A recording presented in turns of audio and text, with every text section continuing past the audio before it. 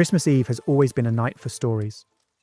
In the Victorian era, it became tradition to tell ghost stories at this time of year because winter created the perfect conditions for them. The nights were long, the world went dark early. Families gathered indoors, lit only by firelight, with hours to fill and nowhere else to go. And beneath all that were older ideas, pagan traditions tied to the winter solstice, when the boundary between the living and the dead was believed to grow thin. So tonight's video is going to follow that same tradition. But we aren't telling ghost stories here, we're telling true ones. This is a Christmas mega marathon, a compilation of some of the most chilling cases covered on the channel over the past year. I've tried to make a really varied compilation, so there's hopefully a bit of something for everyone. As most of you know, the biggest change to the channel this year was the switch to using my own voice, so I've only chosen cases featuring my narration to avoid making it too jarring. This will be a long one, so whether you're watching tonight or on any other day over the holidays, whether you're somewhere icy cold or sweltering hot, whether you're glued to the screen or just listening quietly as the night closes in, whether you've seen every single one of these, only a few of them, or they're all brand new to you, I hope this video helps keep you company, because sometimes we need a little bit of the cold and the dark to remember just how much we appreciate the warmth and the light. And before we begin, I just want to say thank you. Thank you to everyone who's supported what I do this year, whether that's by commenting, becoming a member, watching everything I put out religiously, or just clicking on the odd video that takes your fancy. It genuinely means the world to me. So without further ado, welcome to the Mystery Abyss 2025 Christmas Special.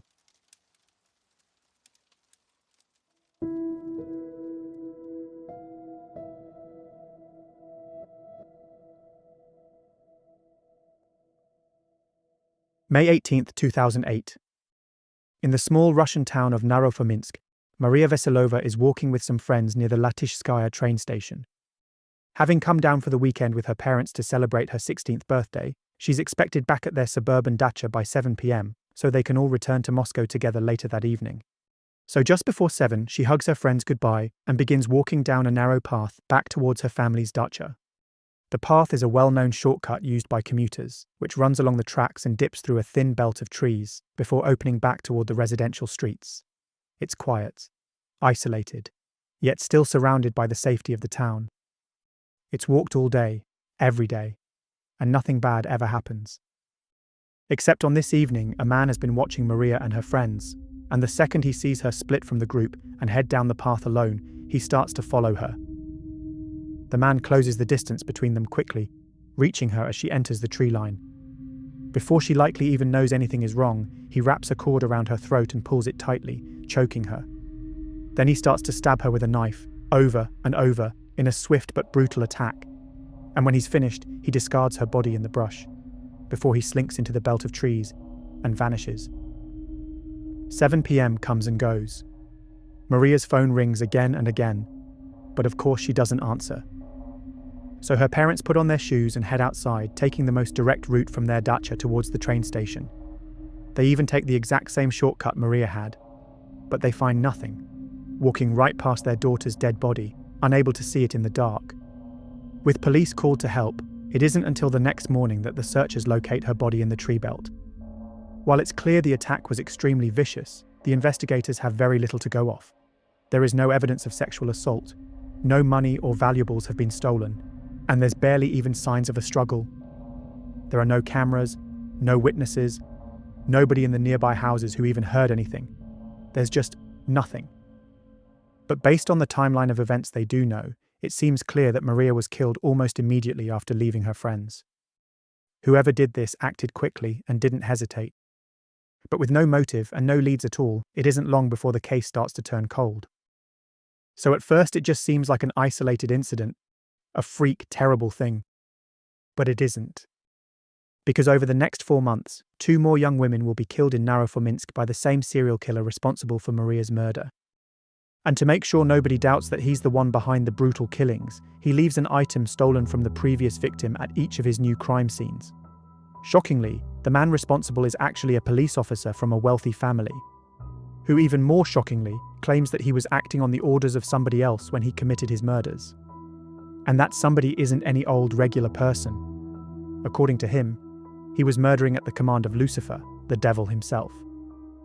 But before anyone knows that, or even knows his real name, the public and the press give the predator lurking in the streets of their small town their own nickname. This is the story of the Naro-Fominsk Maniac.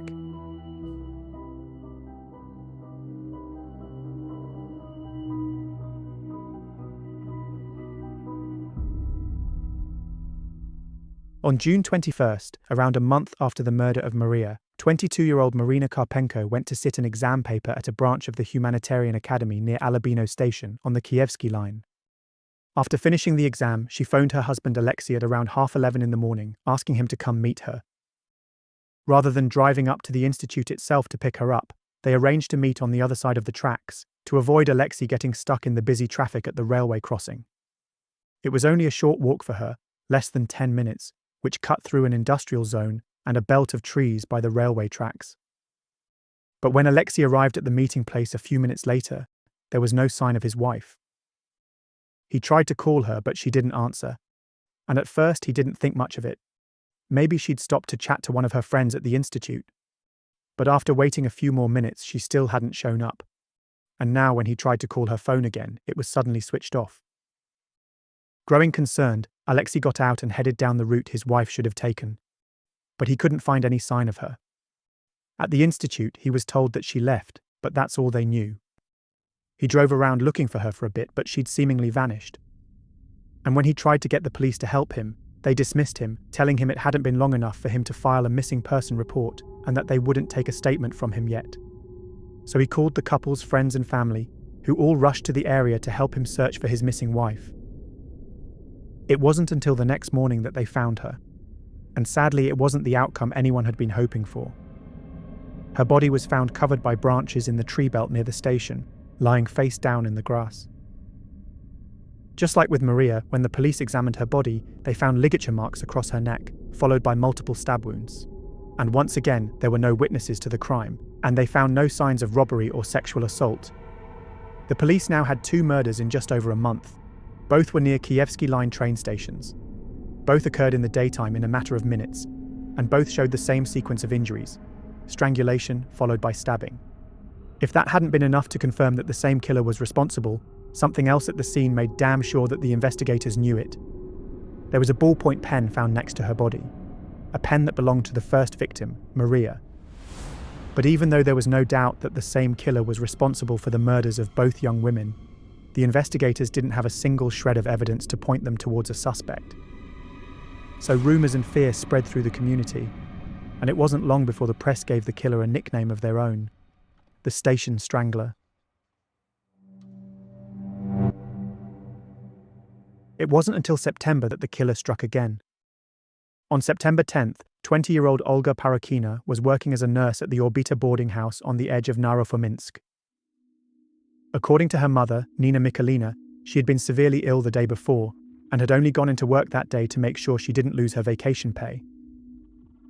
Olga regularly worked alone in the treatment room, and unfortunately, the killer had been watching her, observing her, and learning when she would be in there by herself. That afternoon, he snuck into the nursing home somehow and ambushed Olga in the treatment room. He strangled her, and then he stabbed her multiple times with a knife, killing her. He then dragged her body to an adjacent bathroom by her hair and closed her inside. Some reports claim it wasn't until the following day that her colleagues came across the horrific scene of Olga's body lying in a pool of blood. Other accounts state that the police forced management to open the building that same night after she didn't return home, and after searching room by room, they were the ones who found her. It's unclear to me which sequence of events is true, but either way the outcome was the same. While there were elements of Olga's murder that differed from the first 2 attacks, the killer made it easy for the investigators to know that it was once again his handiwork. Because beside her body, he left a watch that had been taken from Marina when he killed her. Olga had last been seen alive in the accounting room by some of her colleagues at around 4 p.m, and given when the building was locked up for the night, it once again left a very narrow window for the killer to have made his attack. Whoever this was, he moved quickly, skillfully, and ruthlessly. Yet once again, they weren't able to identify a single suspect or find any evidence pointing them towards the serial killer responsible, who was now being called the Naro-Fominsk Maniac in the press. At least not until the following April. In April 2009, a man wearing a mask walked into a small grocery store in Petrovskoye village in Naro-Fominsk and forced the female cashier to give him everything in the till at knife point, around 250 rubles. But as he attempted to flee the scene, a group of young villagers noticed the commotion and pursued him, managing to tackle him to the ground. As they disarmed him of his knife and removed his mask, the robber shouted for them to let him go, telling them he hadn't robbed or killed anyone. Given nobody was accusing him of murder, this struck the villagers as strange. And when police arrived to arrest him for the robbery, they felt the same way. There was no doubt he'd committed the armed robbery. He had the knife on him, the stolen cash on him, and he'd been witnessed doing it by a large group of villagers. And alongside his strange remark about having not killed anybody, the police would have probably had enough reason to search his address. But when they took the man back to the station and identified him, things took a much more serious turn. They discovered that he was a local man from the town called Andrei Surikov. He was an ex-police sergeant who'd worked for the traffic police. And while in most situations like this, that would have been a shocking revelation, it was nothing compared to what else the detectives learnt about him. Because Andrei had actually spent the last several years confined in a psychiatric ward, having been found mentally incompetent to stand trial. The crime he'd been arrested for in that instance was attempted murder, an attempted murder that involved strangulation with a cord, followed by multiple stab wounds. So the investigators began to question him as a potential suspect in their serial killer case. But Andrei adamantly denied any involvement in the murders and refused to admit to anything beyond the failed robbery attempt. And in reality, they didn't actually have anything connecting him to the 3 murders. And anyway, would a wanted serial killer really be so stupid as to rob a grocery store in front of multiple witnesses while being hunted by the police? But if he actually was their killer, and if he really was that stupid, did that mean there was a chance the knife he had on him was the same one used to kill the victims? The knife was quickly handed over to forensic experts, but it didn't match the wounds on the 3 victims of the Naro-Fominsk maniac. The knife they found at his house, on the other hand, was a perfect match. Because after his arrest, the police got a search warrant for his apartment, and what they found inside was beyond damning. Among his possessions, they discovered several items belonging to all 3 of the victims of the Naro-Fominsk maniac, including a watch that had been taken from Olga, which still had his fingerprints on it. It would later be revealed that he'd given it to his girlfriend as a present. He had a large collection of knives, and one of them, a stiletto-like knife, was quickly determined to be a perfect match for the wounds inflicted on all 3 of the murdered women. There was now no doubt that Andrei was the serial killer they'd been hunting for nearly a year. When they went back and confronted him with all of their evidence, Andrei was no longer able to deny his involvement. So instead, he openly confessed to them. Not only did he tell them that he'd killed all 3 of the women, he also told them he'd attacked and assaulted a 4th woman who he'd let live. But according to him, he was not responsible for his actions. When asked why, his answer was simple. He'd been told to do it. He was just following orders. Orders that came from Lucifer, the devil himself. Ordinarily, claims that the devil made me do it wouldn't be taken too seriously in a situation like this, dismissed as a desperate attempt to appear insane by an obviously guilty killer. But in this instance, the detectives had to genuinely consider the possibility that Andrei was being truthful, at least in the sense that he genuinely believed to be following the devil's orders. And to understand why that is, we need to take a pause from the investigation, and we need to go all the way back to the start. Born on April 2, 1978 in Naro-Fominsk, Andrei was adopted at a young age by a wealthy family. Holding significant influence in the region, his adoptive father was an extremely successful businessman, while his adoptive mother was the director of a meat processing plant. By all accounts, Andrei had an idyllic childhood, raised under their loving care and never wanting for anything. By the time he was 20 years old, he'd secured a position as an inspector for the Russian traffic police. And at the department, he quickly gained a reputation for being diligent and disciplined, with his colleagues viewing him as so morally strong that they genuinely believed he was incorruptible and incapable of being bribed. As a result of his outstanding reputation, it didn't take him long to rise to the role of sergeant. And by the age of 23, Andrei was doing well enough to purchase his own apartment and even buy himself a brand new Audi A6. He was living a comfortable life. He was paid well, respected by his colleagues, and had a loving family supporting him. But then in 2001, he met Dmitry Korotkov and Alexei Zagriatsky at a party.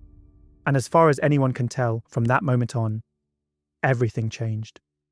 Dmitry and Alexei were friends who'd initially met while incarcerated for vandalism. Both of them had been arrested for setting fire to apartment doors in completely separate acts of hooliganism. I assume they bonded over their bizarrely similar criminal history. I mean, what are the odds of being imprisoned with someone else who thought burning people's doors was a fun pastime? After their releases, the duo moved into a life of petty crime. But they both craved something more, something bigger. They had an acquaintance who sold stolen foreign cars for big money, the equivalent of tens of thousands of dollars. So they began working on a scheme to acquire the sorts of high-value cars he wanted. The only problem was, they couldn't figure out exactly how to pull it off.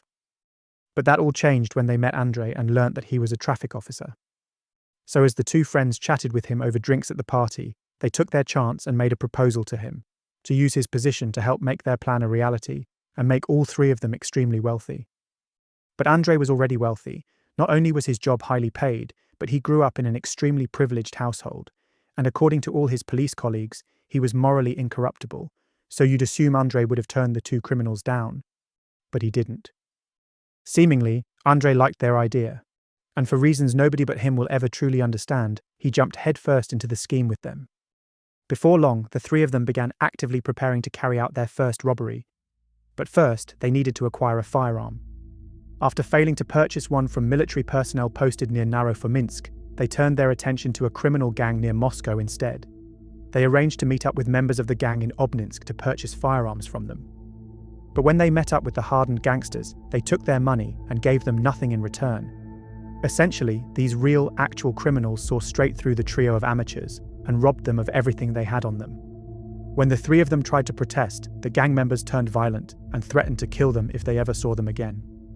This encounter spooked the three men so much that they completely pivoted from their original plan and made acquiring guns their number one priority, believing they needed them to protect themselves from the violent gang who'd threatened them.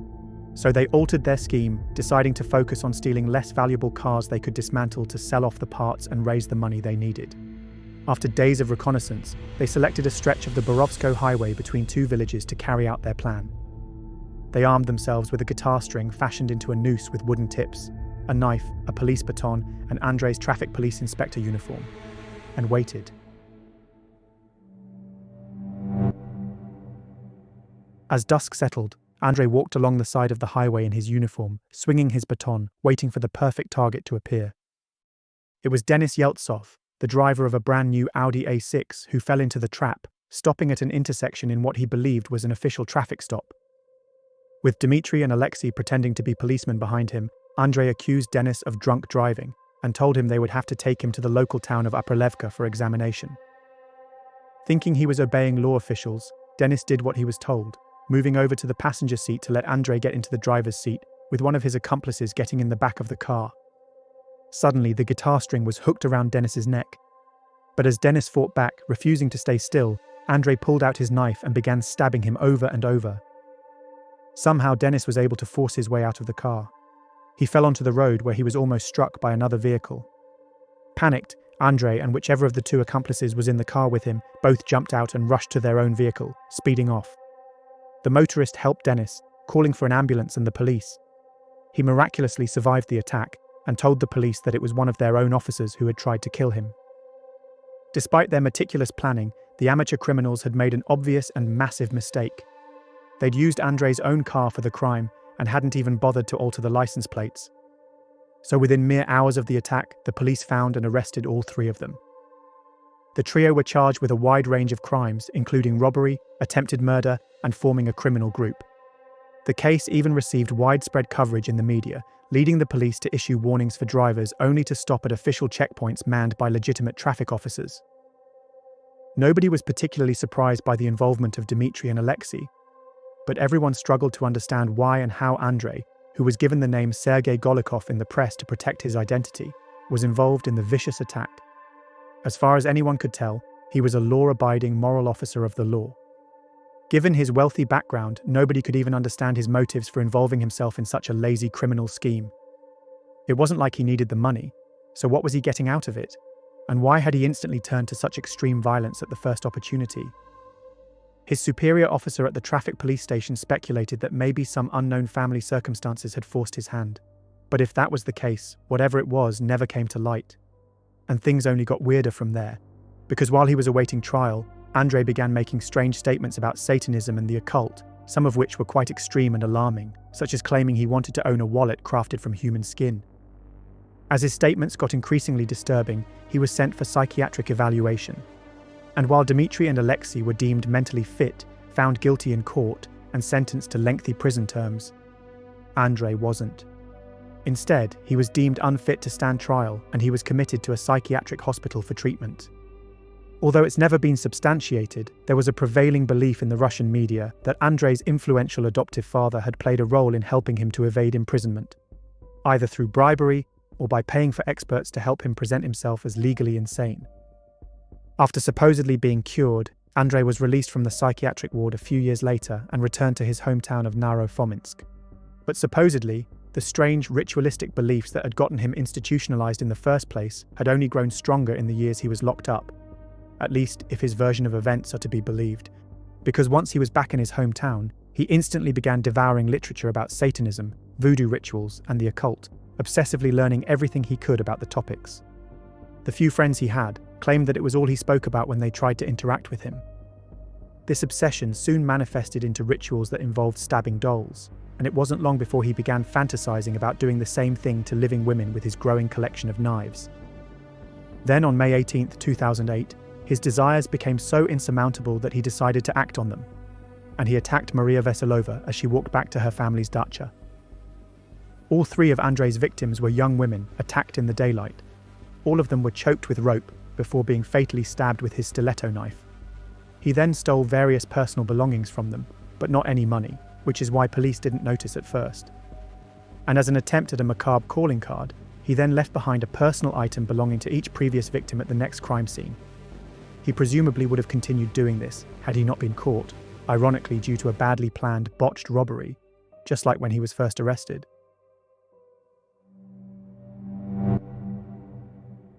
After being officially charged with 3 counts of murder, Andrei was sent to the Serbsky Center in Moscow for psychiatric evaluation. The team there examined him and diagnosed him with schizophrenia, noting that he suffered from a progressive personality disorder and displayed signs of extreme aggression. As a result, their conclusion was clear: he should not be held criminally liable. The case went to court in 2010, where it was down to the judge to decide if the legal system agreed with the medical findings that Andrei could not be held accountable for his crimes. In the glass dock, Andrei sat in a winter jacket and a dark blue hat that concealed his face. He kept his head down and remained largely silent through the sessions, seeming disinterested with it all. The only times he did speak, he muttered about the devil and ranted about how much he hated the church. When the prosecutor asked if he'd committed the acts in the indictment, he didn't deny his guilt at all and answered simply yes, before continuing to ramble about how Lucifer had instructed him to commit the crimes. His lawyer told the court, "All 4 doctors at the Serbsky All-Russian Research Institute who assessed Surikov believe he is extremely aggressive, cruel, impulsive, and exhibits persistent delusional behavior. They even claimed that his illness had started to worsen after his previous treatment was stopped, blaming the state for releasing and abandoning him when he clearly needed their help."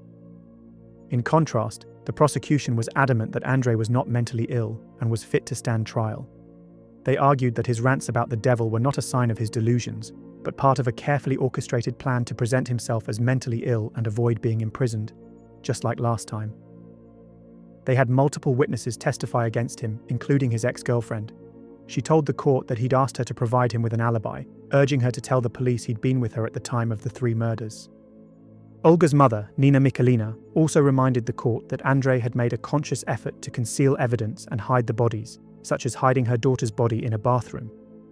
These sorts of behaviours, the prosecution argued, made it clear that Andrei knew that what he was doing was wrong, not only at the time of the murders, but in the aftermath of them too. Nina and the other family members of the victims contested the Serbsky Center's insanity ruling, all believing that Andrei was a master manipulator trying to avoid punishment and imprisonment, and as a result they asked for new evaluations to be done. Marina's husband, Alexei, later said, "I wasn't convinced by the findings of the forensic examination. We believe he's attempting to evade accountability." However, the judge dismissed their requests for a new medical evaluation to be done. He claimed the first report was valid, done by the country's top experts, and there was no reason to assume a second report would reach a different conclusion. Ultimately, none of the family members chose to appeal the judge's decision. In February 2010, the Moscow Regional Court ruled that Andrei was not criminally responsible and ordered him to receive compulsory treatment in a psychiatric hospital instead of imprisonment for his crimes. The judge noted that Andrei was a special danger to society, and when asked if he had anything to say about the decision, Andrei simply shook his head and remained silent. It's a little unclear exactly what happened to Andrei after the ruling. Some reports claim that he remains incarcerated to this day. Others, including a 2012 Russian documentary titled The Station Strangler, claim that he took his own life shortly after being sent to the psychiatric hospital. And while I know that's a frustratingly ambiguous ending to the story, there unfortunately just doesn't seem to be enough information out there about the case to verify what truly happened to him. But either way, there are still huge questions surrounding this case. For one, why did this seemingly upstanding police officer give everything up for a life of crime? It almost feels like Andrei switched overnight from apparent normality and morality to extreme violence and cruelty. Was it really because he believed he was receiving orders from the devil, telling him to commit brutal murders? Or was this simply a case of a privileged psychopath who had everything, committing violence and murder for nothing more than the thrill of it? Who then used his father's connections and his own clever manipulation to trick the Russian courts into absolving him of responsibility? I have to assume there are huge gaps in the limited reporting of the crime that goes some way to explaining how it all makes sense, because from the outside looking in, it does feel like the entire devil made me do it angle was just a scheme for him to avoid being held accountable for his actions. But if that was the case, then what actually motivated him to commit the murders? It sort of makes more sense if the satanic claims are actually true, because if he really was schizophrenic and delusional, at least I could understand why his behaviour seemed so all over the place, and why he was able to seemingly turn into someone else entirely so suddenly and so drastically. The act of leaving previous victims' belongings at his new murder scenes is particularly interesting to me. It seems to generally be viewed as his calling card, but that implies that he wanted people to know the murders were the acts of one individual, a serial killer. While that's probably true, if we do accept that Andrei really did believe he was under orders from Satan, could it actually be part of some sort of ritual he thought he was carrying out?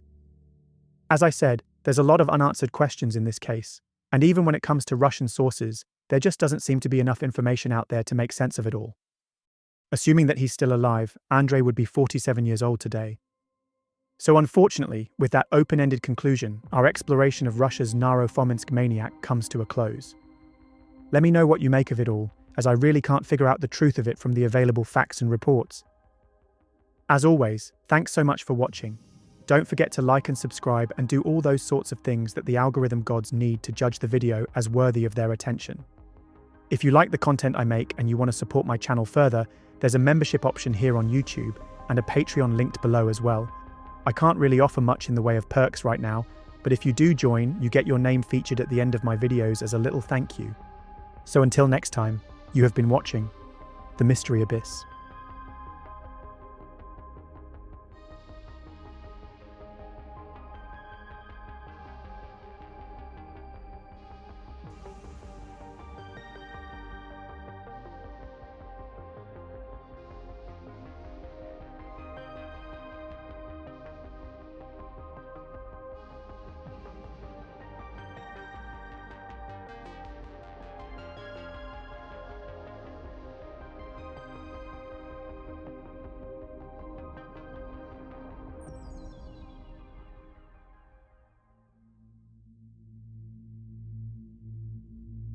December 28, 1956. In Chicago's McKinley Park neighborhood, the night begins like any other. Cold, quiet, unremarkable. At around 7:30 p.m., sisters Barbara and Patricia Grimes, aged 15 and 12, leave their home and walk toward the Brighton Theatre on Archer Avenue. They're headed to see Love Me Tender, the new Elvis Presley film that they can't get enough of. They carry $2.50 between them, enough for them to watch the film twice back-to-back and even buy a few snacks, at the time anyway. A school friend spots them at the cinema, sitting just a row ahead of them during the first screening, before seeing them again as the sisters queue up for popcorn before the second showing. Everything appears perfectly ordinary. But that night, the two sisters don't return home. Coming from a large family, a couple of their older siblings stand out by the bus stop, watching as bus after bus arrives without their sisters on it. Unable to locate them at any of their friends' houses, their mother quickly reports them missing to the police. The subsequent search for the Grimes sisters would go on to become one of the largest missing person investigations in American history. Despite the police's extensive efforts and numerous media appeals, no substantial evidence surfaced about their whereabouts. Even Elvis himself recorded a plea on the radio, urging the girls to return home safely. But nothing, no trace, no clue, no sighting the police could verify, brought them closer to finding the sisters. Then, on January 22nd, nearly a month after they'd vanished, hope ended with a grim discovery. A construction worker driving near Devil's Creek in Willow Springs noticed what he first assumed were mannequins lying in the snow along a wooded roadside. And yeah, I know, you don't need to say it. When he returned for a closer look, he realized the truth. He had found the naked, frozen bodies of Barbara and Patricia. The shock only deepened when the autopsy reports arrived. According to the pathologists, the girls had likely been killed within 5 hours of their last confirmed sighting at the theatre. And yet, in the days and weeks after December 28th, multiple credible witnesses had come forward claiming they'd seen the sisters alive across Chicago and beyond. More than 60 years later, the mystery surrounding the disappearance and murder of these two innocent girls remains unsolved. This is a complex and confusing story, filled with contradictions, solid suspects, and even some ghostly legends. This is the story of the Grimes sisters, Chicago's frozen girls.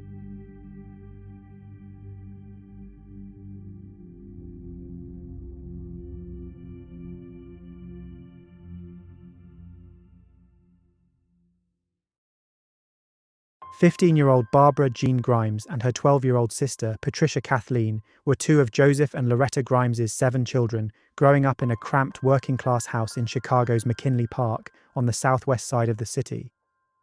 They were inseparable, the kind of sisters people sometimes mistook for twins, and both did well in school. Barbara attended Thomas Kelly High School, while Patricia went to St. Maurice Catholic Elementary. Money was tight. Their father, Joseph, worked as a truck driver. Their mother, Loretta, worked clerical hours at Park Davis to keep the family afloat after the couple's divorce in the early 1950s. Joseph still lived nearby and the children stayed on good terms with him. But day to day, Loretta ran the household, with the kids helping out with chores. Friends later remembered them as poor and happy, joking that their idea of fun was to pour soapy water on the floor and slide around in their bare feet laughing. Like so many teenagers in the mid-1950s, Barbara and Patricia adored Elvis Presley. They were devoted members of his official fan club and had already seen his film Love Me Tender more than 10 times before the night they disappeared. On December 28, 1956, the two sisters had planned to watch it 2 more times, back to back. While it's unknown exactly how they reached the now demolished Brighton Theatre on Archer Avenue that evening, in most of their past trips they had walked the 1.5-mile journey, so that was likely the case on that night too. Inside the cinema was a familiar face. Dorothy Wynant, a school friend of Patricia's, sat behind the sisters, with her own younger sister during the first showing. But unlike the Grimes girls, Dorothy and her sister left after the first screening at around 9:30 p.m. As she left the theatre, she saw Barbara and Patricia again, waiting in line to buy a bucket of popcorn. As far as she could tell, the sisters were happy and enjoying themselves, and there was no indication that anyone else was with them or that anything was amiss. Back at home, midnight passed with no sign of them. So Loretta sent 2 of her older children, 14-year-old Joey and 17-year-old Teresa, to wait at the nearby bus stop. While they waited, Loretta phoned friends of her 2 daughters, hoping that they'd simply decided to stay over at one of their houses. But no one had seen them. And when Joey and Teresa returned with the news that 3 buses had come and gone without them, Loretta knew something was wrong. So she called the police, filing a missing persons report just after 2 a.m. Police instantly began a citywide search for the girls, and by morning, hundreds of local volunteers joined them in ground searches, combing through Brighton Park, interviewing neighbours, and distributing over 15,000 flyers. They even dredged canals and rivers, yet there was no sign of the girls. The scale of the search quickly grew. It became one of the largest missing person investigations in American history, with officers from Chicago and surrounding towns dedicating thousands of hours to trying to find the sisters. Early theories ranged widely. Some investigators believed that the girls had run away or were voluntarily staying with a boyfriend. Others speculated that they had taken off for Nashville hoping to attend an Elvis Presley concert or imitate the lifestyle of their idol. Their parents firmly rejected every version of those theories. Loretta insisted her daughters would never have left home with no money, no spare clothes, and all their Christmas presents still sitting in their bedroom, especially the small AM radio they loved. She believed they had to have been kidnapped. Loretta made a heartfelt public plea saying, "If someone is holding them, please let the girls call me," promising forgiveness to anyone involved. Members of the family's church even raised a $1,000 reward for any information leading to their discovery. After Loretta received a handful of ransom notes during the investigation, the FBI became involved in the case too. One of these notes instructed her to travel to Milwaukee with a large sum of money and wait at a church. However, these notes failed to lead to any evidence or suspects, and police ultimately determined that they were hoaxes.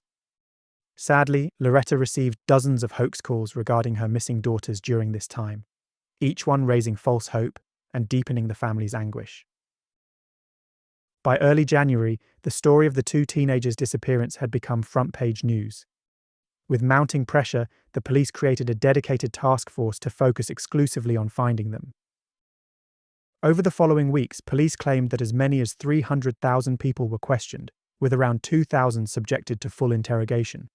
How accurate these numbers are is unclear, and while 300,000 does sound like an insane amount of people to have questioned, it likely reflects the sheer scale of door-to-door canvassing and brief contacts made rather than formal interviews.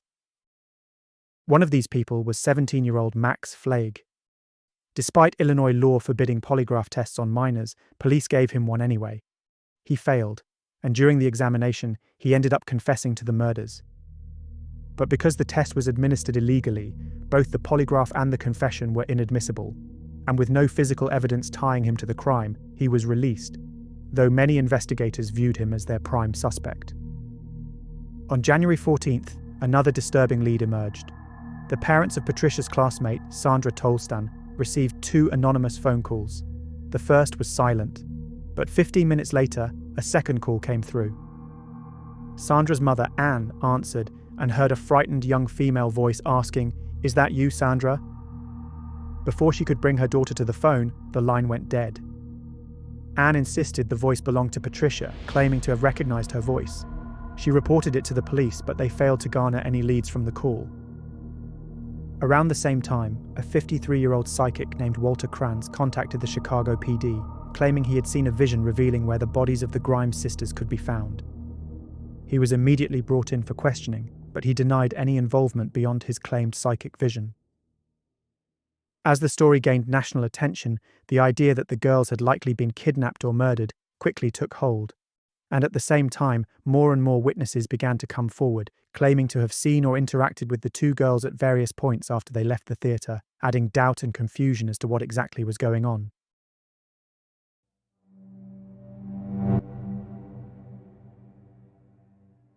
As the investigation widened, one of the most confusing elements of the case began to take shape: the sheer number of people who claimed to have seen Barbara and Patricia after they left the Brighton Theatre on December 28th. Several independent witnesses reported that they saw the sisters outside the cinema that night, speaking with a young man who resembled Elvis Presley. They said he drove a Mercury, and some even claimed to have seen the girls get into the car. One witness went as far as sending an anonymous letter to the Chicago Sun-Times, stating that the man had coerced the sisters inside and providing part of a license plate. Police never verified the letter, nor did they locate a matching vehicle. Another witness, Roger Menard, had been inside the theatre during the same screening and sat close to the Grimes sisters. He told police that when he stepped outside after the second showing, he saw the girls walking east along Archer Avenue.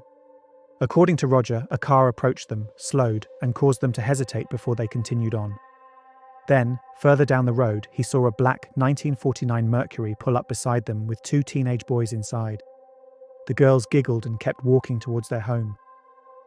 Some investigators couldn't help but wonder, if this account was true, could one of these boys have been Max Flagg? And even if it wasn't, what were the odds that multiple witnesses would independently mention the same type of car? Several individuals, including the bus driver himself, claimed they saw the girls boarding a Chicago Transit Authority bus on Archer Avenue, heading east into the city after they left the cinema. The 2 sisters then got off at Western Avenue around 11 p.m., half of the way back to their home, for reasons unknown. Teenagers Ed Lorden and Earl Zastrow also came forward, claiming they had driven through McKinley Park at around 11:30 that night, and that they were certain they had seen the sisters on 35th Street near Seeley and Damon Avenues about 2 blocks from their home. The girls, they said, were giggling and jumping out of doorways at each other, and one of the boys even remarked to the other that they were those 2 Grimes sisters. On the morning of the 29th, about 12 hours after they'd left the cinema, security guard Jack Franklin claimed that he gave the 2 girls directions near Lawrence and Central Park Avenues.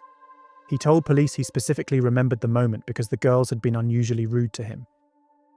Even one of their friends, Judy Burrow, reported to the police that she saw the 2 sisters the same day as Franklin, spotting them walking west on Archer Avenue around 2:30 in the afternoon near Damon Avenue.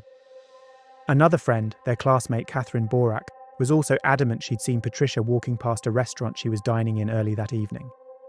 According to Catherine, she was not with Barbara, but instead was with 2 girls she didn't recognise. That night, a cashier at the Clark Theatre in downtown Chicago then claimed to have seen both girls together again. Then Bernard Norton, a railroad conductor, reported seeing the 2 girls on a train in Glenview, recalling that they were searching for a pair of sailors called Terry and Larry. Another witness claimed to have seen the 2 girls checking out of the Claremont Hotel on December 30th. And on the following day, January 1st, the girls were reported as being seen aboard a Chicago Transit Authority bus near Damon Avenue again. On January 3rd, 3 employees at a Kresge department store in Englewood claimed that they saw both girls listening to Elvis music at the store's record counter. All 3 were dead set that it was the Grimes sisters that they had seen.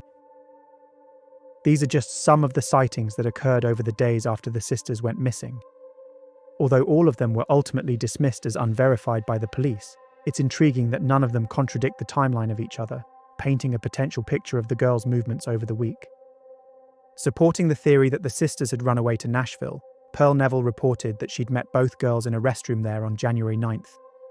She said she accompanied them to a state employment agency to search for work and that they appeared tired and dishevelled. A clerk from the agency confirmed her story to the police, identifying the girls from photographs and highlighting that they had used the surname Grimes on their application forms. For those who believed the sisters had run away, it seemed to fit the narrative. But the official timeline police were about to establish would challenge every one of these accounts. Because if the authorities were correct, then none of these witnesses, dozens of them from Chicago to Tennessee, could possibly have been right. Because according to them, at the time of every single one of these sightings, the girls were already dead.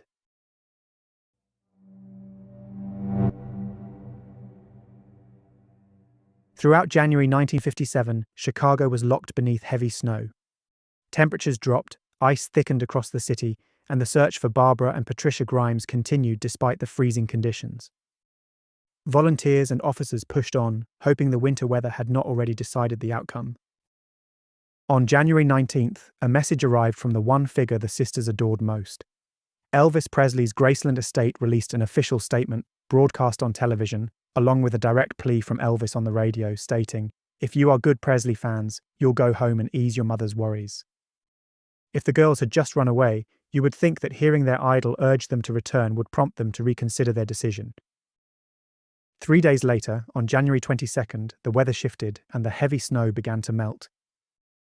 That afternoon, a construction worker named Leonard Prescott was driving along a rural stretch of German Church Road in Cook County, heading to a local grocery store, when he spotted what initially appeared to be 2 discarded mannequins lying on the roadside. Intrigued, Prescott returned with his wife to show her the unusual sight. But as they stepped closer, the truth became unmistakable. They were not mannequins. They were the frozen, lifeless bodies of Barbara and Patricia Grimes that had been thawed out of the snow. His wife Marie fainted, and once she'd recovered, the couple rushed to alert the Willow Springs Police Department.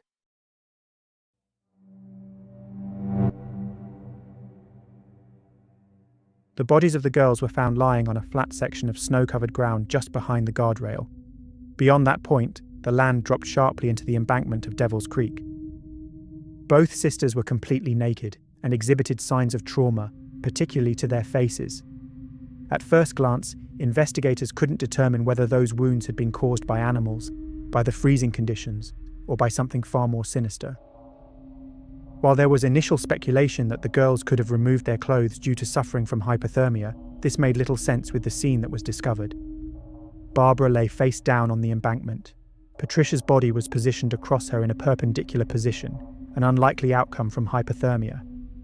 Furthermore, their clothes were not found anywhere in the surrounding area, and ultimately were never located. Instead, it appeared more likely that the sisters' bodies had been dragged or lifted out of a car and dumped behind the guardrail. Joseph Grimes was brought to the scene to formally identify his daughters.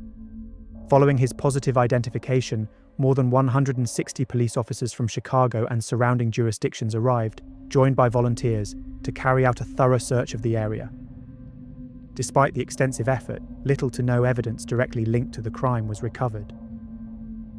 In the years that followed, the search itself came under criticism. Investigators allowed untrained volunteers to move freely through the snow, meaning crucial evidence, if it ever existed, may have been trampled or lost. The location was also striking for another reason. It was less than a mile from the area mentioned by psychic Walter Krantz, who had previously told police he had seen where the bodies would be. For obvious reasons, the police brought him back in for questioning, where again he asserted his knowledge had come solely from his psychic visions. Examining Kranz's handwriting, police discovered that there were several similarities with one of the ransom notes received by Loretta, previously dismissed as a hoax. However, with no concrete evidence linking Krantz to what had happened, he was eventually released without charge. Interestingly, the deaths of the girls marked the second instance within a year in which children were abducted and killed in Chicago. In 1955, 3 boys vanished shortly after attending a movie. The bodies of Robert Peterson and John and Anton Schuessler were later found in a ditch within a forest preserve on the northwest side of the city. Similar to the Grimes girls, they were found unclothed, prompting investigators at the time to suspect a connection between the two cases, though no definitive link was ever made. 2 days after Barbara and Patricia were found, on January 24th, a new lead appeared. Restaurant owners John and Minnie Duros told police they had seen 2 girls resembling the Grimes sisters on December 30th, accompanied by a young man named Edward Lee Bedwell. Bedwell was 21, semi-literate, and working part-time as a dishwasher in a Skid Row restaurant. By coincidence, or not, he strongly resembled Elvis Presley. When he was arrested, Bedwell insisted that the Duroses were mistaken about the girls' identities, but after enduring 3 days of rigorous questioning, he confessed to the murders of both girls alongside an accomplice. And on January 27th, he formally signed a 14-page confession and was charged with the murder of the Grimes sisters. In it, he claimed that he and a 28-year-old acquaintance, William Cole Willingham, had been with the sisters until January 7th. He said they drank together on West Madison Street, and that the girls were later forced to eat hot dogs before being beaten when they refused sexual advances. According to his confession, their bodies were then dumped in a snow-filled ditch. Willingham instantly refuted the story. He took and passed a lie detector test. He admitted he and Bedwell had been with 2 girls on December 30th, but insisted they were not the Grimes sisters and that he had nothing to do with their deaths. He wasn't the only one to deny the confession. Loretta Grimes herself refuted the claims of Bedwell, stating that her daughters would never have been on West Madison Street and that they didn't even know where it was. Shortly afterward, Bedwell recanted his confession, claiming he had only confessed because he was held and questioned non-stop for 3 days and believed that admitting guilt might allow him to go home. As improbable as that sounds, cases of false confessions under pressure are far from rare. And in the Grimes case, this was only the beginning of the confusion.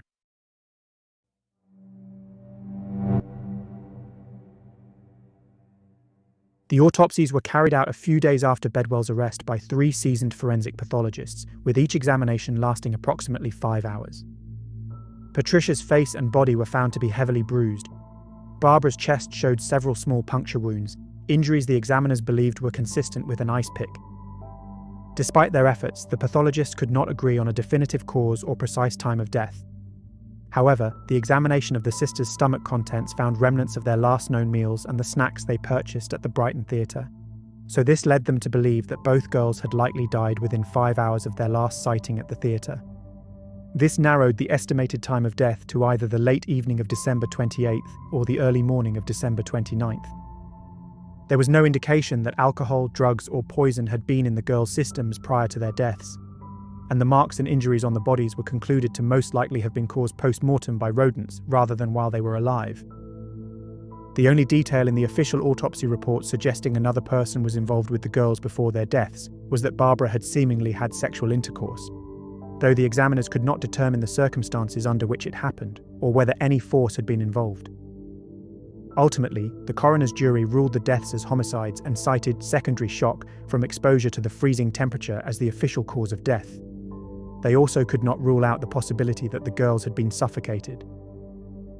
One of the coroners involved in the autopsies, Walter McCarran, offered his own interpretation of the timeline. He speculated that the bodies had been undiscovered behind the guardrail on German Church Road for several days before being buried under the extremely heavy snowfall that began around January 9th. He believed the snow then helped preserve the bodies until it thawed and they were discovered on January 22nd. For that theory to fit, the girls would have had to have been left at the scene sometime on December 29th, without anybody noticing them for nearly 2 weeks, before the heavy snowfall fell and buried them. With those possibilities in mind, investigators revisited the earliest witness accounts. If the girls had entered a car on Archer Avenue, as some claimed, police speculated they could have been driven out to Devil's Creek, and that once there, their abductors forced them to undress, whether as a cruel prank or for something far worse. The theory proposed that the sisters were then pushed out of the vehicle and left exposed in the freezing night, eventually huddling together as they froze to death. It was one of many attempts to reconcile a timeline filled with contradictions, none of which brought the investigation closer to a clear answer.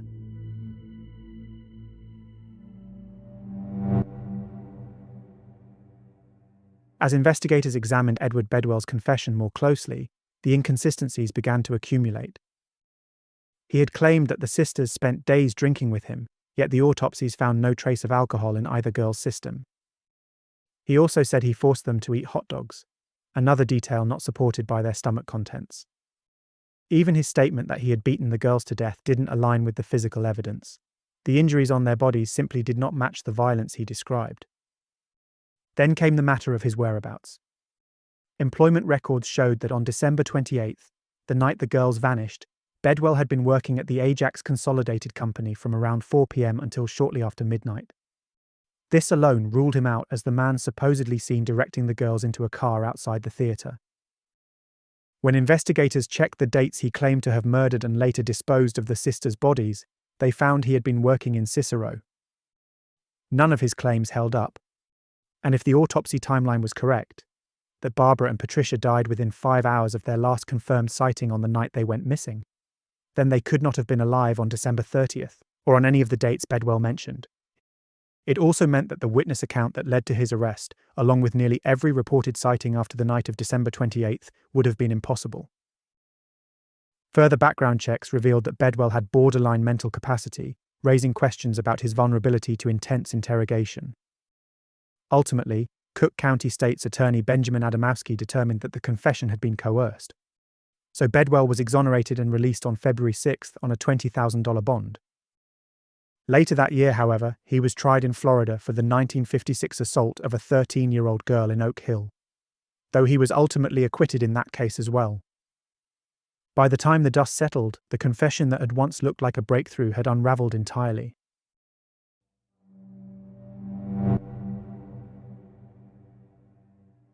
The funeral for Patricia and Barbara Grimes was held on January 28, 1957, at St. Maurice Church. The service was crowded. Friends, neighbours, classmates, and even the mayor of Chicago attended to pay their respects. Newspaper accounts described Loretta collapsing several times during the ceremony, overwhelmed by the reality of finally being reunited with her daughters in death. The girls were buried at the Holy Sepulchre Catholic Cemetery, near their sister Leona, who had died 2 years earlier. Each lay in a white closed casket, adorned with their photographs. In the weeks between the girls' disappearance and the discovery of their bodies, Loretta had struggled financially. Unable to work, she faced mounting worries about affording her family's needs, including their mortgage. In response, the community rallied around her. Friends, neighbours, teachers and classmates of Barbara and Patricia organised collections and small fundraising events to help support the family. It was this generosity that allowed Loretta to cover the costs of her daughters' funerals, one of the few acts of kindness in a month marked by fear, uncertainty, and loss.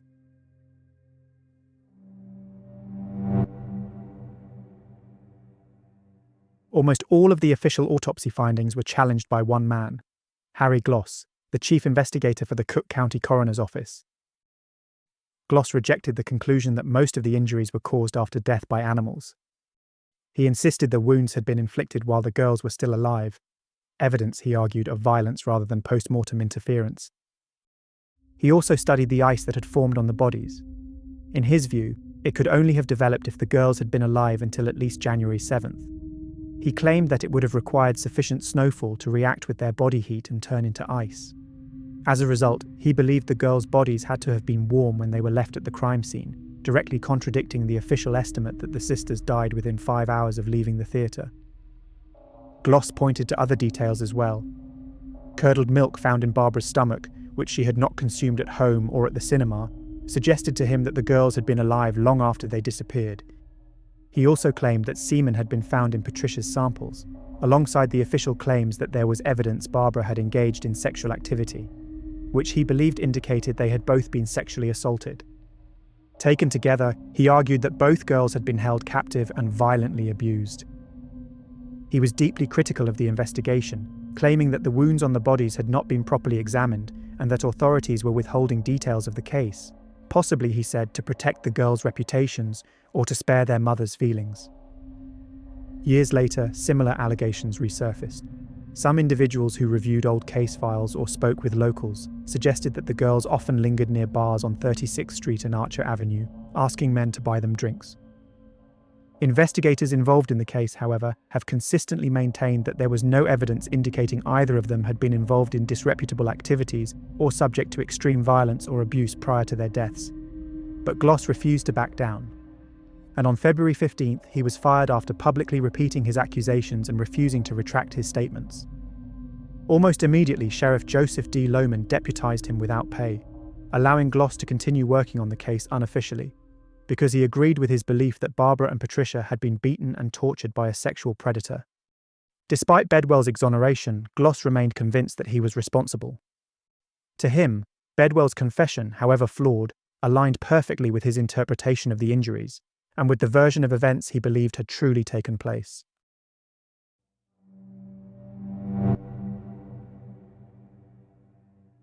In May of 1957, several months after the discovery of her daughter's bodies, Loretta Grimes received a disturbing phone call that stood apart from the many hoax calls she had endured. The man on the line claimed responsibility for killing Barbara and Patricia. What made this call chilling was a single detail, something that was never made public. He said, "I know something about your little girl that no one else knows. The smallest girl's toes were crossed at the feet." Then he laughed before hanging up. Horrifyingly, that detail was accurate. Patricia's toes really did cross in exactly the way he described. Loretta did not recognize the voice, but she later said she believed the person responsible was someone the girls knew. Even in the freezing cold of that December night, she insisted her daughters would never have willingly entered a stranger's car, no matter the circumstances. In 1962, an Illinois prisoner called Alfred Lawless claimed that he was responsible for killing the Grimes sisters. About to be released on a drunk and disorderly charge, he allegedly told guards, "6 years ago today, I killed Barbara and Patricia Grimes, and I've been running ever since." However, his confession didn't include a single detail that wasn't already printed in newspapers, and he also confessed to a number of other crimes that investigators were able to prove he did not commit, so it's unlikely he was truly involved. With the case remaining unsolved, Loretta Grimes dedicated many years to volunteering at Bridewell Prison near where her daughters' bodies were found, reassured by authorities that the case would never be abandoned. She passed away in 1989 at the age of 83, never knowing what happened to her daughters, or who was responsible.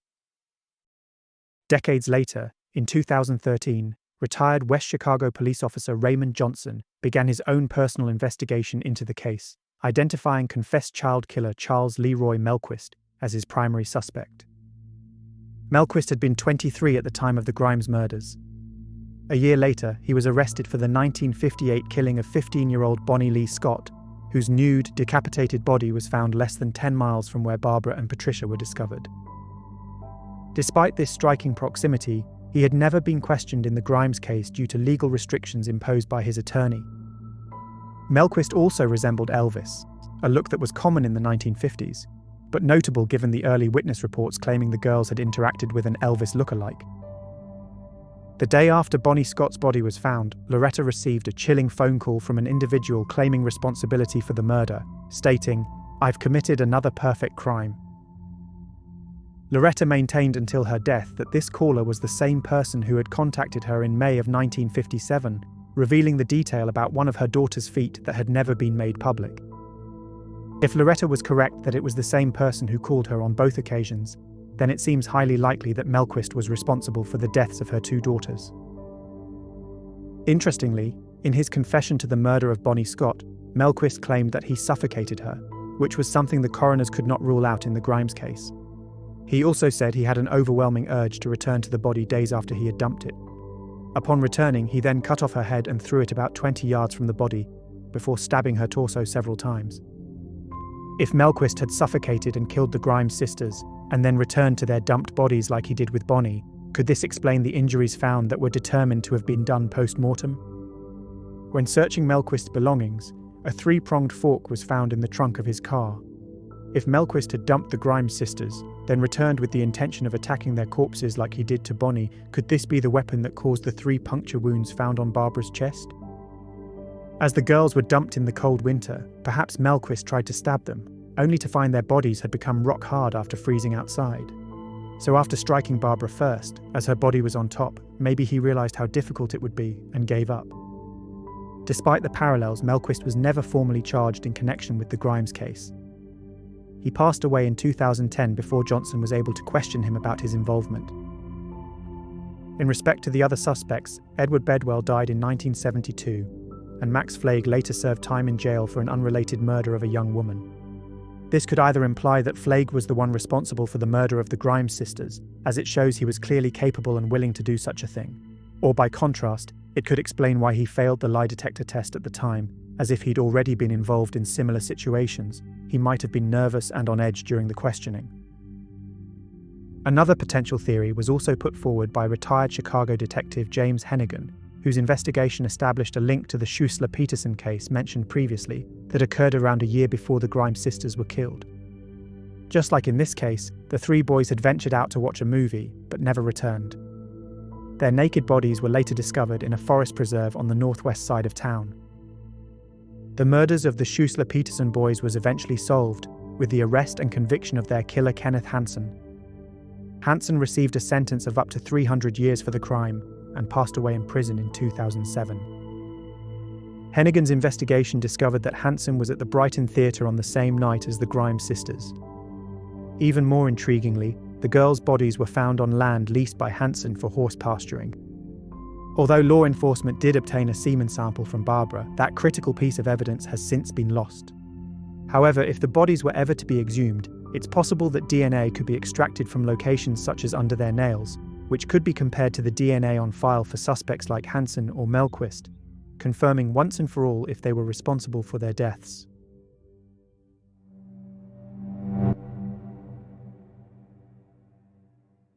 In the years after the murders, the shocking and unresolved nature of the case gave rise to a series of myths and local legends. One of the most persistent centered on a house that once stood not far from where the girls' bodies were found, a building that locals eventually nicknamed the Grimes House before it burned down in the 80s. The story went that shortly after the discovery, the occupants abruptly abandoned the property, leaving behind their car, toys, food, clothes, and all their belongings. Some accounts even claimed half-finished meals were still sitting on the kitchen table. There were rumors for decades that the spirits of the Grimes sisters haunted the house, and police were reportedly called there over and over again for break-ins and teenagers daring each other to explore it at night. Some even claimed to see a pale face peering out of the window at night. Others claimed to have found candles arranged in strange patterns, or graffiti suggesting something sinister had taken place inside. If there was any truth to the origin of that legend, a more grounded explanation could be that the person responsible for the murders may have lived there and fled to avoid detection, or that squatters or somebody using the house for something illegal may have abandoned the house once police activity intensified in the area. Another story, retold over the years, involved a ghost car said to return to the spot where the girls were found. Witnesses claimed they could hear a vehicle slowing down, the sound of a trunk opening, and a heavy thud, followed by the sound of the unseen car speeding away into the night without ever revealing itself. Deputies later suggested the noises were probably just trucks braking on the bend near the guardrail. These legends grew because the case itself remained so fragmented, contradictory, and emotionally charged. With so many leads pointing in so many different directions, the truth has remained difficult to pin down. The controversy surrounding the autopsies only deepened the confusion, but if even part of Harry Gloss's interpretation had been correct, then some of the many sightings reported in the days and weeks after the disappearance might not have been mistaken after all. They might have been genuine glimpses into whatever was going on in the days between their disappearances and their deaths. But today, the investigation has long since stagnated. No major breakthroughs have emerged in decades, and with every year that passes, the possibility of uncovering a definitive answer grows increasingly remote. But there is always the hope that one day, some newly uncovered evidence, or something long overlooked, might finally bring clarity to what happened to Barbara and Patricia Grimes on that cold December night. Until that day comes, the story of the two frozen girls stands exactly where it did in the winter of 1956. Unresolved, unanswered, and unbearably sad. Two sisters left home to watch a film and never made it back. Every theory, every suspect, every rumour since then has only added more questions than answers. And after nearly 70 years, the only thing that remains certain is the loss itself.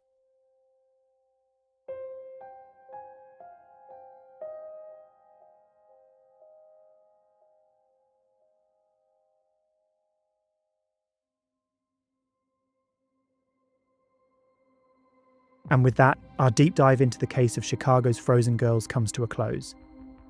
As always, thanks so much for watching. If you found this video interesting, don't forget to like and comment and do all the other stuff that the algorithm gods demand of you to bother giving the video any of their attention. If you're new here and you enjoyed my telling of this case, then I'd love for you to subscribe and check out some of my other stuff. If you want to support my channel further, there's a membership option here on YouTube and a Patreon linked down in the description as well.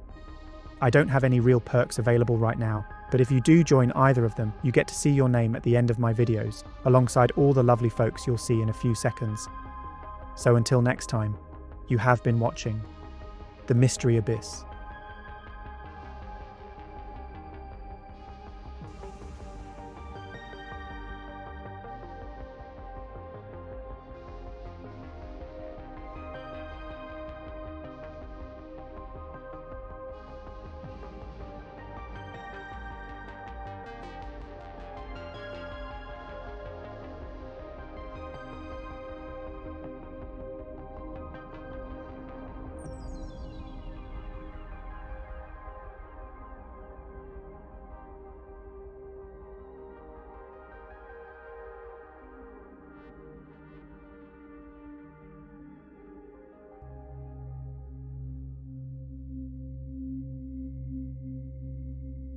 September 16th, 1995.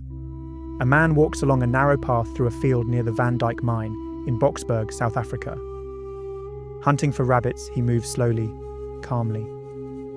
But then a foul smell suddenly hits his nostrils, catching him off guard. It's thick, sour, and unmistakable. The smell of death and decay. Figuring it's coming from a dead animal, he steps off the path and changes direction to avoid whatever's causing it. But after only a few steps, the stench seems to get worse. Much worse. And that's when he sees her. A woman is lying on the ground in front of him. Her wrists are bound. A gag is tied across her mouth, and there's no doubt that she's dead. He stops cold, his heart pounding in his chest as he tries to comprehend the gruesome scene before him. And then as he looks up from her body, he realizes something horrible. She isn't alone, because just a few meters away from her is another body, and another, and another. All women. All left here to rot under the harsh South African sun. Immediately contacting the authorities, by the time police finish combing through the field, they've recovered 10 bodies in varying stages of decomposition. Some are partially buried, others are left exposed out in the open, but all of them bear the hallmarks of the same killer. Wrists bound with clothing, faces partially covered, throats bruised from strangulation. This isn't just a crime scene, it's the dumping ground of a serial killer. And not just any serial killer, one of the worst and most prolific in the history of South Africa. a man who would later be convicted of 38 murders, but claims his own total to be as high as 76, and who would later draw comparisons to another notorious serial killer, often being labelled the Ted Bundy of South Africa. Not for the gore, but for the mask. The practiced charm and borrowed respectability that lowered his victims' defences, just long enough for him to make his move, and for them to disappear. Because this killer doesn't look like a monster. He smiles wide and warmly. He's polite, charismatic, and he comes offering job opportunities, hiding behind a wholesome-sounding charity to make his offers feel safe. With victims across 3 locations in South Africa, Atteridgeville, Boksburg and Cleveland, he earns a new name in the press, long before anyone knows who he truly is. This is the story of the ABC Killer.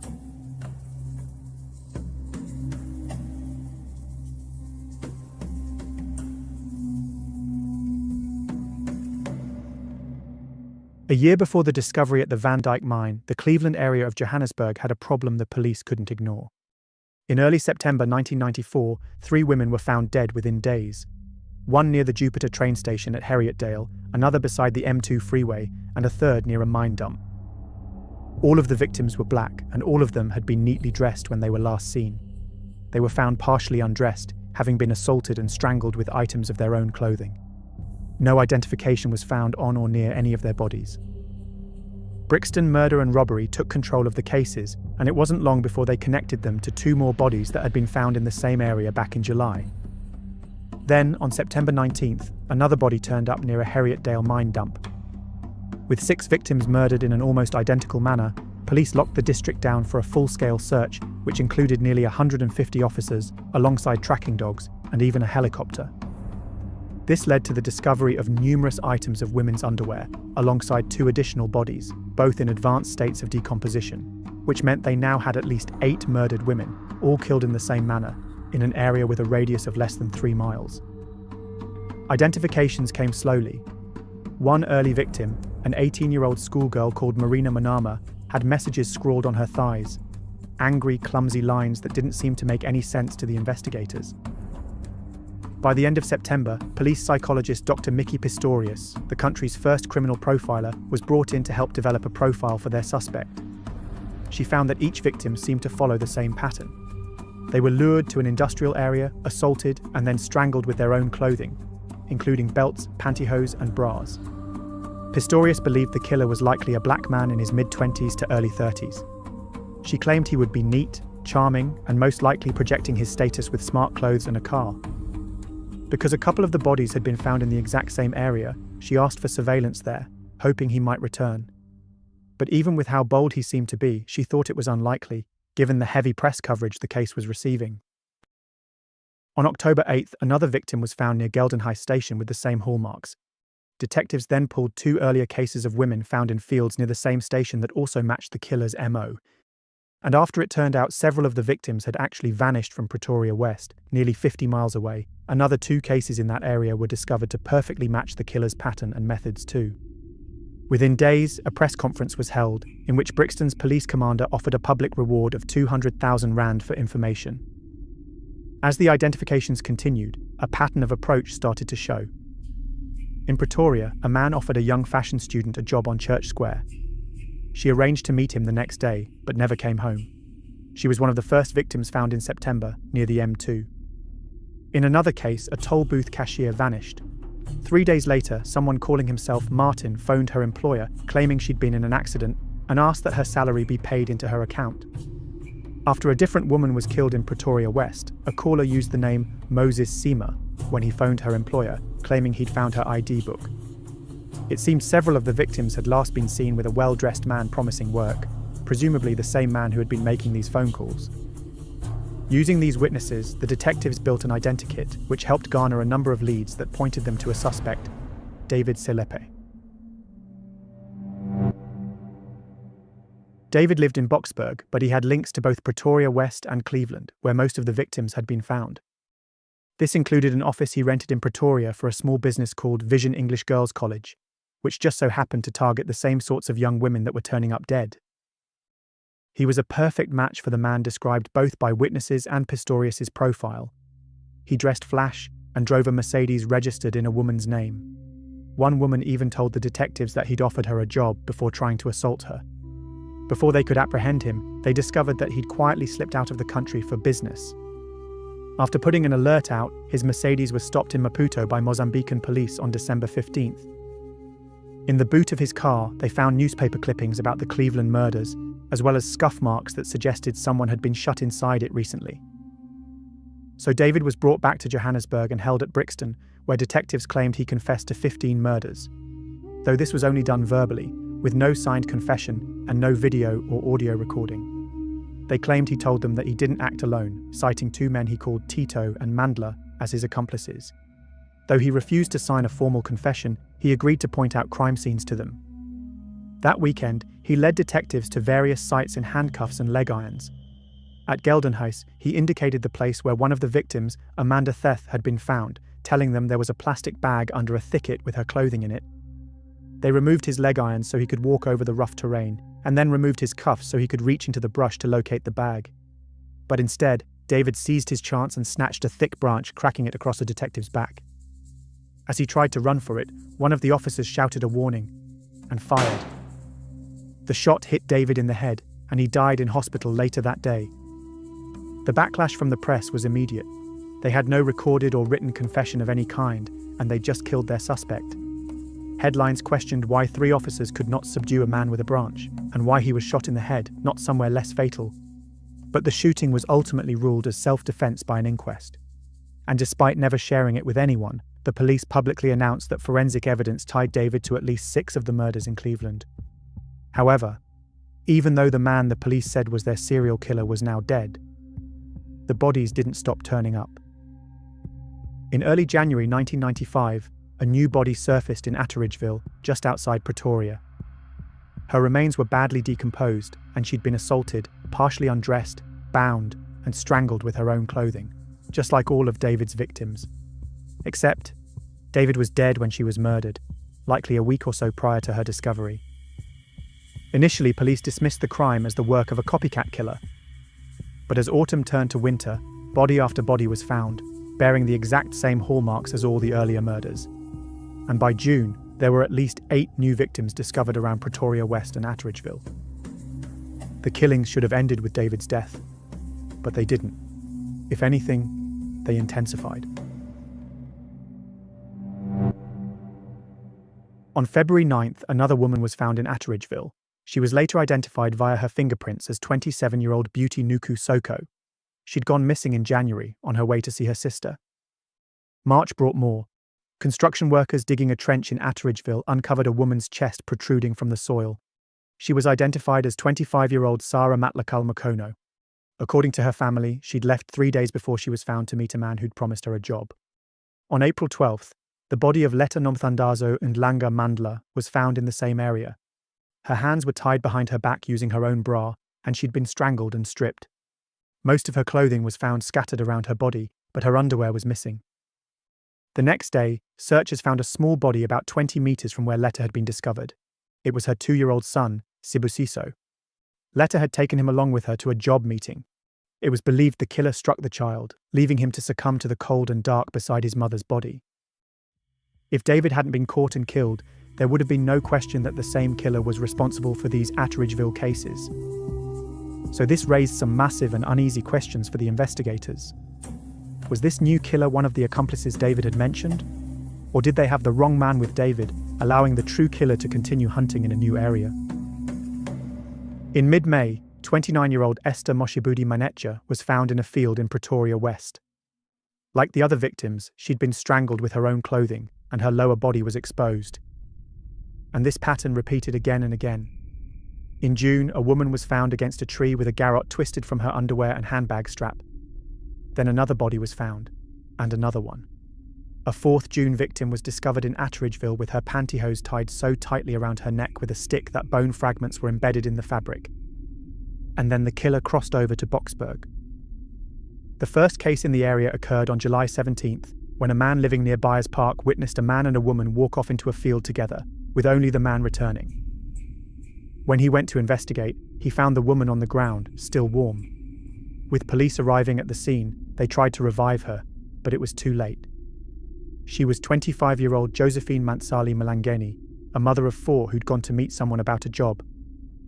Unfortunately, the witness had been too far away to offer any useful descriptions of the man he'd seen. Within days, 2 more bodies were found in the area, both showing the same hallmarks.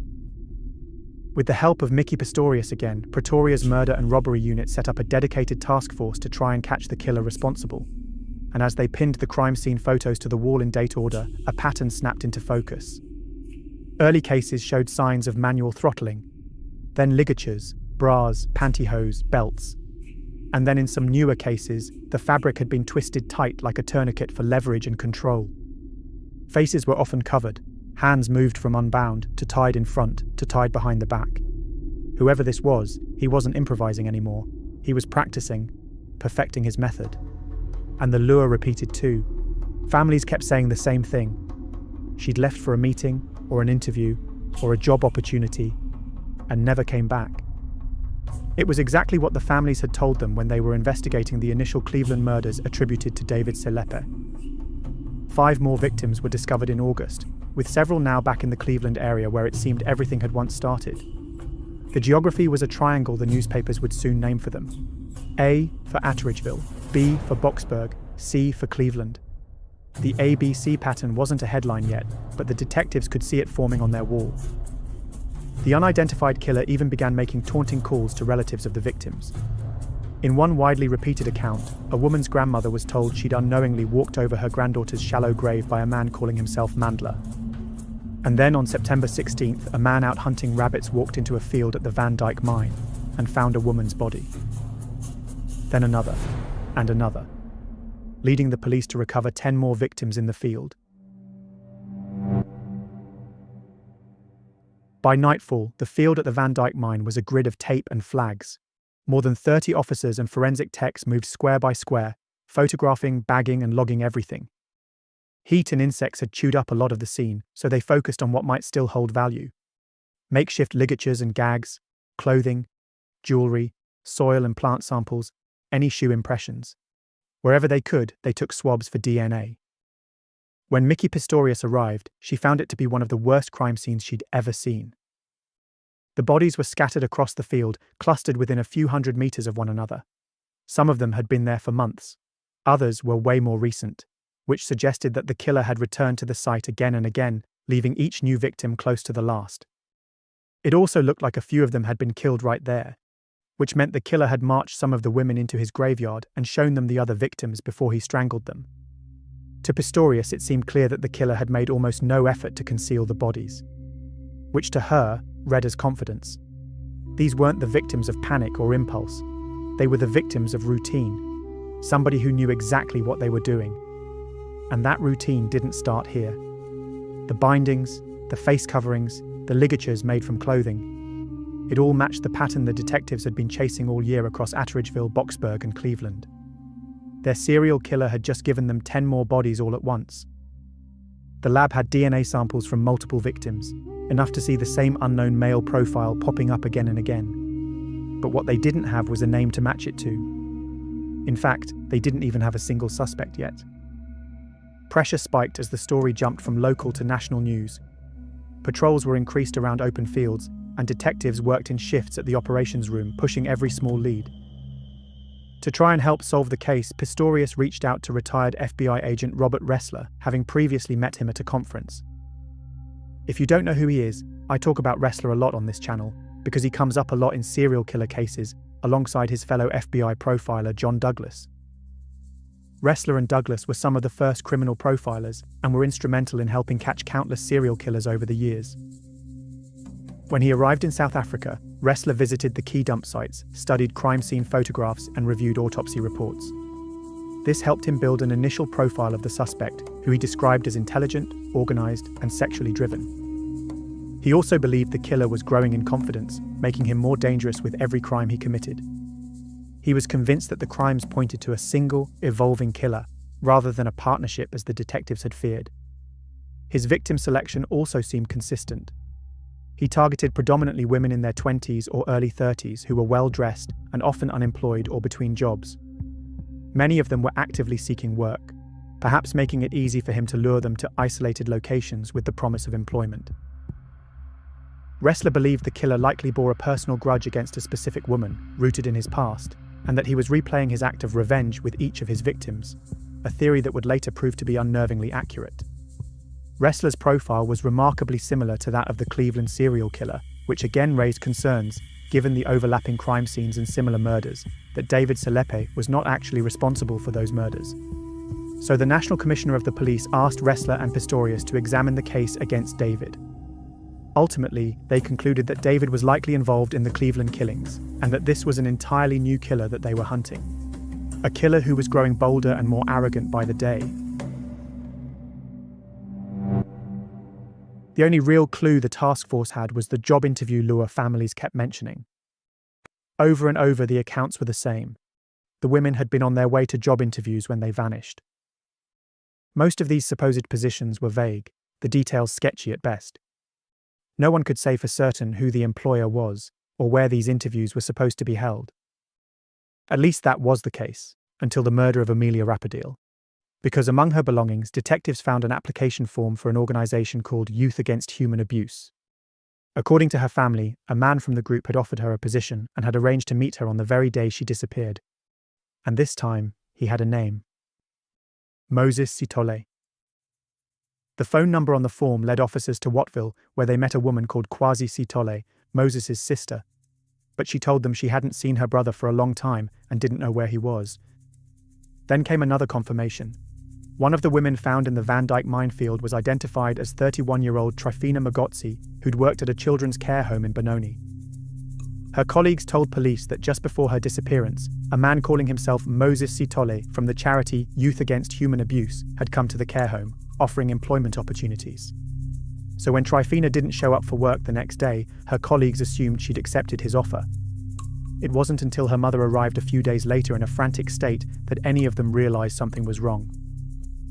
When they ran the name in their system, there were a lot of matches, as it was a fairly common name.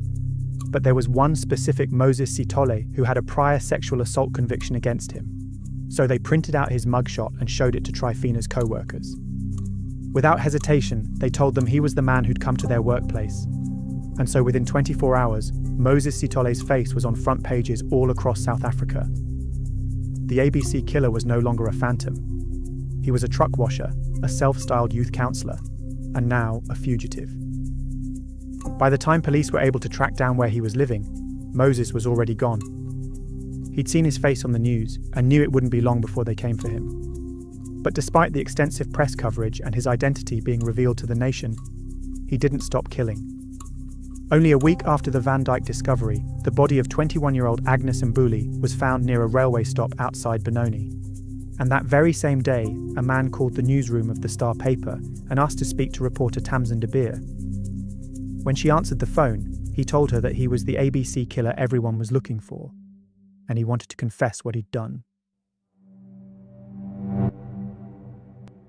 Before we continue with what happened next, now that we know who the killer is, it's time that we go back to the start and find out how we actually got to this point.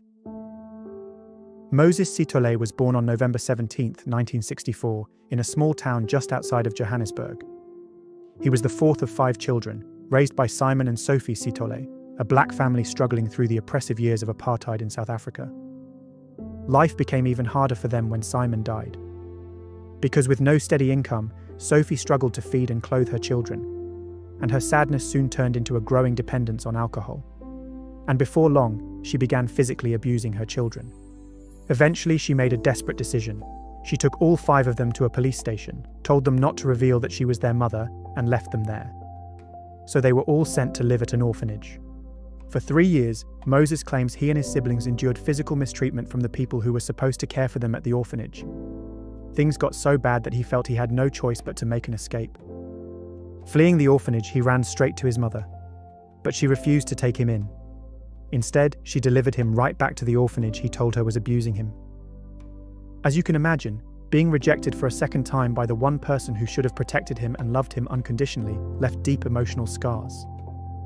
After being transferred to another children's home, Moses escaped again.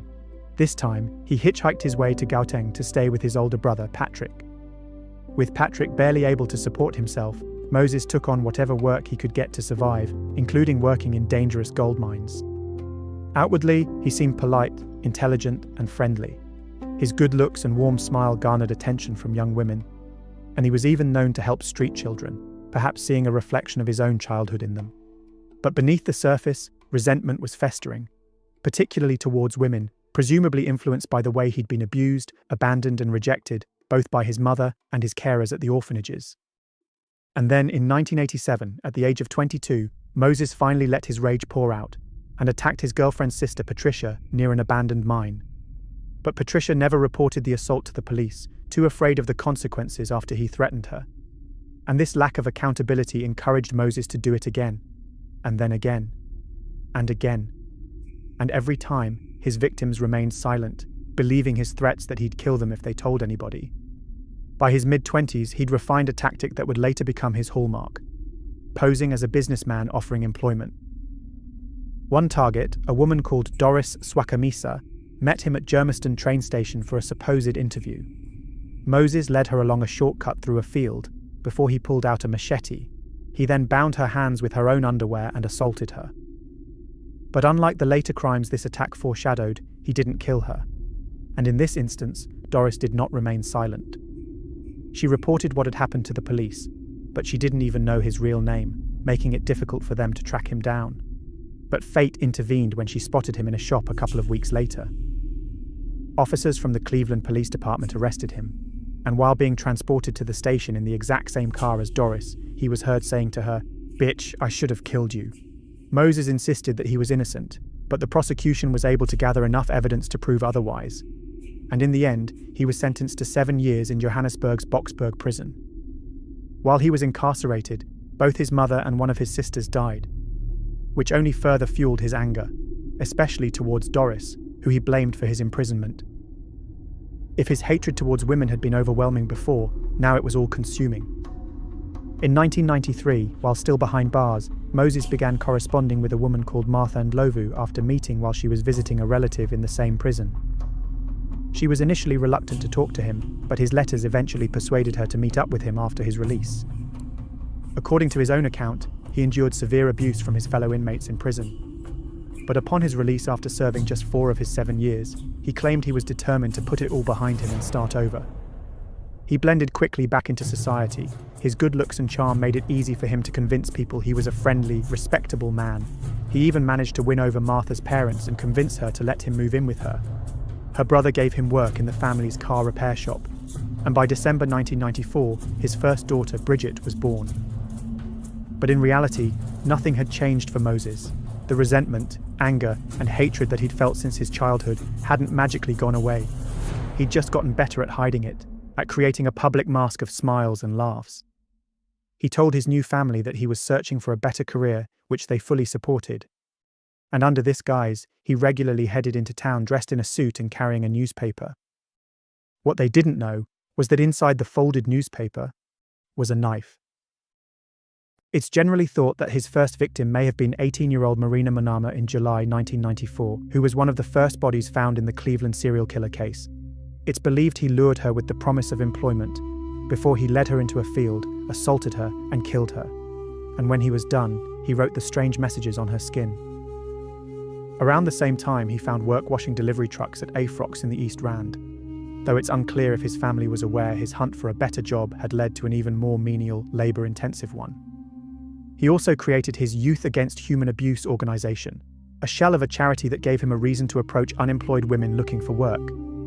He used typed application forms, set up interviews, and made everything seem respectable and above board, just enough to deceive his victims and make them think his offers were real. He'd later be branded the Ted Bundy of South Africa, not because they killed the same way, but because both wore such a convincing mask, polite, helpful, unthreatening, and used it to get close to their victims. Both relied on charm rather than a weapon in the first moments. And while there are some direct parallels, such as Bundy manning a crisis hotline and Moses fronting a child protection charity, the label ultimately stuck because of the camouflage of smiles and charisma they both hid behind. Moses used a variety of aliases during this time, including Joseph, Martin, and Mandler, especially when making taunting calls to family members of his victims. And over the coming months, he openly discussed the murders and the ABC killer case with his neighbours, pretending to share in their fear and curiosity. In reality, he was fishing for information, trying to work out what people knew, specifically what the police knew, about his own crimes. Because if he is to be believed, in the span of roughly a year, he murdered more than 70 women. By late July 1995, tensions between him and Martha led to his abrupt departure. And only 2 months later, she discovered the horrifying truth that the man she lived with, the man she loved, and who had fathered her daughter, was now the prime suspect in South Africa's worst ever serial killer case. When Moses called Tamsin de Beer at the Star, he gave his name as Joseph Magwena. And he didn't waste any time. In his first conversation with her, he told her he was ready to surrender, and then he calmly offered her details no newspaper had printed yet about the various murders. As soon as the call was over, she contacted the police. And over the following weeks in October, Joseph rang her another 3 times, with police recording and listening in to every conversation. Piece by piece, he sketched his own origin story for her. He told her that he'd been wrongfully convicted for sexually assaulting a woman years earlier. And while in prison for the crime he said he hadn't committed, he was beaten and abused by other inmates. He claimed that when he was finally released, he couldn't shake the overwhelming anger inside of him that the situation had fostered. He then told her that he began to lure women to quiet spots, where he'd bind them and then strangle them with their own clothing, typically using underwear because it didn't leave any fingerprints. He confessed that he was the one behind all of the murders in Pretoria, Attridgeville and Boksburg, but adamantly denied being involved in any of the crimes in Cleveland. He even pointed out one specific case, the murder of Letta and her 2-year-old son, and told her that he was not the killer, stating that he loved children and would never harm them. Much of what he said matched what detectives already knew about him. Police currently had his victim count in the mid-30s, but according to Joseph, he'd already killed at least 76 women. Tamsin pushed for proof, so Joseph gave directions to a site no one had searched yet. And when officers went to check it out, they found skeletal remains exactly where he said they'd be. Days later, he pointed them to another victim, a woman hanging from a tree in an open field. There was no doubt that the voice on the line belonged to the killer, and he was still actively hunting for victims, because in the days that followed, 3 more bodies were discovered. During one of his calls to Tamsin, he ran out of money and asked her to call him back, giving her the number of the payphone he was using. Police raced to the location to catch him, but by the time they got there, the phone booth was already empty. It was the second mistake Moses had made in quick succession, and it wouldn't be long before he'd make the third and final mistake that would lead to his own downfall. Not long after his face hit the papers, Moses phoned his brother-in-law, Maxwell, and told him he needed a gun for protection. He suggested that they meet at the Mintex factory in Benoni where Maxwell worked, so he could give him the weapon. But what he didn't know was that his sister, Kwasi, had been speaking with detectives ever since her number turned up on his fake charity's paperwork.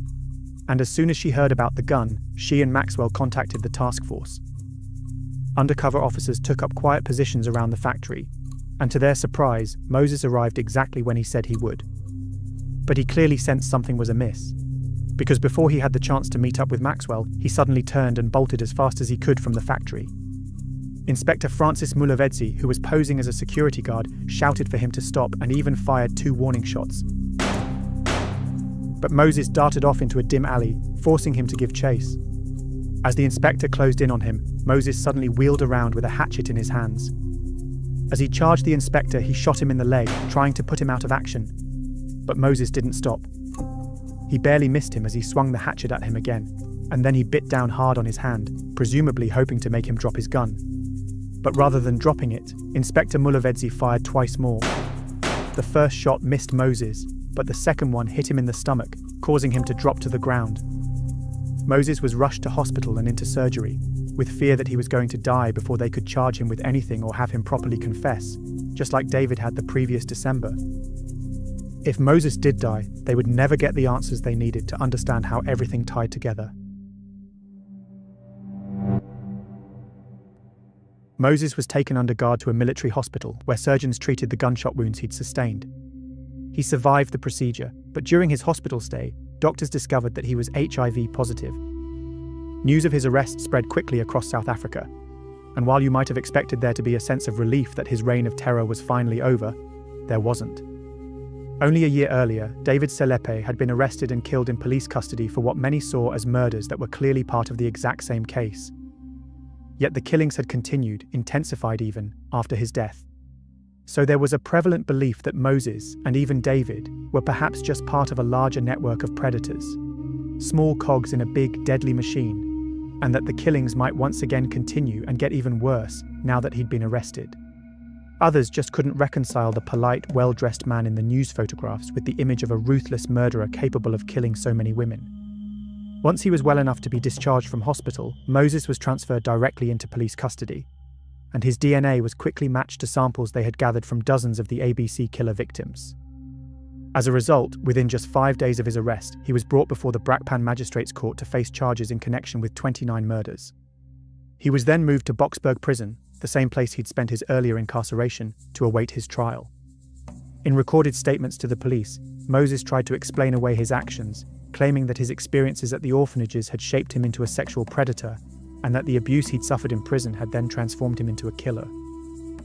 He claimed that he targeted women who reminded him of Doris, the woman he was still adamant had falsely accused him of assaulting her. In his own words, "A woman can hurt you more than a man, more than anybody in this world." He admitted that his charity was just part of the false front that he used to disarm his victims.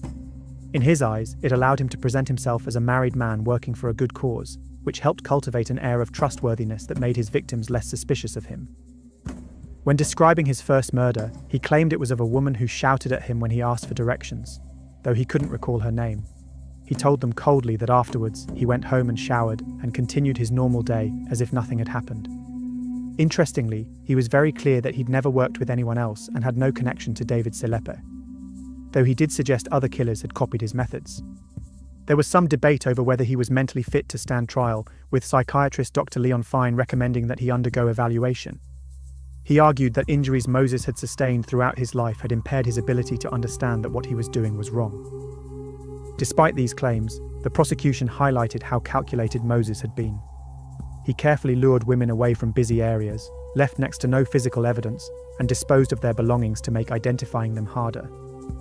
After he was moved to Krugersdorp prison for assessment, doctors ultimately found no evidence of a brain injury or mental disorder that would affect his grasp of right and wrong, so he was declared fit to stand trial, and to face punishment for all the lives he had so callously taken. The trial of Moses Sithole began on October 21, 1996, and became one of the most drawn-out and expensive criminal cases in South African history. Lasting close to a year, it drew intense public attention and featured weeks of testimony covering the smallest forensic details, lengthy discussions about DNA analysis, and an endless string of witnesses on the stand. The headlines were explosive, especially after the prosecutors announced that Moses would be tried on 38 counts of murder, 40 counts of sexual assault, and 6 counts of robbery. And shockingly, there were 4 cases among the murder charges that had previously been attributed to David Selepe. The decision to include those 4 former Cleveland cases among Moses's charges raised difficult questions the police themselves never fully answered. David had been dead for almost 2 years now, shot at the scene where Amanda Theth's body had been found, which he was supposedly showing to the detectives. Yet in the case of Amanda, the evidence now pointed elsewhere. Moses had known her personally. He'd visited her house before she disappeared, and even met her family, who thought he was her boyfriend. He'd attended her funeral, and most damningly, he was captured on bank surveillance footage using her card after her death. His own sister identified him in the footage. Whatever connection David had to Amanda's crime scene, investigators now firmly believed her killer was Moses. Similarly, the case of Marina Manama was originally linked to David, but was now believed to be the first murder committed by Moses. Her body had strange messages written on it that nobody was ever able to truly make sense of. So could these messages have been left by one killer for another to see? There were other overlaps that blurred the lines between their crimes. A phone call was made to one of David's victims' employers under the name Martin, an alias that would later appear many times in Moses's own activities. Similar methods of luring victims with false job offers were used in both sets of murders. Even one of Moses's other aliases, Mandler, matched the name of one of the accomplices David once claimed to have had.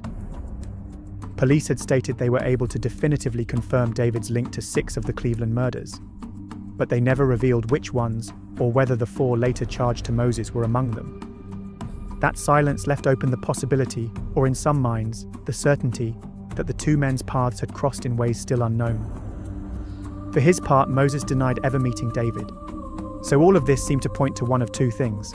Either Moses and David had worked together in some manner, or that David had been falsely accused, fed information by the police, and then been killed to stop it all being revealed. But even if the latter was the case, and everything David knew about the crimes was fed to him by the police, it seems a little bit more than coincidental that he would reference one of the exact nicknames used by Moses. So assuming the police were telling the truth, that they could definitively link David to several murders with hard evidence, then we're only really left with one explanation. Mickey Pistorius later suggested that if there'd been any contact between the 2 men, perhaps Moses's denial wasn't about hiding it, but about keeping the full weight of the infamy for himself. Moses clearly changed his story several times.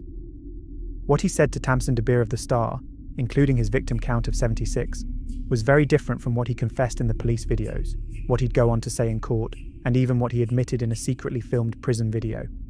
Every single confession contradicted the last. One thing he seemed to remain certain of through all of them, though, was that he'd never killed anybody in Cleveland. The majority of the murders still tied to David occurred in Cleveland, but so did many of the murders that happened long after his death.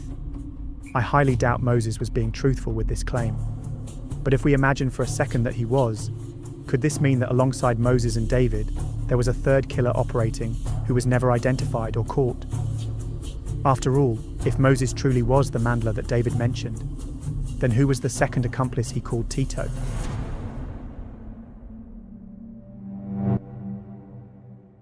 At his trial, Moses pled not guilty, and for most of the court proceedings, he appeared calm and detached. The only time he showed any real emotion was when Inspector Mulevedzi described shooting him during his arrest, in what he called an act of self-defense.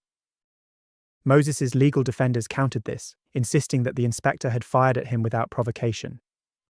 Moses's wife Martha took the stand for the prosecution. She identified pieces of jewelry as belonging to her husband, which investigators then explained had been stolen from the bodies of various victims, presumably as trophies. At one point, Moses asked if he could hold his young daughter, but Martha refused his request.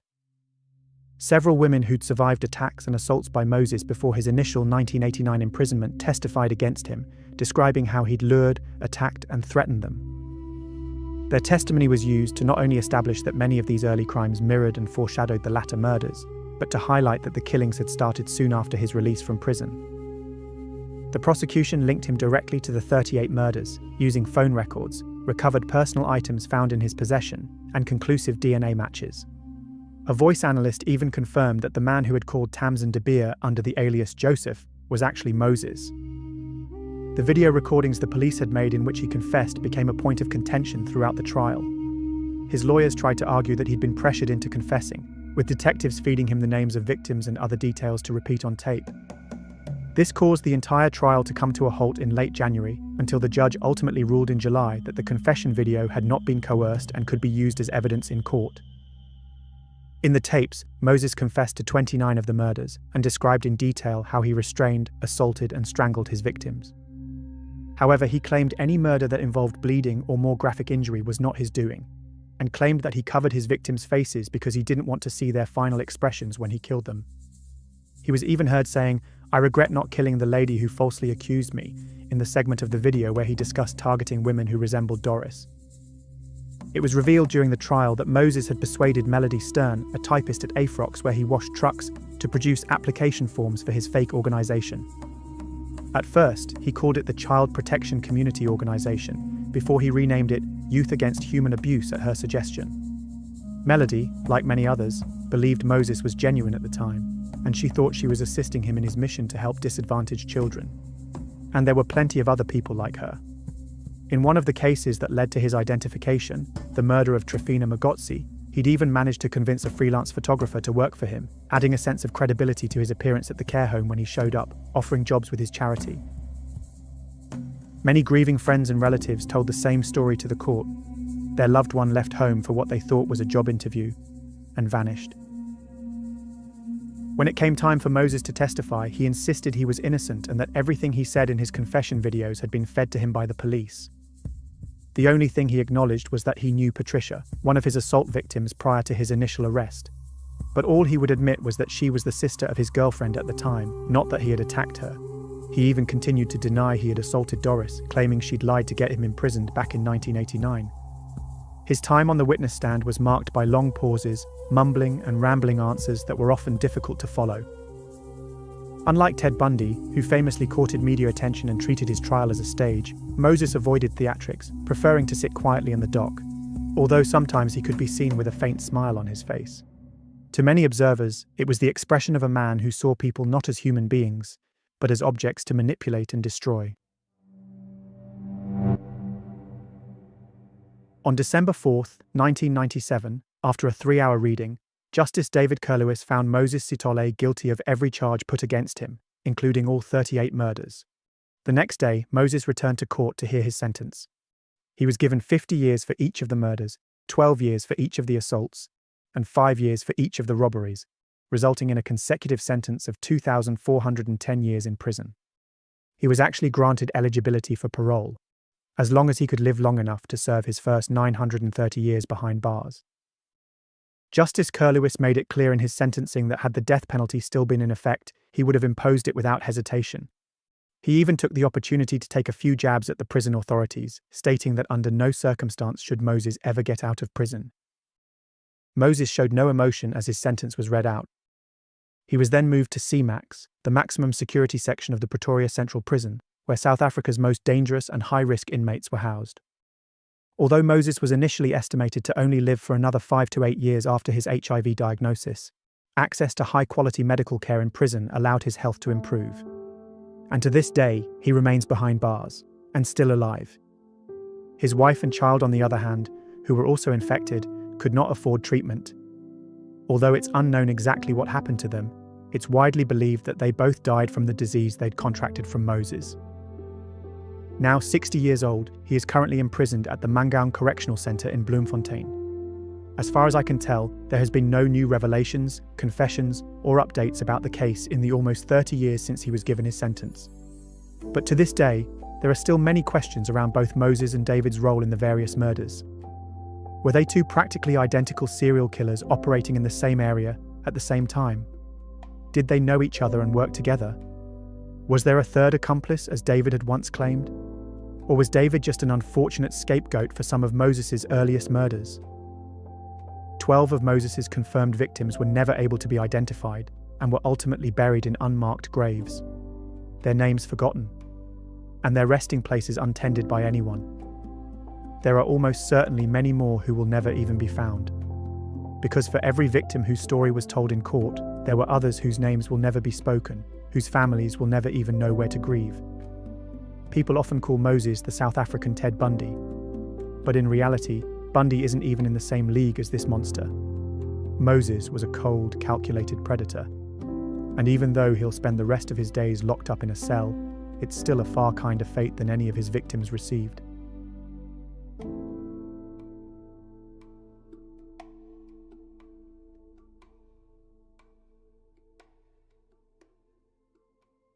And with that, our deep dive into the case of the ABC killer comes to a close. As always, if you found this video interesting, don't forget to like and subscribe and do all the things that help the algorithm gods know that it's worth showing it to other people. And if you want to support my channel further and have your name featured at the end of my videos, I've got a membership option here on YouTube and a Patreon linked down below as well. So until next time, you have been watching The Mystery Abyss.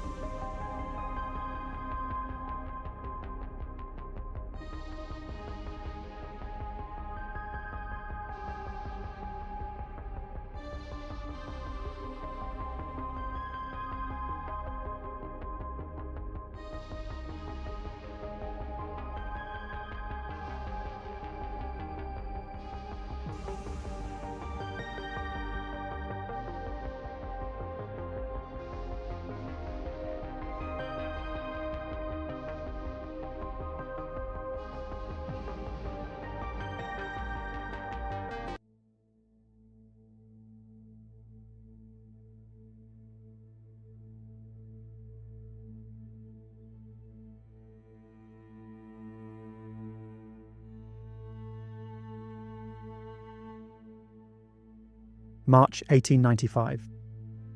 In Tipperary, Ireland, a low mist clings to the fields. The cottages here are small and scattered. Small dots of light spread across a dark landscape. And somewhere beyond the village, a ring of ancient earth rises from the grass.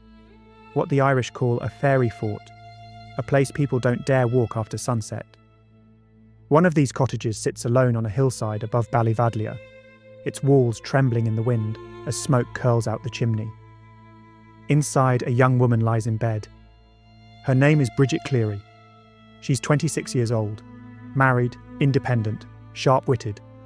She keeps hens, sells eggs, and works as a dressmaker.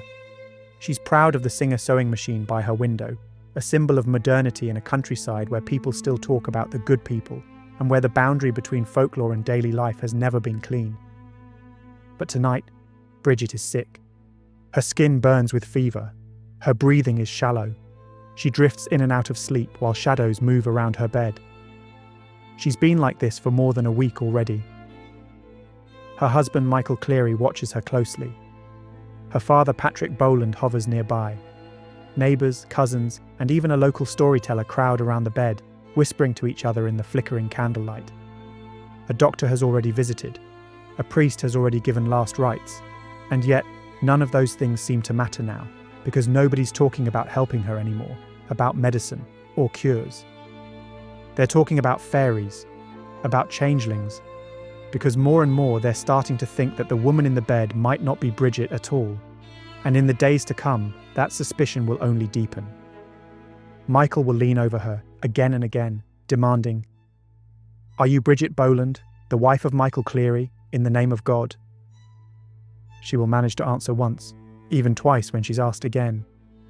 But the third time, she'll hesitate. And that hesitation, that one breath too long, will open the door to a belief older than the house, older than the village, older than any doctor or priest. A belief that says the real Bridget has been taken, and that the woman in the bed is a changeling, a fairy spirit in the shape of a wife. And over the next 48 hours, this small cottage will become the scene of one of Ireland's darkest crimes. A collision of folklore and fear. A case so shocking that newspapers will wrongly call Bridget the last witch burned in Ireland. There's an old Irish nursery rhyme that goes, "Are you a witch, or are you a fairy? Or are you the wife of Michael Cleary?" This is the disturbing true story behind that almost playful rhyme. This is the story of Bridget Cleary and the Tipperary horror.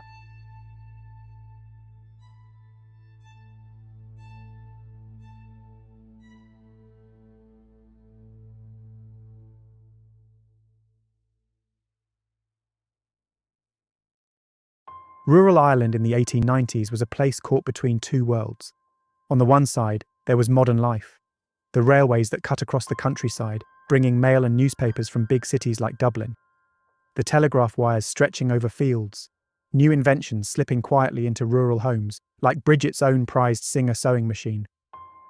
On the other side, there was the old world, a landscape shaped by ancient stories of banshees and spirits, a countryside dotted with ring forts, grassy mounds rising out of the fields, where for centuries it had been believed the good people lived, the fairies.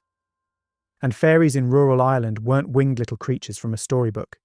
They were powerful, unpredictable, and dangerous. People walked around certain hillsides. They refused to cut bushes that grew near the mounds.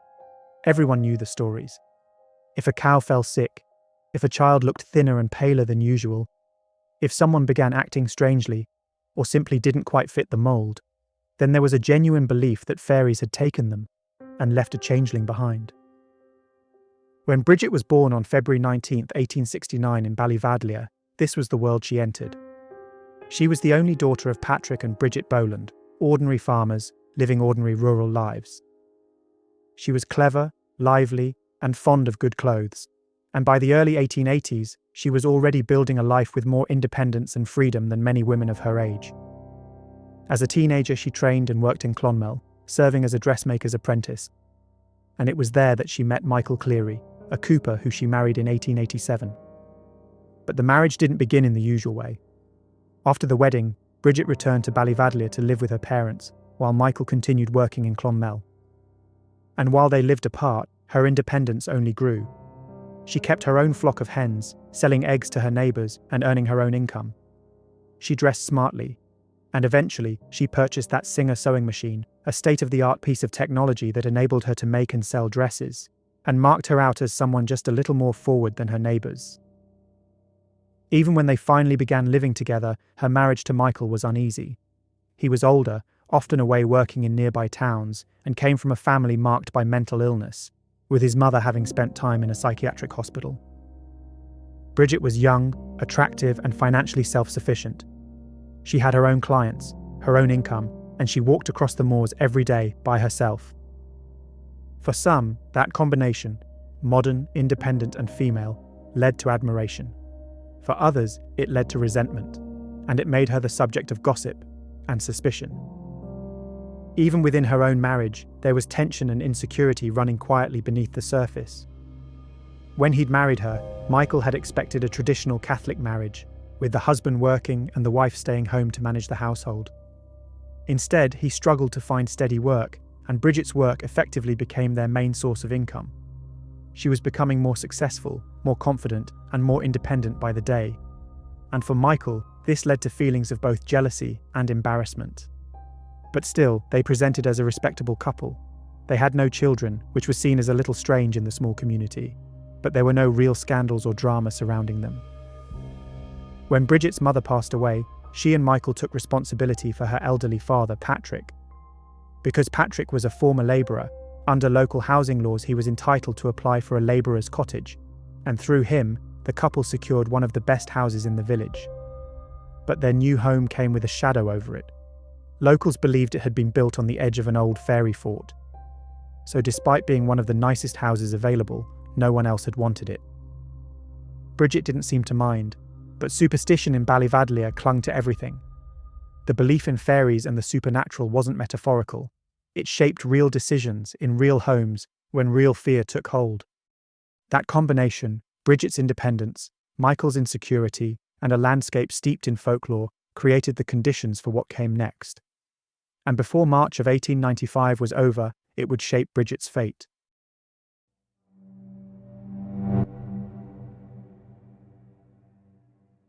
Bridget's final week began with a simple errand. On Monday, March 4th, she left home to deliver eggs, reportedly stopping for a while near the Kailenagrana Hill Fairy Fort. What she did there is unclear, but the weather was cold and damp, and when she returned, she had a raging pain in her head and said that she couldn't get warm. Over the next 2 days, her symptoms continued to get worse. Shivering, weakness, fever, a painful cough, difficulty breathing. Michael sent for the local doctor multiple times, but he was delayed. Bad roads, other patients, and a general shortage of physicians in rural Tipperary meant days passed before he arrived. Bridget's father Patrick even walked several miles in the rain several times to try and track him down to no avail. When Dr. Crean finally arrived on March 13th, he examined her and diagnosed her with nervous excitement and slight bronchitis. He gave her some medication and left. That same day, Father Ryan, the local priest, arrived to give Bridget communion and her last rites, just in case. He left believing Bridget was ill, but in no immediate danger. But he didn't see what was happening behind closed doors. Because in all that time the family had been waiting for the doctor to arrive, something had started to change. Neighbours came and went, the same people who were already suspicious of Bridget. And day by day, whispers began to spread between them that something wasn't quite right about her. And that's when Jack Dunn entered the story. Jack was a local storyteller, what's known as a Shanachie, a traditional Irish storyteller who served as a repository of oral history, legends, and lore. He knew every legend in the region. He knew which forts belonged to which fairy clans. He knew which illnesses were believed to signal fairy trouble. He was respected. People listened to him. And on that evening, when he visited Bridget's bedside, he took one look at her pale face, her trembling hands, her exhausted silence, and said the words that would change everything. "That is not your wife." He said that she looked too fine and too sharp-featured, that she'd grown 2 inches taller, that her manner was wrong. Bridget, he said, had been taken by the good people at the fort and replaced by a changeling. Jack said that the woman before them was a fairy replica, left behind while the real Bridget was being held beneath a fairy fort, or in some otherworldly place beyond human sight. In Irish folklore, the fairy double was thought to be sickly, strange, and subtly wrong, and the cure, if you believed in such things, was to force the changeling to reveal itself, often by pretty violent and brutal means. When Jack spoke, Michael listened, and something inside his exhausted head cracked. He'd always been uneasy about illnesses. His mother's mental decline had haunted him. And now, faced with a wife who seemed to slip further from him by the hour, Jack's words made a twisted kind of sense to him. They offered a story, a terrible one, but a story that gave Michael the illusion of control, the idea that something could be done to fix the situation. And Michael clung to it. So that evening, he went to consult a fairy doctor called Dennis Gainey and returned with a bitter herbal concoction meant to expel the fairy. And this was the moment when everything that followed became possible, because when a person believes their loved one is no longer human, there are very few lines they aren't willing to cross.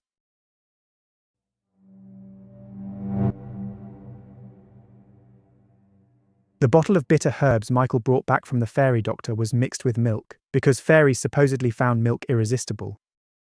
Then Bridget was propped upright in bed, trembling, half delirious, and barely able to lift her head.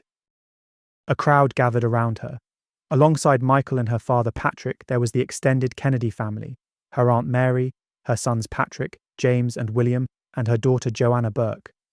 There were multiple neighbours, and of course there was Jack the storyteller, who remained at the centre of everything. He leaned over Bridget with the authority of a man who believed he knew exactly what was wrong. He repeated scraps of fairy lore like instructions handed down through generations. Michael tried to pour the mixture between her lips. Bridget gagged, retched, tried desperately to turn her head away. But the three Kennedy cousins, big, strong men from Tipperary, held her arms, her legs, her shoulders, physically restraining her. Joanna also gripped her from one side as Jack murmured for them to keep her still. Someone splashed holy water across her chest. Her Aunt Mary and another cousin then appeared with a saucepan of foul-smelling liquid and hurled it over her body. It was urine. A filthy, humiliating cure meant to repel fairies. Jack kept urging them on. "Make a good fire," he told them, "and we will make her answer." Michael seized on that. He heated a poker in the flames until it glowed. Then he brought it so close to Bridget's mouth that she could feel the heat blistering against her skin. Some witnesses said he touched her with it, burning her. The men lifted her from the bed, swung her through the air like a trapped animal, and carried her toward the fireplace. They held her over the flames while Patrick, her own father, asked her to declare her name. Even he didn't believe she was the real Bridget. Between these cures, Bridget cried and screamed for help. She asked for mercy. She asked why they were doing this to her. She asked for her father. But no one was listening to her anymore. They were listening to the story they'd chosen to believe, the one Jack was telling them. The people who were supposed to love Bridget the most in the world were torturing her. When the frenzy finally died down and they laid her back onto the bed, Bridget had no fight left in her. That night, as the cottage fell quiet, something else happened. Something Jack seized on immediately. News arrived that Michael's father had just died. Some relatives left to attend the wake. Jack told Michael the timing wasn't coincidence. It was confirmation. The fairies were creating tragedy to distract them. They were trying to pull attention away from the changeling in the bed, and Michael believed every word.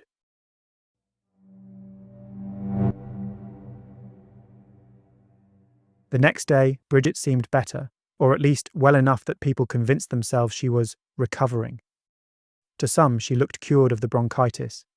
To others, she looked cured of the fairies. On Friday the 15th, Bridget sat up, drank tea, and even dressed herself in her good clothes, the black church dress, the stylish cloak she prized almost as much as her sewing machine, the neat black stockings pulled to her knees. If you were standing in the cottage then, you might have believed the worst had passed. That evening the room filled again. But this time there was no Jack, no neighbours, no outsiders, just Michael, her father, and her extended family. And the group weren't crowding around her bed now. They were in the kitchen, watching, testing, waiting for any sign that the woman in front of them was still the Bridget they knew, or something else entirely. And then Bridget asked for milk in her tea. Of course, it was a perfectly normal request. Most people have milk in their tea. But for Michael, whose mind was now fully entangled in folklore, it was proof she was a fairy. Because fairies and changelings craved milk. Michael confronted her, shouting accusations at her. But this time, Bridget pushed back. Maybe it was frustration. Maybe fear. Maybe, after days of being humiliated and manhandled, it was the last scrap of dignity she had left. She told him he had fairies on the brain because his mother had been taken by them. Whether she meant it literally, or as an exhausted jab at his obsessions, it struck straight at an old wound. Her cousin Joanna stepped in with tea and bread to try and calm the room. Michael suddenly jumped up, grabbed a plate, and cut 3 pieces of bread and spread jam on them with a strange, ritualistic intensity. He then said Bridget had to eat the 3 pieces before she could drink her tea, another test from his paranoid brain. He held out the first piece and demanded, "Are you Bridget Boland, wife of Michael Cleary, in the name of God?" She answered yes, so he fed her the second piece and asked again. And again, she answered yes. Weaker, more of a whisper, but still clear. Then came the third piece, the third question, the moment that mattered more than anything else that had happened yet, at least in Michael's mind. "Are you Bridget Boland, wife of Michael Cleary, in the name of God?" Bridget hesitated, just for a second. Maybe she didn't hear him properly. Maybe she was too exhausted. Maybe she simply couldn't force another humiliating answer past her lips. But that one pause, that single breath too long, was enough. Because in fairy lore, 3 is everything. 3 chances. 3 questions. 3 tests to force a fairy to reveal itself. And when she didn't answer the third time, Michael completely snapped. He forced the last piece of bread into her mouth, shoving it into her lips, choking her as he pressed his knee onto her chest. Bridget struggled, gagging, trying to push him away. He dragged her up from the chair and knocked her backwards across the room. She hit her head hard on the floor. He jumped on her, tearing at her clothes while she cried out, too weak and terrified to fight him off. He then dragged her half-naked body over to the open fireplace, grabbed a log from the fire, and began to pour lamp oil over her body. And through it all, everyone else just watched.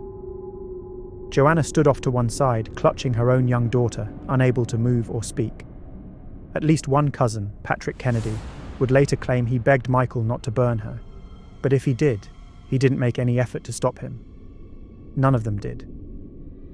Before anyone knew what was happening, Michael thrust the flaming log against his wife's body. The flames caught almost instantly.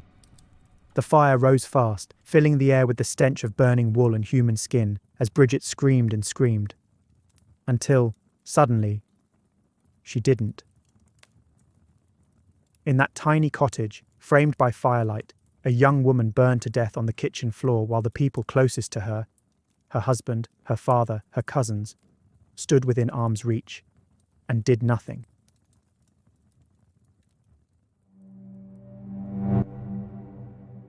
For a long moment, no one moved. Michael sat in a chair by the fireplace, staring at the charred remains of his wife as if he were watching a log burn down to ash. His face was expressionless, detached, almost calm. And then finally he spoke. Not to the others, not to the body, but to the room. "She's not my wife. She's an old deceiver sent in her place." The people around him, her family members, didn't know how to respond. Joanna sobbed as she clung to her young daughter. One of the cousins fainted. One of them tried the door, wanting to run, only to find it locked. Michael then told them that he had the only key, and that none of them were leaving until he got his real wife back. So they all watched as Michael dragged what remained of Bridget towards the back door. He lifted her onto an old sack, her body still warm and still smoking. Then, with the help of her cousin Patrick Kennedy, he carried her out into the darkness. According to Patrick's later account, he only helped out of fear he would be killed if he refused. Michael locked the door behind him, so the others were forced to wait in that smoke-choked cottage for him to return. He didn't take his wife's body to a churchyard, or even a hidden corner of a field. He took her to the fairy fort at Kailenagrana Hill, where he dug a shallow hole in a ditch, just deep enough to cover the body, but not deep enough to count as a burial.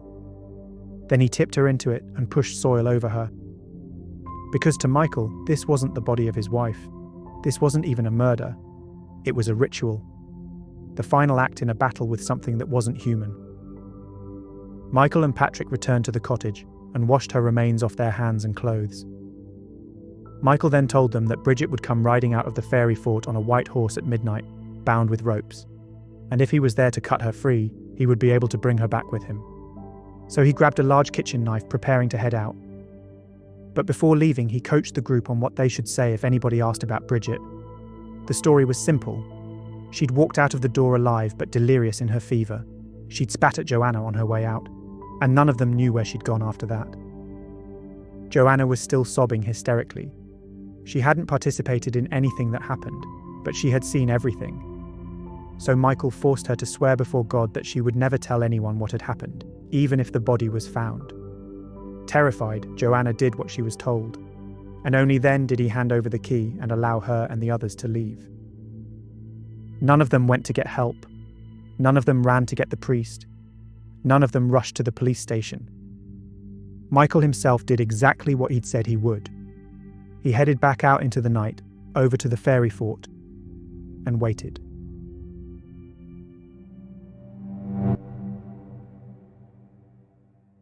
Michael stood by the fort with the large knife in his hand, watching the darkness, convinced that at any moment the fairies would undo the exchange and send his real wife back.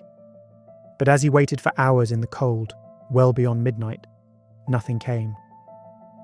By this point, Michael was too deep into his story though, and it didn't change his conviction. After all, he had to be right. Otherwise, he'd just murdered his wife in cold blood. By dawn, neighbours saw him there, pacing the outer ring, staring into the distance, gripping the large knife in his hand. When asked why he was there, he told them calmly that Bridget was with the fairies, and he was waiting for her to return. Nothing about his behaviour alarmed the neighbours at first. Strange stories were not unusual around a fairy fort, but then he returned the next night, and the night after that. For 3 nights he took vigil, alone on that hill, whispering prayers into the cold air, waiting for a horse that was never going to appear. The longer he stayed, the more unsettling he became.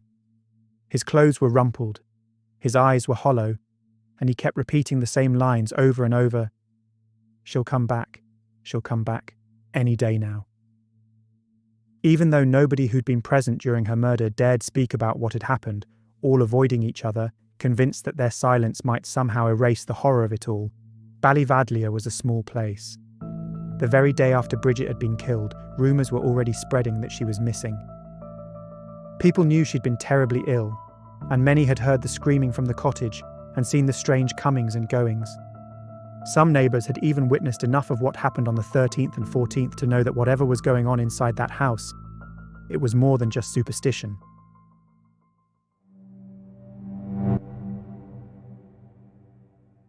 William Simpson was a neighbour who'd been present during the initial ritual. When he asked Michael about his wife, he was told she'd left the house at midnight on Friday, wearing only her nightdress. But next time they spoke, Michael asked him for a revolver. He told him he needed to rescue her from the fairies, and nobody else would help him. Simpson refused to give him the gun, frightened by the request. On Monday morning, Jack, the storyteller whose suggestions and claims had set the entire tragedy in motion, met Michael on a road. At first, he believed the lie Michael told him, that Bridget had wandered off in a fever and gotten lost. He offered to help him look for her. But as the pair combed the fields, the hedgerows, the slopes of Kailenagrana Hill, Michael grew increasingly agitated, and his story kept changing. Next, he told Jack that his wife had been having an affair with an eggman and that she'd probably run off with him. But eventually, he couldn't contain himself, and he blurted out what had really happened to his wife that Friday night. If Michael had expected Jack to praise him for what he'd done to the fairy imposter, he'd severely misjudged him. Instead, Jack froze in horror, demanding to know why he'd done it. For Michael, the answer was obvious. It wasn't his wife, just as Jack had told him. The real Bridget was being held captive still. He'd only burned the changeling. Trembling with disbelief, Jack told him he needed to give himself up immediately, saying he would have no living on Earth if he didn't. As we've already seen, when Jack spoke, Michael listened, so he agreed to go to the church and confess what he'd done with him. When Father Ryan found him in his church, Michael was pale and shaking. He seemed manic and wild. And so when he asked for confession, Father Ryan initially refused, too frightened of what he would say as he mumbled about fairies and white horses. Michael told him anyway, justifying and explaining away every horrible detail of what he'd done. As soon as he left, Father Ryan went to the police.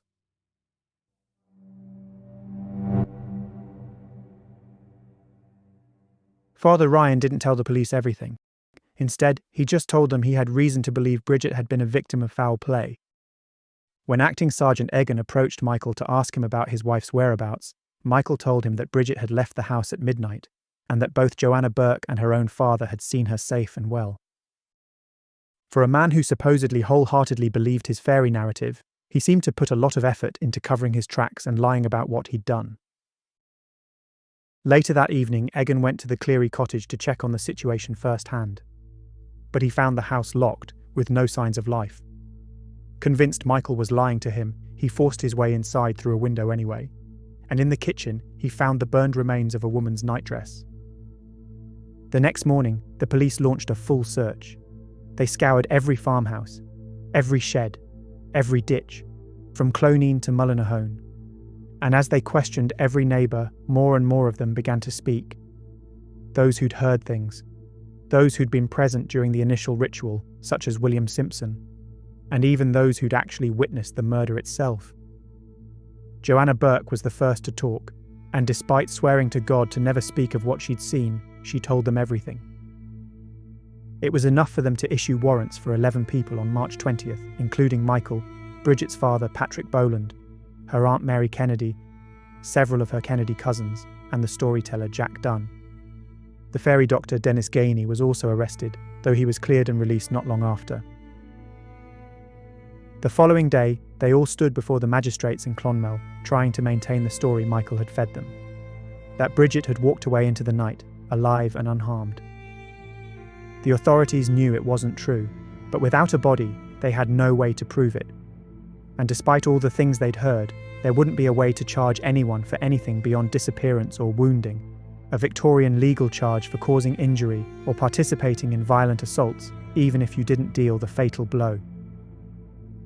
So District Inspector Wansborough ordered one more search for Bridget, a deliberate, methodical sweep of every empty field and ditch around all of Ballyvadlia. On March 22nd, a police sergeant noticed something small, something that shouldn't have been there. Freshly cut thorn branches scattered in a ditch near the Kai Lenagrana Hill Ferry Fort, covering disturbed ground. So he brushed them aside and began to dig. Only a few inches down, the charred remains of a woman emerged from the soil. She was naked and curled into herself. Nothing was left of her but blackened bone and burned flesh. Her face was wrapped inside a sack. When he opened it up, he saw Bridget Cleary staring back at him, clear as day. Because for some reason, her face had remained intact. Somehow it had avoided the flames and been perfectly preserved by the cold. With that discovery, it was clear that every person, every family member, who had told the police they had seen her alive and well, had been lying. The coroner's inquest was held the next day, with a dozen men gathered around what was left of Bridget's body. Her right side had been burned through so deeply that her internal organs were exposed. Her hands were charred and contracted. The muscles of her spine were scorched down to the bone. When confronted with the discovery of the body, everyone the police had in custody started to open up, revealing their roles in the horrific events. All of them claimed they had no idea it would go so far, and that they had no involvement in her death, singling Michael out as the one who had killed her. But Michael himself didn't confess. In fact, he didn't even cry or show any signs of remorse. Instead, he calmly told them that his wife had been taken by the fairies, and that the body in the ditch wasn't Bridget. He told them his real wife would be returned to him at the ring fort. What he had killed, he said, was nothing more than an old deceiver. To the police it was madness, but to the newspapers it was dynamite.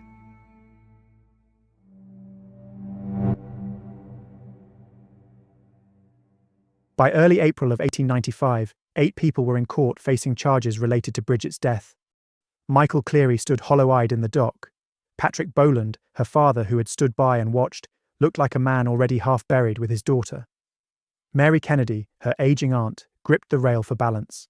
Her 3 sons, Patrick, James, and William, were lined up beside her, big, silent farm boys who had helped hold her down. Michael Kennedy, another cousin, lingered at the edge of the group. And then there was Jack Dunn, the storyteller whose talk of fairies had seeped into every corner of the case.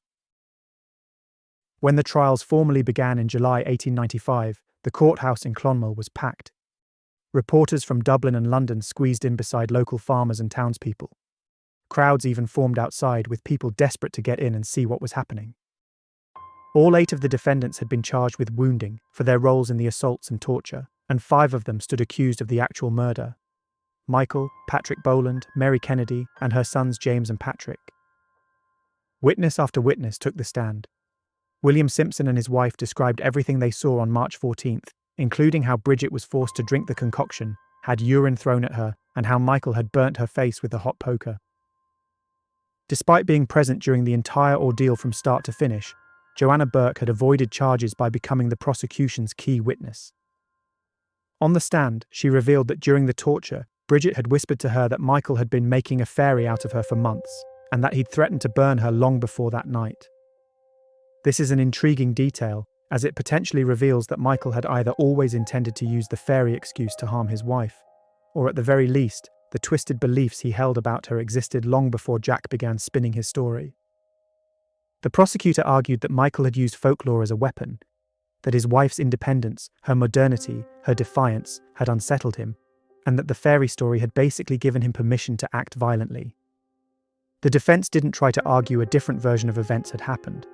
Instead, they focused their attention on the motivation. According to them, this wasn't murder, it was belief. They said the people in that cottage genuinely thought Bridget had been taken by the fairies and replaced with a changeling, that the rituals they used were part of an older folk tradition that had existed for generations, that they had been, in their own twisted way, trying to help Bridget. They were trying to save her, not kill her. They argued that because the cottage door hadn't been kept shut, because neighbours had been allowed in and out, and because as many as 10 people saw the final burning, there could not have been any secret, deliberate plan to kill her. The final word on the matter belonged to Justice O'Brien. He told the jury that this extraordinary case revealed a degree of darkness in the mind, but he also agreed with the defence and ruled out the possibility of a murder conviction. In Irish law, murder required clear intent to kill. In his view, what had happened in that cottage was something murkier, a lethal mix of fear, superstition, and brutal ignorance. On July 5th, the verdicts were delivered. Michael Cleary was found guilty, but not of murder, of manslaughter. As a result, he was sentenced to 20 years behind bars. The others all received shorter sentences for wounding. Patrick Boland was given 6 months of hard labour. Various Kennedy cousins received terms ranging from 6 months to 5 years.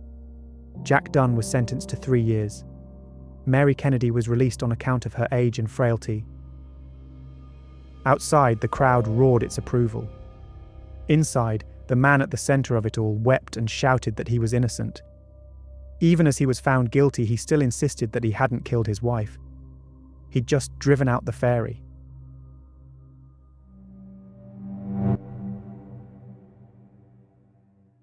By the time the trial ended, the story of Bridget Cleary had escaped the boundaries of Tipperary and even of Ireland itself.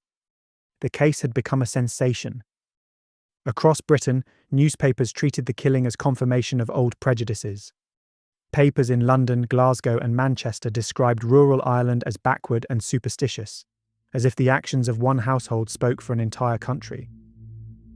Across the Atlantic, American papers ran with the same angle, publishing lurid accounts of a supposed witch burning in 1895.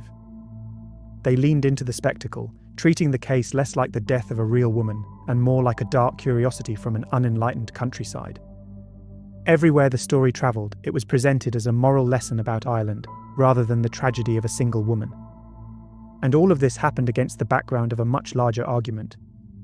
For decades, Irish politicians had been fighting for the right to govern their own country. British opponents of Irish self-government seized on the case as ammunition.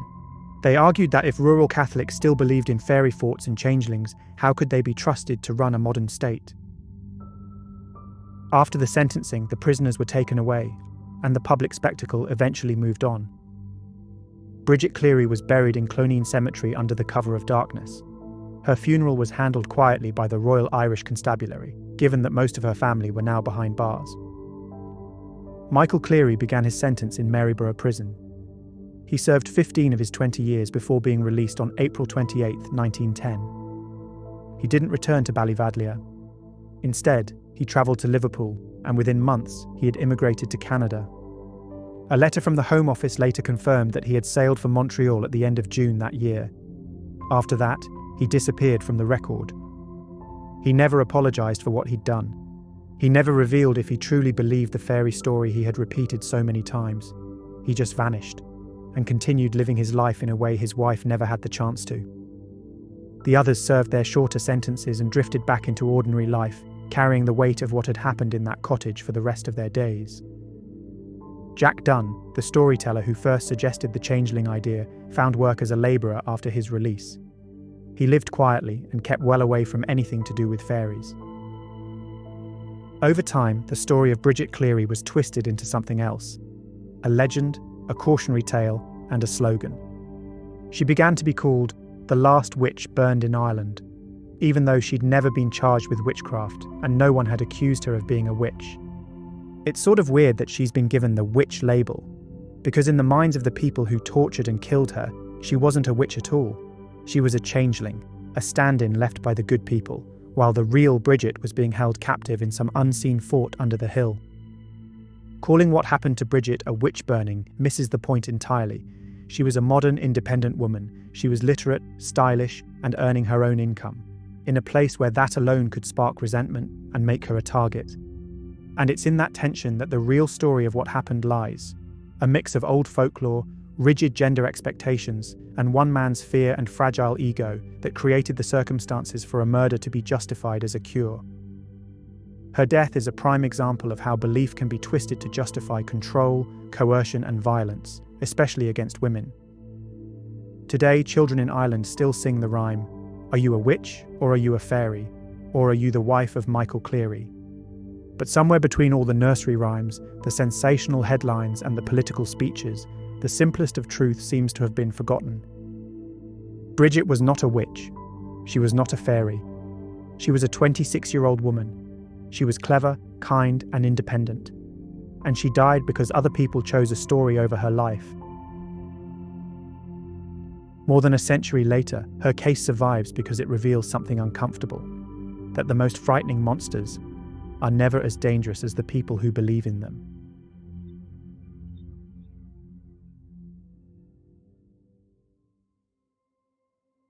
And with that, our deep dive into the case of Bridget Cleary comes to a close. I feel like this case sits in that really intriguing place in time and history alongside the Rügen Ripper video I recently did. That strange, murky time period where old world beliefs are smashing against the rocks of the new world. So hopefully you found it as interesting as I did. As always, thanks so much for watching. If you did find this video interesting, don't forget to like and subscribe and do all that other stuff to appease our own folklore monsters here on YouTube, the hungry and unpredictable algorithm gods. If you want to support my channel further, there's a membership option here on YouTube and a Patreon linked down below as well. So until next time, you have been watching The Mystery Abyss.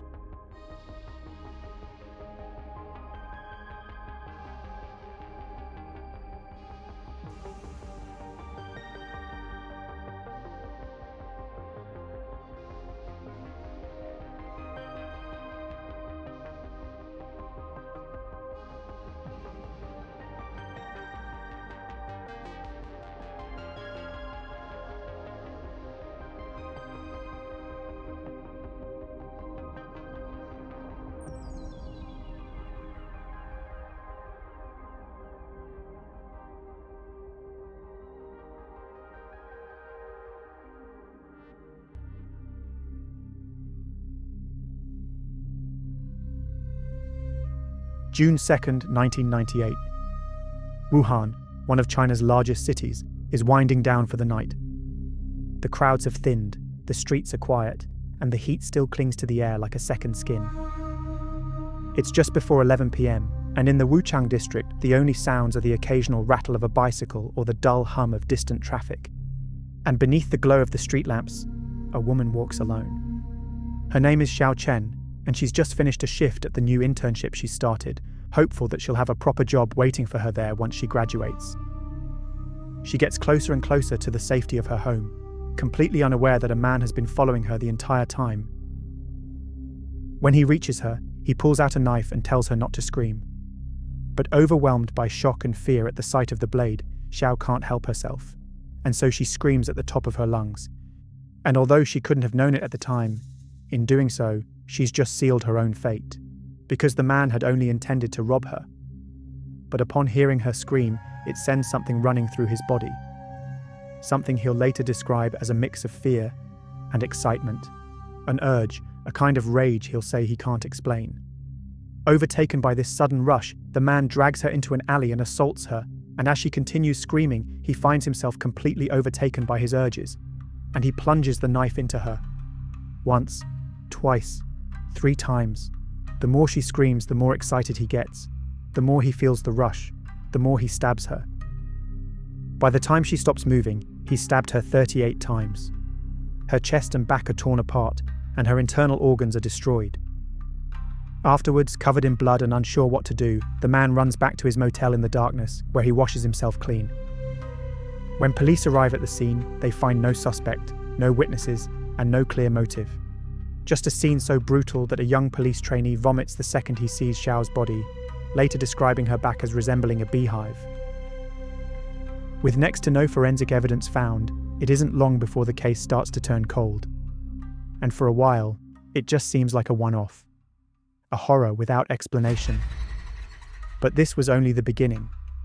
Because roughly 1 year later, the man responsible would re-emerge from the shadows to begin one of the most disturbing murder sprees in the country's history.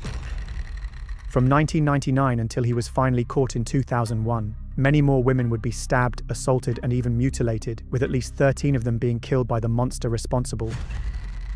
With the attacks spread across 2 provinces and no clear pattern, all investigators knew for certain was that their serial killer was targeting women who were alone, almost always in the hours before dawn. And for a long time, the killer remained a phantom. Although nobody knew his name, a rumor began to claim that almost all of his victims were wearing red when they were attacked. So the public soon gave him a new one. This is the story of the Red Dress Killer.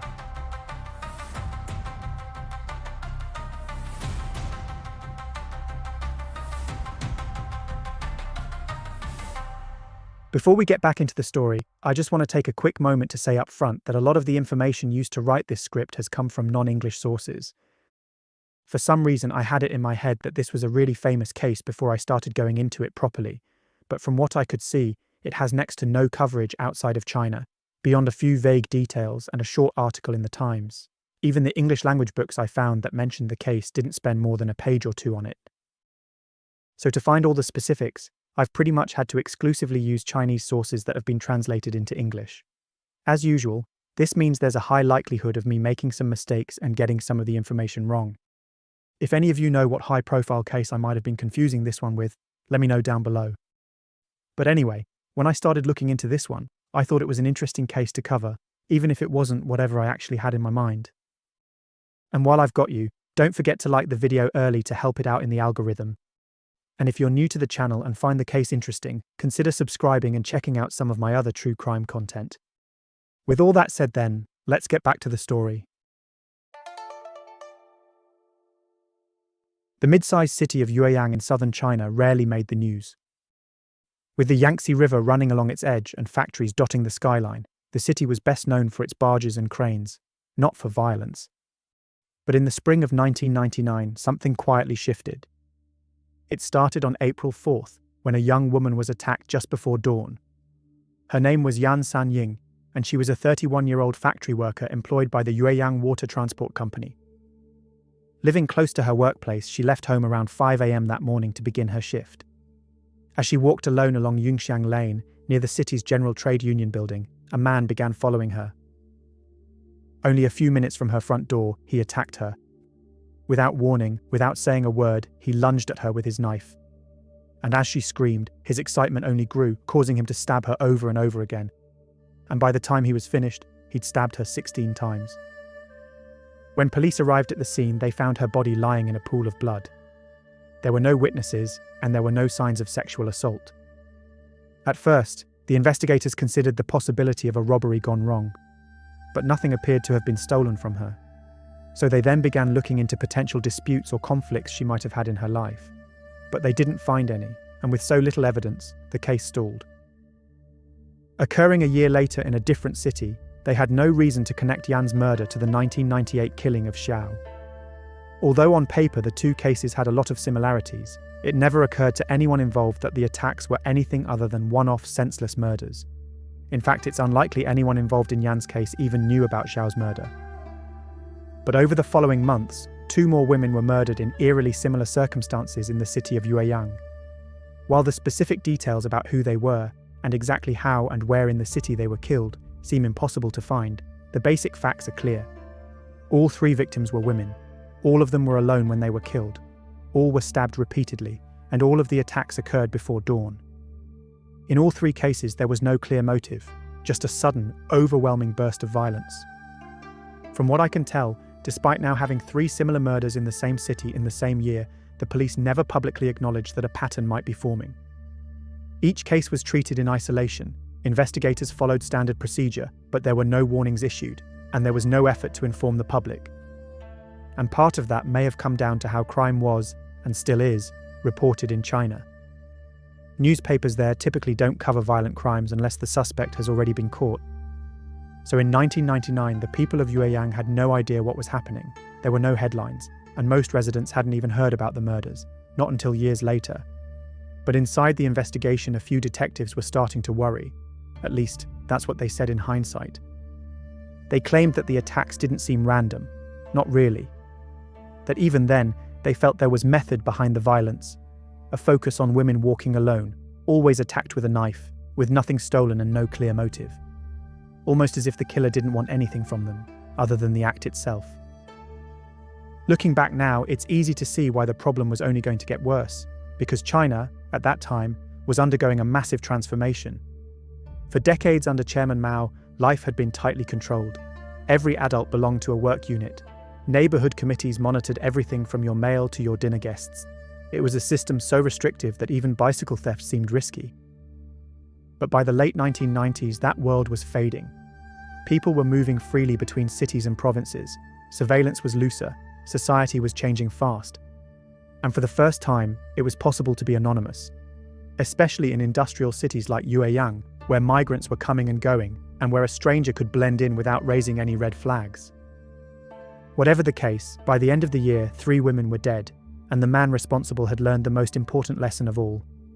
That in this new China, it was possible to kill and simply vanish. And while the brutality of the killings should have sparked fear, Guocheng remained largely quiet.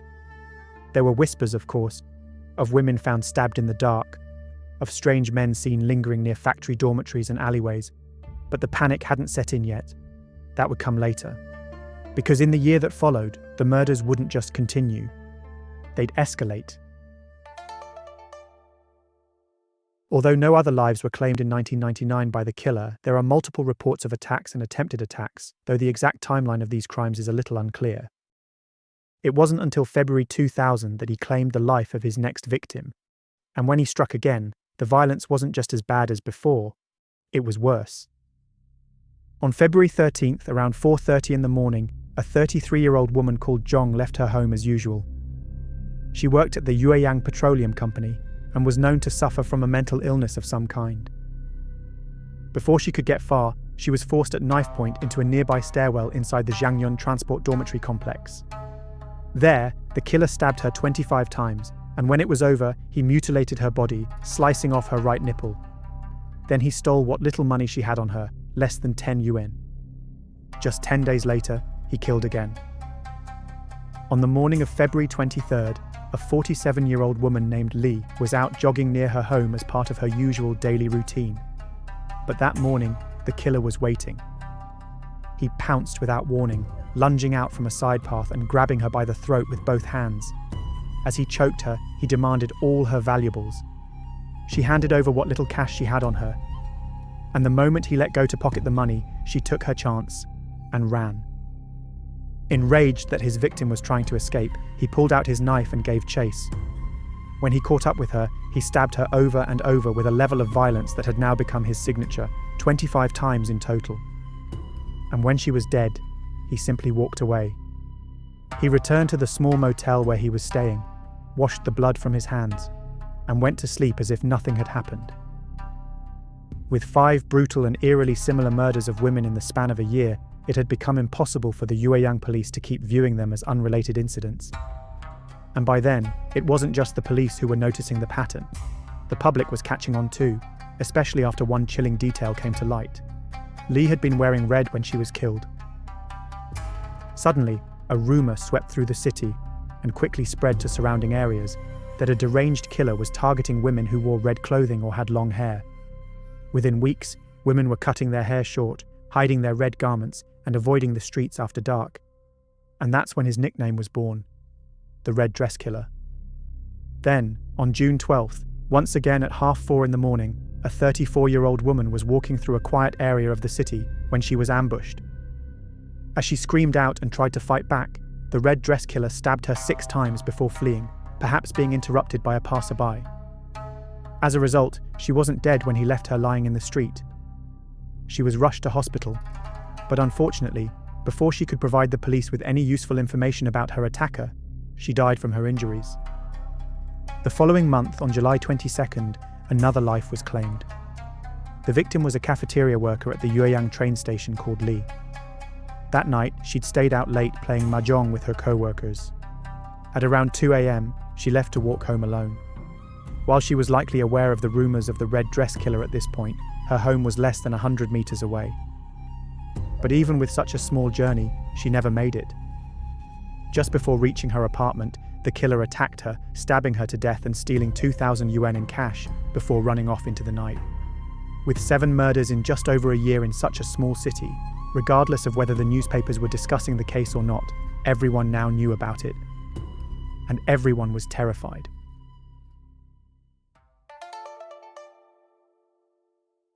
Facing immense pressure, the Guocheng Public Security Bureau assembled a special task force to hunt down and catch the man responsible, utilizing hundreds of police officers.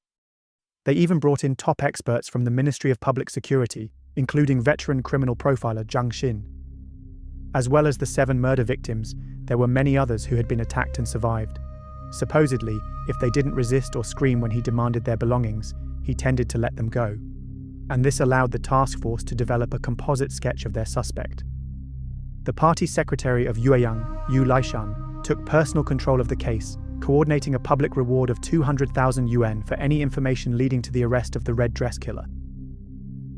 By the end of the year, despite the overwhelming attention now focused on the case from both the police and the public, no meaningful breakthroughs had been made, and the task force was no closer to unmasking the Red Dress Killer. In January or early February 2001, he claimed his 8th victim, though I wasn't able to find out anything about that case at all. And then, in the early hours of February 16th, he struck again. This time, it was in the Willipai area of Yueyanglu district, not far from the city centre. A woman in her early 30s was returning home after a late-night game of mahjong, carrying her purse and her mobile phone. She actually made it all the way back to her apartment and was in the process of climbing the steps to her front door when the killer made his move. As she reached the top of the stairs, he lunged. With his left hand, he covered her mouth and nose. With his right, he pressed a knife into her back and told her to hand over everything she had. She did as she was ordered, giving him roughly 4,000 yuan in cash as well as her phone. She didn't resist. She didn't scream. She did exactly what he asked her to, but that didn't save her. He stabbed her anyway, over and over. Then he vanished into the night like he always did. Except this time, he'd made a mistake. Because while the police had very little to go on in the earlier murders, this time they had a lead: the stolen mobile phone. Using new investigative tools, police began tracking the device, and the signal ultimately led them to a man named Duan Guocheng. It's not clear exactly how that identification happened.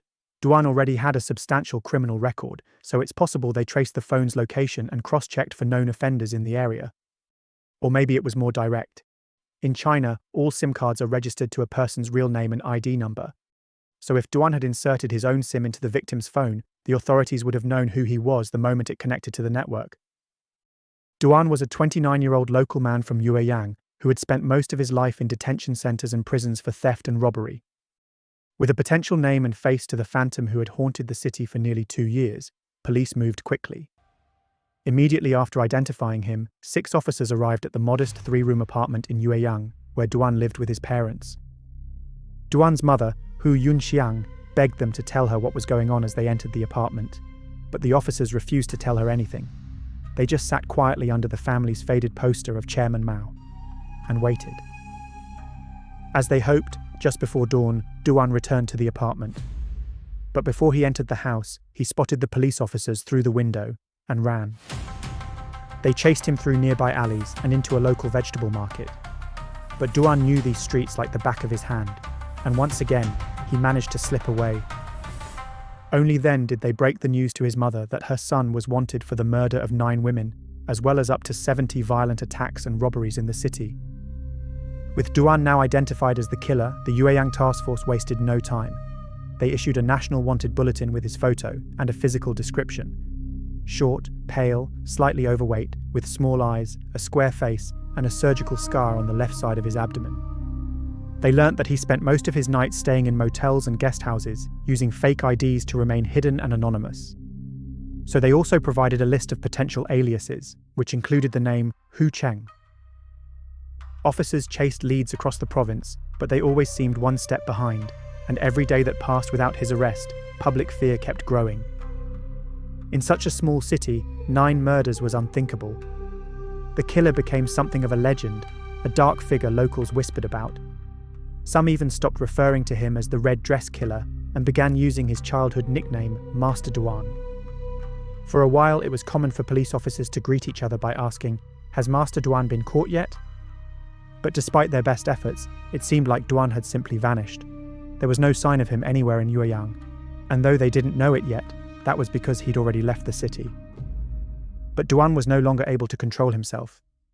Despite his face being all over the news now, it wouldn't be long before he resumed his murderous rampage somewhere new. But before we get to that, now that we know the identity of the Red Dress Killer, I think it's time we take a look at exactly who he was and how he ended up becoming one of China's most notorious serial killers. And you know what that means. It's time to go all the way back to the start. Before the women in red, before the late-night ambushes, before the city of Guocheng even knew his name. Duan Guocheng was born in 1975. His family's ancestral home was in Jianli County in the Hubei province. But shortly after his birth, they relocated to the city of Guocheng in Hunan, where his father had found work. On the surface, his parents seemed ordinary. They had no criminal records. Their neighbors even described them as quiet, decent people. But behind closed doors, their home life was anything but calm. His parents fought constantly. Small disagreements exploded into shouting matches, and those fights often turned physical. Over time, the atmosphere grew so toxic that the family eventually stopped sharing meals at the same table. They lived like strangers, and that environment left its mark. From a young age, Duan was quiet, withdrawn, and cold. He didn't show much emotion. He didn't make any friends. But he did start stealing. At first it was just little things, a toy, a coin, a pocket knife. But when he was caught, his father responded with brutality. On one occasion, he used a pair of pliers to crush one of Duan's fingers as a punishment, permanently deforming it. But the punishment didn't work. It didn't scare Duan straight. If anything, it made him worse. By age 13, he'd already been given the nickname Master Duan by the other kids in his neighborhood. While this might sound like a respectful title, it was unquestionably intended to mock him, though I won't pretend to fully understand the cultural nuances behind the nickname. That same year, while still in elementary school, he was arrested for theft and sentenced to a juvenile detention center, where he'd experienced what was known at the time as reform through labor. His sentence was supposed to last 3 years, but instead of reforming behind bars, he rebelled. He broke rules, fought with guards, and showed no sign of remorse. And as a result, his sentence was extended by another 2 years. By the time Duan was released, he was 20 years old. He had spent the entirety of his teenage years behind bars. isolated, institutionalized, and angry. Within months of his release, he was arrested again for robbery.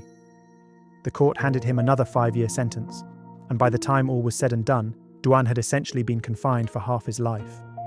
Having been first imprisoned at age 13, when he finally got out, he was 25, and he was barely capable of functioning in society. His father, Duan Songqing, worked as a trash collector. He pulled every string he could to help his son, arranging for him to take a job at the Xincheng Industrial Company. It didn't pay much, just a few hundred yuan a month, but it was something. And for a while things almost seemed stable, for the first time in his life. Duan wore neatly pressed clothes. He even shaved regularly. His father hoped he'd turned a corner. He even tried setting Duan up on a few blind dates, but the women wanted nothing to do with him. Word of his past spread quickly. And even when he fell for a girl at work, someone he liked enough to build up the courage to confess his feelings to, she rejected him. That moment shattered something inside him. From then on, he believed all women were cruel, that no woman was worth loving. And with that belief, his anger turned to hatred, and that hatred festered. He began drinking heavily, visiting prostitutes, gambling away what little money he had. He told reporters later that he never had any real friends, just people from prison who'd helped him forge documents, like the fake IDs he would later use. Duan felt cheated by life, and he blamed the world for his failures. By 1998, he felt like he had nothing, so he returned to his old ways and started stealing again. But this time, he focused his attention on women, the object of his hatred. He started mugging women at night all across Guocheng, and at first he claimed he didn't want to hurt anyone, he just wanted money. But on June 2nd, he spotted Chen as she was walking home around 11 p.m. He thought she was pretty, so he decided he was going to approach her and steal her belongings. But when he pointed his knife at her, she screamed, and this triggered something inside of him. So he dragged her into the alley and assaulted her. And when she kept screaming, he lost control of himself and stabbed her with his knife. And the more he stabbed her, the bigger the rush it gave him. He felt powerful, in control for the first time. A thrill he could never explain, and that he would come to find irresistible. After this first accidental murder, Duan maintained a relatively low profile. It's not totally clear what he did during this time period, but by April the next year, he'd quit his job at Xincheng Industrial, and he was drifting aimlessly through life. He was broke, angry, and invisible to the world, and once again, he turned to robbery. But something had changed. He no longer just wanted money. He wanted that feeling again. The thrill, the control, the rage. And so, one night that spring, he waited outside the General Trade Union building in central Guocheng and watched a woman approach. Her name was Yan Sanying, and this time he wouldn't stop at robbery. He wouldn't stop at all. To keep moving and avoid detection, he began checking into cheap motels under fake names. He used a forged ID card under the name Cheng, which had been made for him by an old contact from prison. In China, all guests checking into hotels are required to present government-issued identification. Without a valid ID, there was no place to stay. But with that forged card, Duan could go anywhere. Blend in, vanish, move on. He became a ghost drifting through Guocheng, changing guest houses, sticking to back alleys, sleeping through the day, and hunting by night. After slipping through the fingers of the police in Guocheng, it seemed like Duan had vanished without a trace. But in reality, he'd just changed locations. In the final days of March 2001, he boarded a long-distance bus out of the city using his fake ID. His destination was Wuhan, one of the most populous cities in central China, and a place where a man like Duan could vanish into the crowd. Initially, he stayed with a relative for a few nights in Jianli County, his family's ancestral hometown in Hubei province. With no idea what he'd done, they happily let him crash with them and even lent him 300 yuan before he left. He arrived in Wuhan just before April with nothing but the borrowed money and a single change of clothes. But that was enough. Duan had lived like a ghost for years. He knew how to survive with nothing. He settled in the Wuchang district, where the high population of migrant workers made it easy to disappear. He checked into cheap guest houses near the train station using his forged identity card, bearing the name Cheng. He switched motels regularly, drifting between cheap inns, keeping to back streets, never attracting attention. He spent time familiarizing himself with the area, and then he started killing again. On the night of May 7, 2001, a 24-year-old female university student was walking home to her dormitory in Guocheng village, near building number 47, shortly after midnight. But she never made it inside, because Duan ambushed her, stabbing her repeatedly with a large fruit knife and robbing her handbag, stealing her keys, an internet access card, and other belongings. After she was dead, he molested her body. It was the first confirmed attack in Wuhan, but it wouldn't be the last.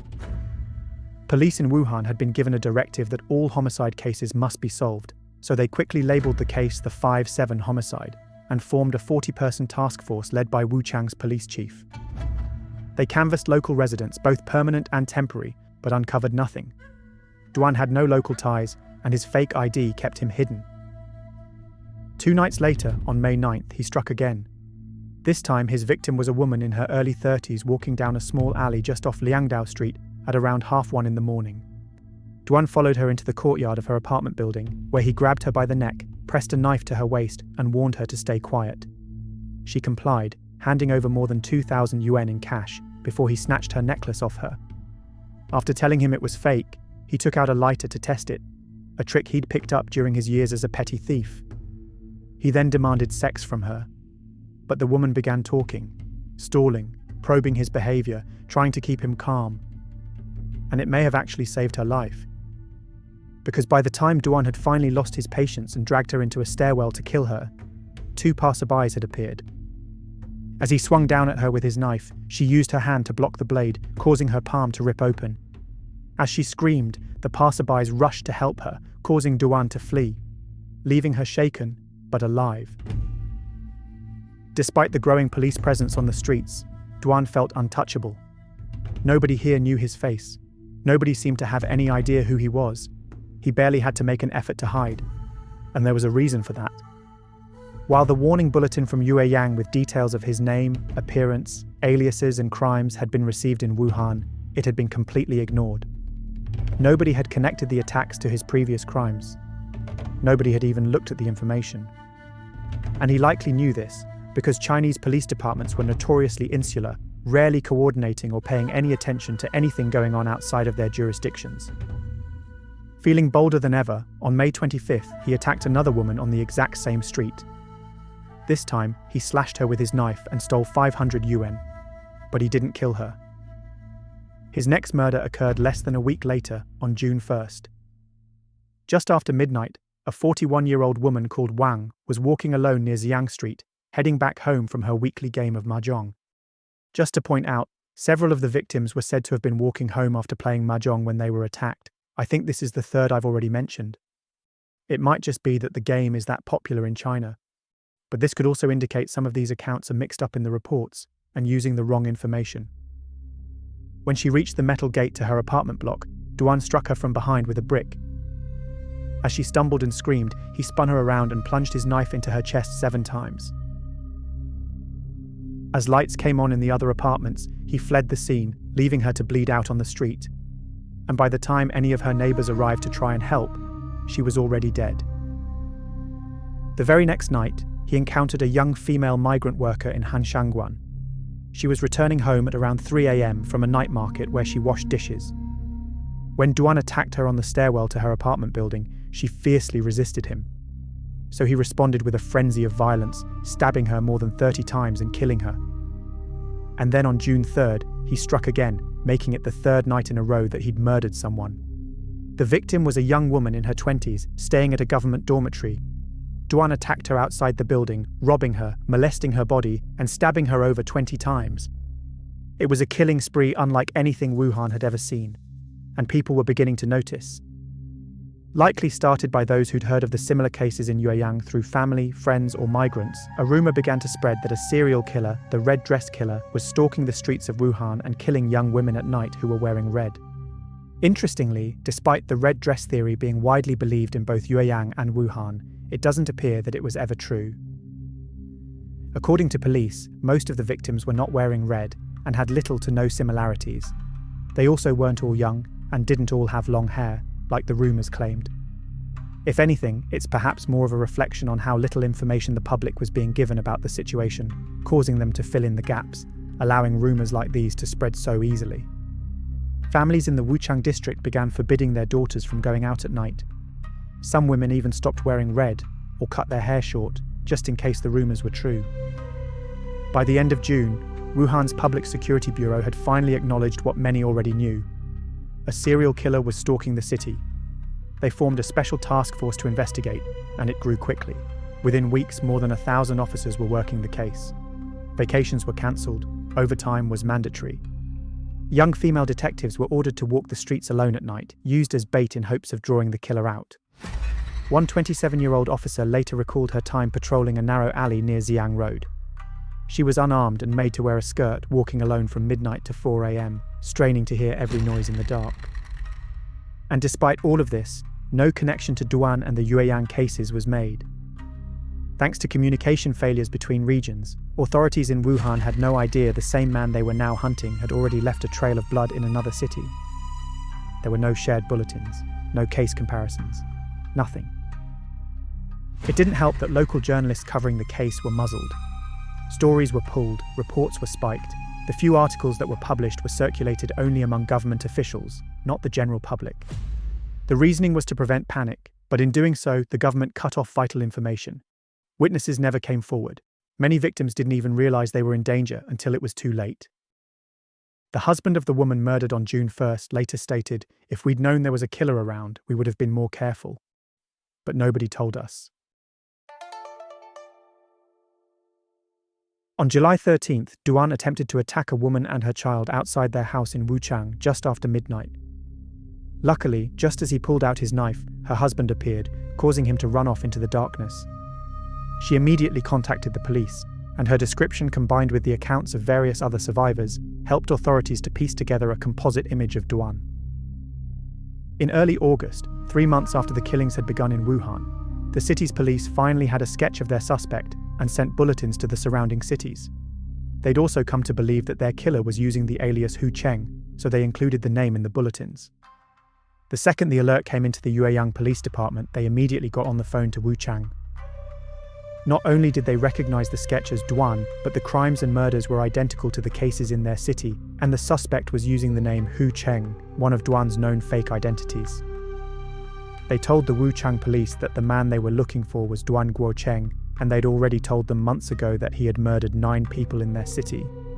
With the police departments in Yueyang and Wuchang finally realizing they're dealing with the same killer, they now had a confirmed total of 13 murders in roughly 2 years for Duan. Members of the task force hurried over to Wuchang and helped to compile a full profile of Duan.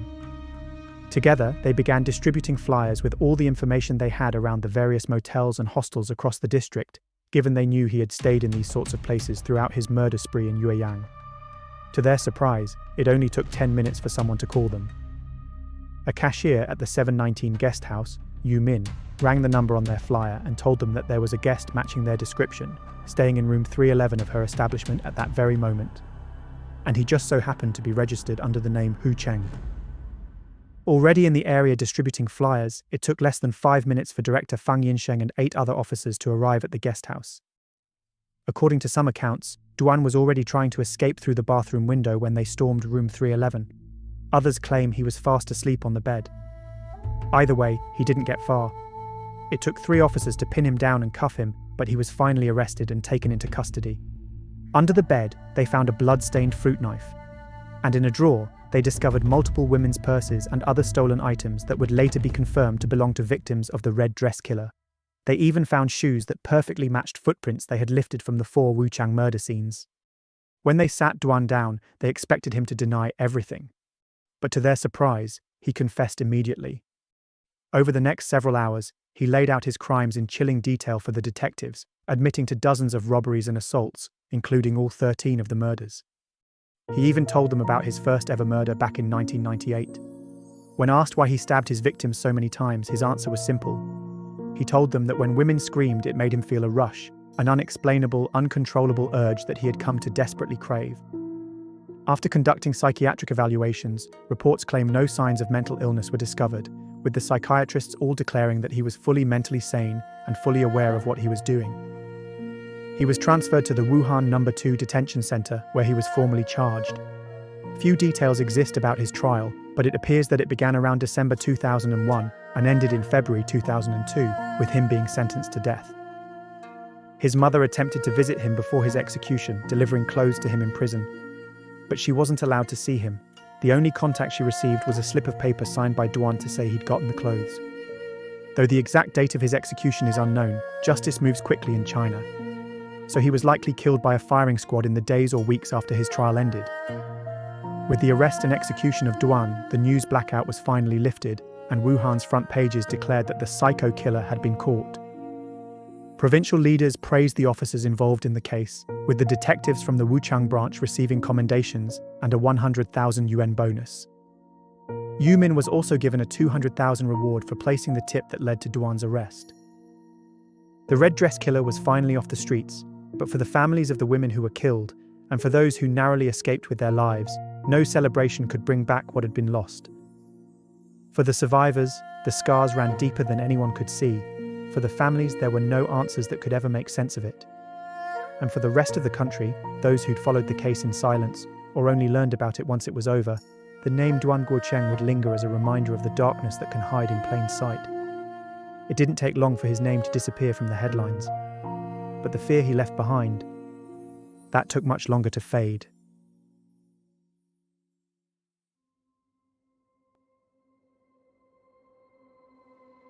And with that, our deep dive into the case of the red dress killer comes to a close. As always, if you found this video interesting, don't forget to like and subscribe and do all those sorts of things that help the algorithm gods decide whether it's worthy or not. As I said up front, most of the information used to write this script has come from Chinese sources, so there are definitely some gaps in my timeline, and more than likely some mistakes in some of the details, but I've tried my best to be as accurate as possible with the information I was able to find. If you enjoy my channel and want to support my work further, there's a membership option here on YouTube, and a Patreon linked down below as well. But just know, the act of watching my videos is more than enough support, and I'm so grateful for every single one of you who tunes in to watch my stuff. So until next time, you have been watching The Mystery Abyss.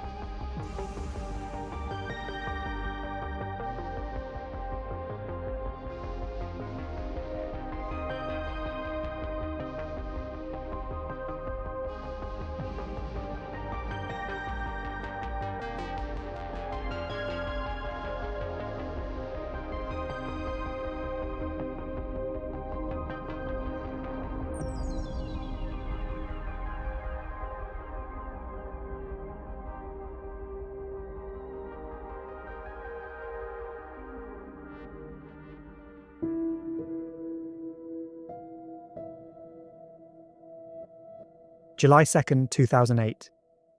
Early in the morning, the sun has barely risen over the small city of Rio Brilhante in Brazil. The streets are still empty, save for a few early risers starting their day. One such early riser walks along a narrow road in the city centre when he glances into a nearby vacant lot and sees something strange among scattered rubbish and weeds. Lying motionless in the dirt is the body of a man. His arms are stretched out wide, his legs crossed neatly at the ankles. The shape is unmistakable, a crucifixion. Shirtless, the letters INRI have been crudely carved into the man's flesh, just above his sternum, a Latin acronym meaning Jesus of Nazareth, King of the Jews. Whatever had happened here, it clearly wasn't random. This wasn't some street robbery gone wrong. This was something else entirely. Police arrive quickly at the scene as a crowd begins to gather, including journalists from the town's local newspapers and TV stations. Because in a city of less than 40,000 people, this sort of thing just didn't happen.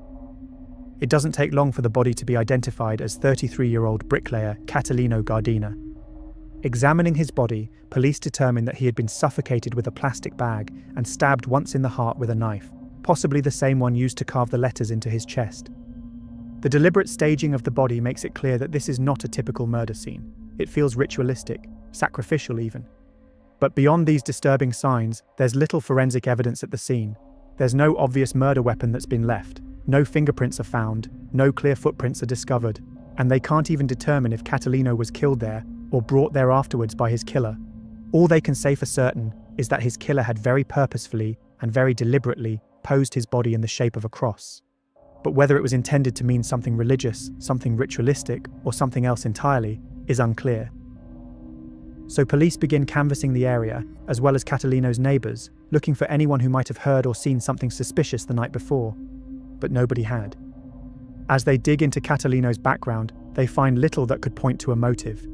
He was a quiet man, described as humble by his friends and family. He was openly gay, and he was said to have struggled with alcoholism and even drug abuse in the past. And while nobody knows it at the time, these particular traits would be vital to understanding why he was attacked and what had happened to him that night. So with no leads at all and no answers from the police, the media begins to fill the vacuum with speculation. While some newspapers and TV reports feature concerned locals describing how they're too afraid to leave their homes after dark, others begin to speculate about the meaning behind the symbolic pose in writing, hinting at the possibility of something darker at work. A religious fanatic, a satanic cult, or even something supernatural. And with every headline, the fear and panic in the small city only intensifies. While the police try to downplay it to keep the public calm, even they begin to suspect that this is not going to be an isolated incident. It feels purposeful to them, the work of somebody extremely disturbed, and they can't help but wonder if Catalino's murder might just be the start of something, rather than the end. And they were right, at least about that aspect, because Catalino was the first victim of a ritualistic serial killer, and it wouldn't be long before more bodies would be found in the quiet city of Rio Brillante, each carefully positioned in the shape of a cross. And yet, even as panic spread and rumours of a serial killer took hold, no one could have imagined the truth. That behind it all was a 16-year-old boy. Driven by a twisted sense of morality, determined to purify the town by hunting those he deemed immoral, he would soon come to be known as Maniac de Cruz, or in English, the Cross Maniac.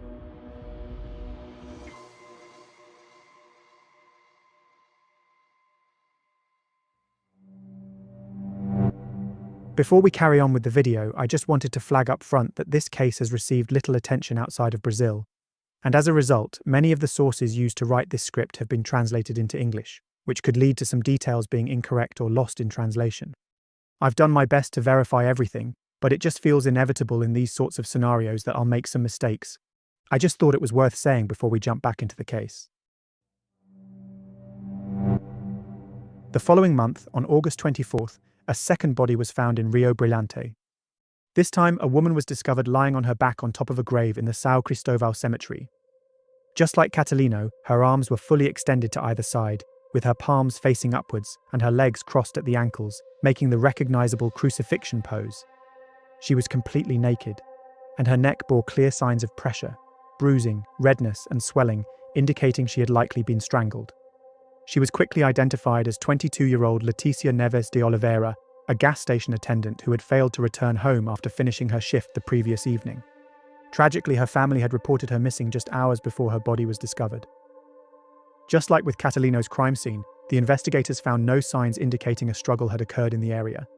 So this meant that not only had her body been placed there with caution, but that her killer had been extremely careful and precise when arranging her limbs into the cross pose. Leticia didn't even appear to have any defensive wounds visible, leading them to suspect she was either taken by surprise or had been unconscious when she was killed. There was nothing carved into her skin, like there had been with Catalino, though several sources claim a small cross necklace was placed around her neck, but I couldn't verify that detail. Despite being found naked, tests showed no evidence that she had been sexually assaulted. Her friends and co-workers told the police she had no known enemies. She was quiet and hard-working, lived with her family, and had no criminal record. Unlike Catalino, she didn't use drugs, and she wasn't a heavy drinker, and as far as they could tell, she had no other connection with him. But they knew there had to be a reason the killer had chosen these two individuals. Nobody would create such carefully staged scenes using random victims. Would they? Interestingly, they did discover that Leticia was also gay. Given the religious symbolism, this led to speculation that, perhaps rather than a cult or satanic motive as initially theorized, their suspect could be motivated by religion, murdering those he saw as morally flawed and sinful. Even though the locals immediately linked the two cases for obvious reasons, the police refused to publicly confirm any connection between them, wanting to prevent mass panic. Despite their attempts to maintain calm and order, with this second victim found posed in the shape of a cross, it wasn't just local news who began covering the case, it became a national story. And as mass panic and fear overtook Brazil, that's when the nickname began to take hold. The Maniac of the Cross. People were so afraid that nighttime curfews were followed by just about everyone in the city, despite not being legally enforced. Local downtown shops were reported to be practically empty after dark, and that was if they stayed open at all. Some schools even shortened their hours so kids could get home earlier, especially after a large number of parents began refusing to let their children walk home alone, regardless of the time of day. Some local religious leaders also began using the cases as fuel for their sermons, preaching about morality and punishment, further fanning the flames of paranoia in the largely religious community, whether intentionally or not. And then a third body was found, and this time the victim was a child.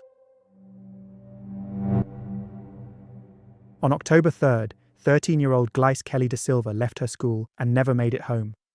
She was last seen walking alone in a quiet residential area of Rio Brilhante, wearing her school uniform and carrying a small shoulder bag.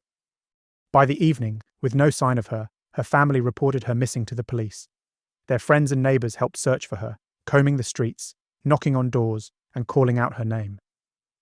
Because of the two recent murders, everyone feared the worst, but no one wanted to believe it could happen again, not to a child. But tragically, 2 days later, their worst fears were confirmed. In an unfinished, half-abandoned construction site on the outskirts of town, Gleice's body was discovered. She was lying on her back, stretched out across a slab of concrete surrounded by broken beams and discarded bricks. Once again, she had been posed like a cross, with her arms extended fully to either side and her legs crossed precisely at the ankles. But this time, the killer had left something else at the scene, a message. Beside her body, police discovered a handwritten note, which reportedly read, "Corpse of Thor" in English, alongside the phrase, "until next hell," or potentially, "until next winter." Strangely, almost every article or source I looked at had a different explanation of the contents of this note, some featuring completely new elements, and others featuring differing combinations. For example, some accounts claim the note was covered in hand-drawn crosses and random letters that seemed to spell out the word hell in places. So while I can confirm there was a note, its exact contents are a little unclear. Like the first two victims, Gleice's cause of death was found to be asphyxiation, likely by strangulation. Once again, there was no sign of sexual assault, she had no defensive wounds on her body, and the crime scene offered no real forensic evidence. And like the other two cases, there were no witnesses, and there was no surveillance footage. It now seemed glaringly obvious that the killer was selecting his crime scenes carefully. They were all quiet, open-air locations, with few natural observers. Any attempts to suppress rumours of a serial killer or satanic cult now fell on deaf ears. The story had already put fear into the hearts of the nation, especially the residents of Rio Brilhante. But with the third victim being a 13-year-old child, this was ramped up to 11. Rumours about satanic rituals, religious fanatics, and supernatural curses spread like wildfire. Residents gathered in churches to pray, light candles, and plead for protection. With mounting pressure to find the killer, a special task force was formed to handle the case, pulling in resources from Campo Grande and other nearby jurisdictions. While the authorities had thought they might be onto something with their theory that the killer was a religious fanatic of some kind, punishing those he judged as morally lacking, they struggled to understand how 13-year-old Gleice could fit into this pattern. The only connection between the first two victims was that they were both gay, so they had speculated, given the religious imagery, that the killer was targeting and punishing people he believed were sinful. But this idea seemed to fall apart with the murder of Gleice. Whatever the motive, the cross-maniac had made his boldest move yet, and by taking the life of a child, he had confirmed what many in Rio Brilhante had feared from the beginning. This wasn't a spree, it wasn't impulsive, it was purposeful, ritualistic, and likely going to keep happening until the person responsible was stopped. When police finally admitted that the three cases were connected and that they were hunting a serial killer, something unexpected happened. A witness came forward. A 17-year-old girl known only as Carla walked into a police station and told them that something terrifying had happened to her around a week before Gleice was murdered. She told them she had gone to a concert in town that night. Afterwards, she was waiting near a phone booth for a relative to pick her up when a man in a hoodie approached her. Although he initially didn't say anything, he suddenly pulled out a knife and pressed it against her stomach. He then ordered her to walk with him, leading her to an abandoned building on the edge of town, and once alone he began to interrogate her. He asked her if she believed in God, if she was a virgin, if she liked men or women, how many boyfriends she'd had, and then, perhaps most chillingly, he asked her if she thought someone could ever love him. She replied carefully and kindly, trying not to provoke him. He then told her, "I went out tonight to kill a whore, and found you instead." and then he let her go, but not before warning her that if she told anyone about what happened, he would come back to kill not only her, but her entire family too. But after seeing a 13-year-old girl had been the next victim, she felt she had no choice but to come forward, in case her attacker was the serial killer they were hunting, and her account could somehow help catch him. However, she never actually saw the man's face, at least not clearly. It was too dark and he never removed his hood, so all she could say for certain was that he sounded like he was a teenager, likely somewhere between 17 and 20. So even though her account perhaps helped them understand how the cross maniac was selecting his victims, judging them based on their answers to his questions, it didn't bring them any closer to identifying who he was. Friends, family and neighbours of Gleiss posted tributes online, many of them on Orkut, a social media site popular in Brazil at the time. On Orkut, users had what was called a scrapbook, a sort of public wall similar to a Facebook wall back then, where other people could leave public messages referred to as scraps. The task force monitored all the activity on Gleiss's page, hoping to spot something unusual or suspicious, and that's when they saw a strange message posted beneath one of the tributes on her scrapbook. Written in all capitals, it read, "Dead people don't get scraps, you sickos." The comment was clearly mocking the act of leaving tributes on the dead child's page, and while it could have been the cruel act of some internet troll, it wasn't. The message had been made by a user calling themselves DogHell666. The Orkut profile featured images of disturbing drawings, alongside a teenager dressed all in black, with dark eyeliner and painted nails. In a large portion of the photos, he was posing among various gravestones in the dark. The user had joined a range of troubling groups with names such as I Love Corpses and I'm a Satanist.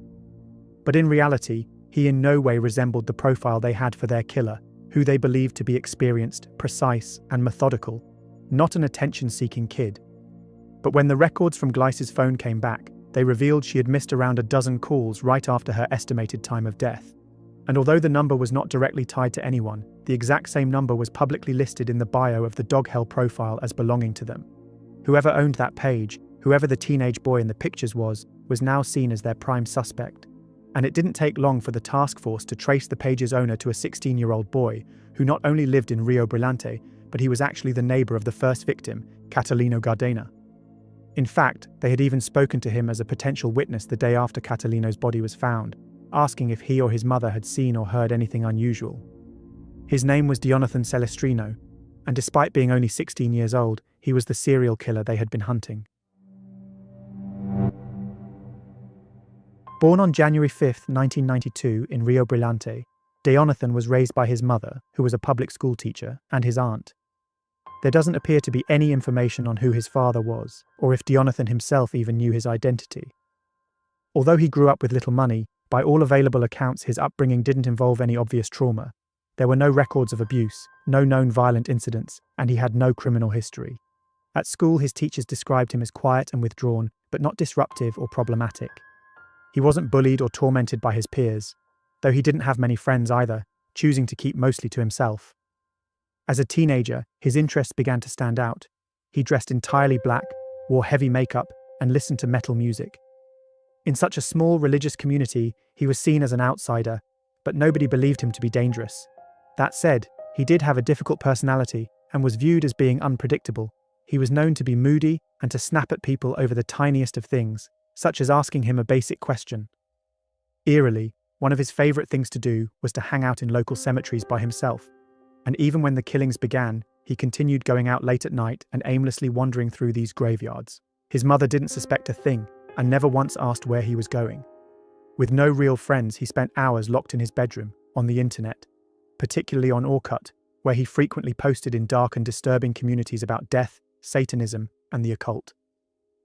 His mother wasn't allowed to enter his bedroom and had no idea what dark secrets he was hiding inside. But on October 9th, less than a week after Gleiss's body had been discovered, police arrived at his home with a search warrant. He was arrested and taken into custody without resistance, remaining completely silent when officers read him his rights. With Dyonathan out of the way, for the first time ever, his bedroom door was open to somebody other than himself. Inside, the officers were immediately struck by an imposing image on the wall. A large photograph of a man they all instantly knew and recognized, Francisco de Assis Pereira. Better known as the Park Maniac, Pereira was one of Brazil's most infamous serial killers, having assaulted and murdered at least 11 women in Sao Paulo in the late 1990s. His crimes were brutal, methodical, and carried out under the pretense of religious and moral authority. For most, he was a figure of horror. But in Dyonathan's bedroom, he was pinned up on the wall the way a teenager would typically place a poster of their favorite actor or musician. There were scribbled note pages everywhere, featuring satanic poetry and occult writings. One note even had a list of names, with either the word dead or saved written next to each of them. They located dozens of newspaper clippings about the cross maniac in the room, and they shockingly even found several knives, which still had traces of blood on them. And as if all of that wasn't damning enough, they found items stolen from the 3 victims scattered around the room, including jewellery that belonged to Leticia and the blouse Gleiss had been wearing when she was killed. There was now no question at all that this 16-year-old boy was the cross maniac. But what they didn't yet understand was why he had committed the murders and what the meaning of the symbolic crucifixion pose was to him. Once in custody, it didn't take long for Dyonathan to confess. He told the detectives that he did not believe in God, but that he did believe in Satan, which doesn't really make an awful lot of sense, as they're sort of a package deal. You could argue he was an atheistic Satanist, but that doesn't actually line up with his other statements either. He said that he forced his victims to go with him to isolated locations at knife point, where he would ask them a number of questions, deciding their fate based on the answers they gave him. If he deemed them to be impure in his eyes, he would kill them. But really, when it came down to it, his main explanation for why he killed all 3 of his victims was the same. He claimed they were all homosexual. This was true of Catalino and Leticia, though it's unclear if it was true of 13-year-old Gleiss. Supposedly, the crucifixion pose was to help their souls ascend into heaven, as if he was redeeming them somehow by murdering them and posing their bodies. Though if he didn't believe in God, I don't really understand how he could believe in heaven. With so much contradiction and confusion in his statements, it's difficult to make sense of what actually motivated his actions, especially given that he also confessed that he was obsessed with the park maniac and that one of his main goals had been to surpass his idol's body count. He told them he looked up to Pereira, that he'd studied his case and all of his murders, and in doing so he made it very clear that he hadn't acted impulsively. He had been careful, precise, methodical, and that's what made him even more dangerous, because this wasn't about rage, it was about control. He believed he was right, and worse, he believed he was necessary. In his eyes, his murders were moral and justified. He was punishing people who were impure. That same day, a press conference was held announcing the apprehension of the cross maniac. The revelation that a 16-year-old teenager was behind the murders shocked not just the residents of the city of Rio Brilhante, but the entire nation of Brazil.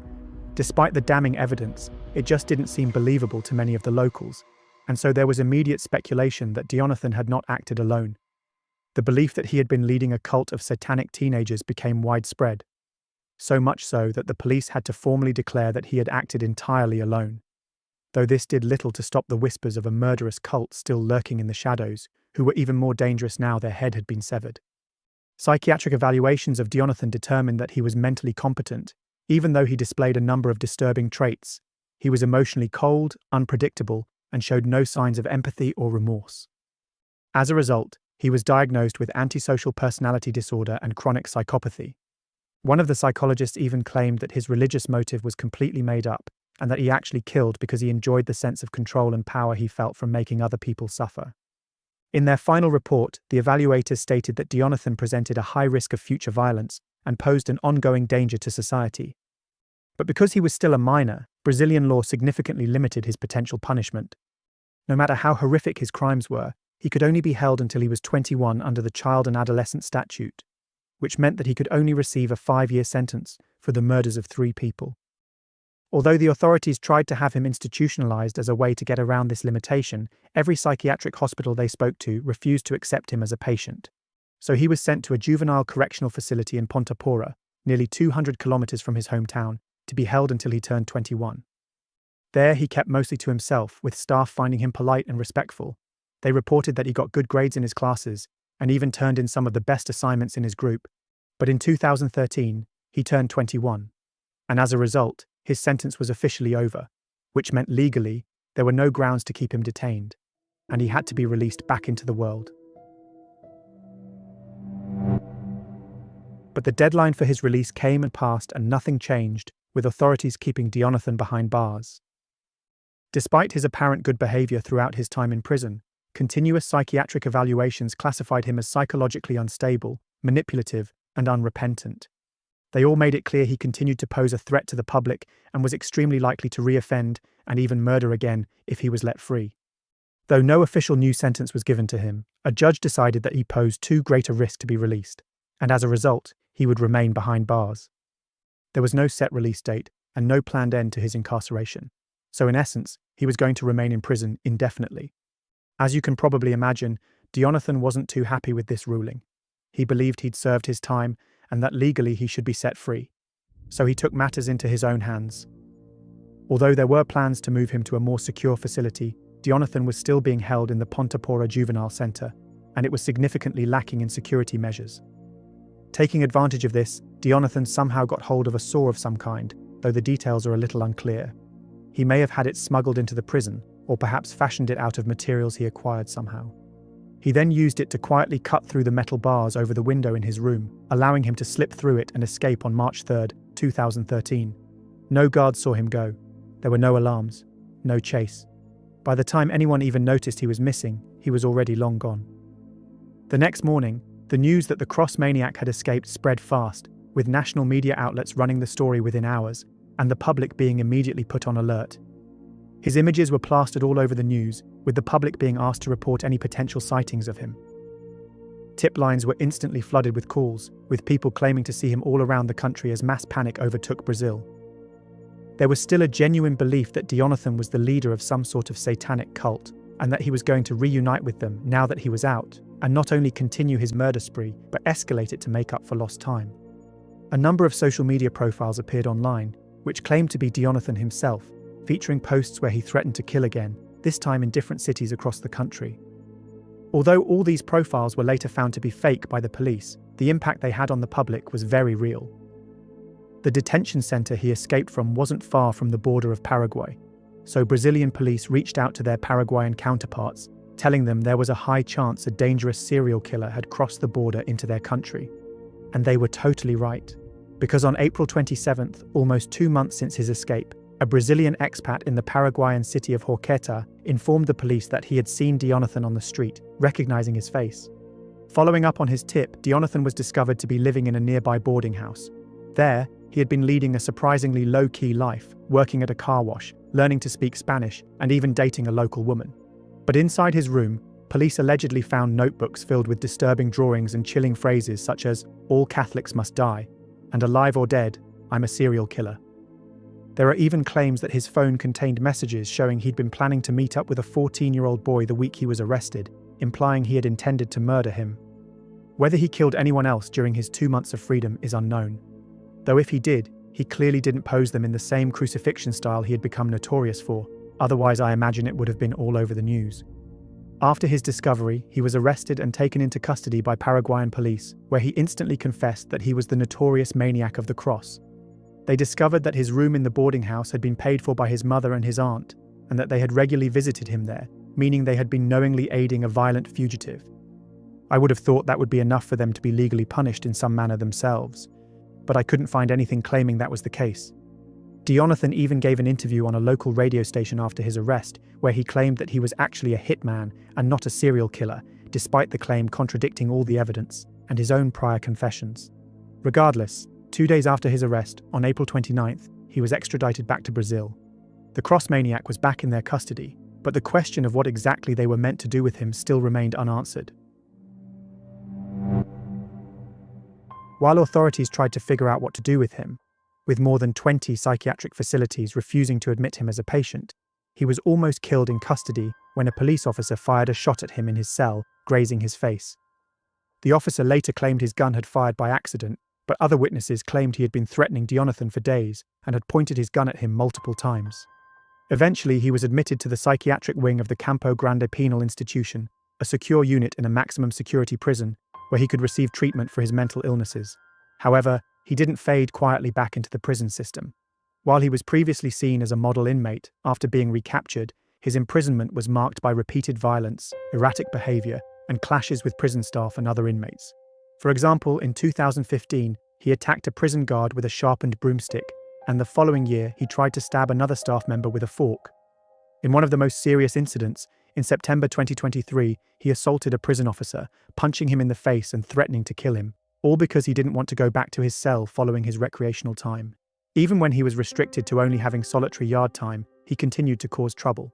In October, he threw a bottle of urine at a guard, something reports claim he had done multiple times, after once again being asked to return to his cell. As a result of all this, he is never left unsupervised in any situation, and is seen as a serious risk to those inside the prison, let alone the public outside. In 2024, Brazil's custodial hospitals were all ordered to be closed, meaning there would no longer be any form of psychiatric detention available in the country. These institutions were realistically the only places equipped to manage mentally ill offenders like Dyonathan. With their closures, he was moved out of psychiatric care and into a secure wing of the prison with the general population. Now in his mid-30s, Dyonathan remains behind bars, spending most of his time in isolation for the safety of the staff and the other inmates. And there are no signs that his mental illness, or his violent behaviour, have improved. Interestingly, his detention has never actually been legally defined. There has been no trial, no sentence, and there is no clear legal path forward. So while he could technically remain incarcerated until the day he dies, he could also technically be released at any point if a judge ordered him to be. And that's where the case sits today, with Dyonathan in a sort of legal limbo inside a locked cell in a maximum security prison, with no sentence and no end date, just a locked door, and the uneasy hope from the residents of Rio Brilhante that it stays shut. And with that, our exploration of Brazil's cross-maniac killer comes to a close. As always, thanks so much for watching. Don't forget to like and comment and all that sort of stuff that helps feed the appetite of the ever-hungry algorithm gods, so other people actually get a chance to watch the video, or the chance to ignore it. Either way, all that sort of stuff helps put it in front of people, so it gets the opportunity to live or die on its own 2 feet. As I said up front, a lot of the information about this case hasn't come from English language sources, so there's a high likelihood that some of the details will be wrong or mistranslated, but I've tried my best to be as accurate as possible with the information presented.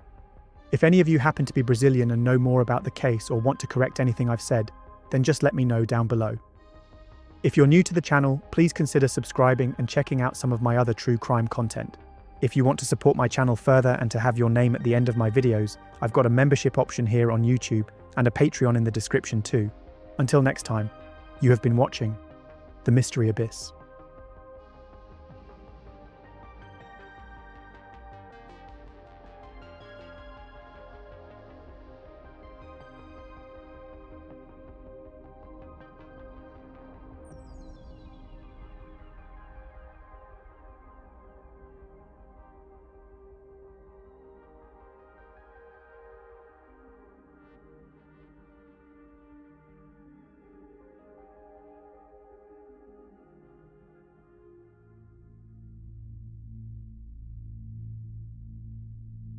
October 1993.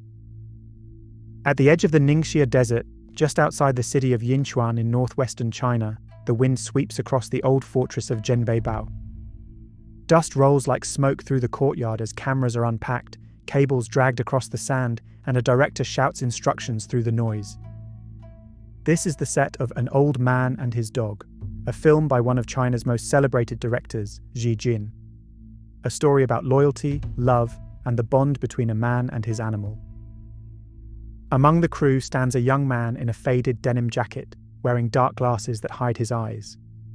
At his side, a yellow wolf dog waits patiently on its leash, calm, obedient, trained to perfection. The dog has just been chosen to star in the movie, and its owner, the man holding the leash, has been hired as its handler.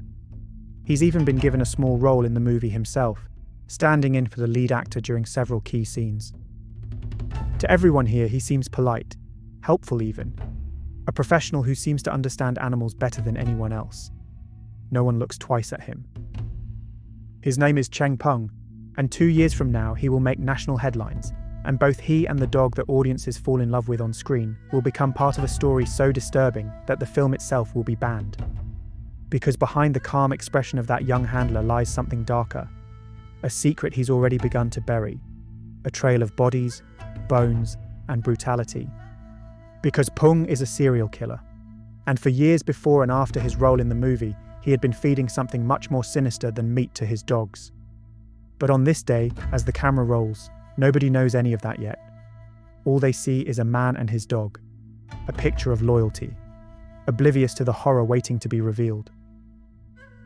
This is the story of Cheng, the dog breeder butcher.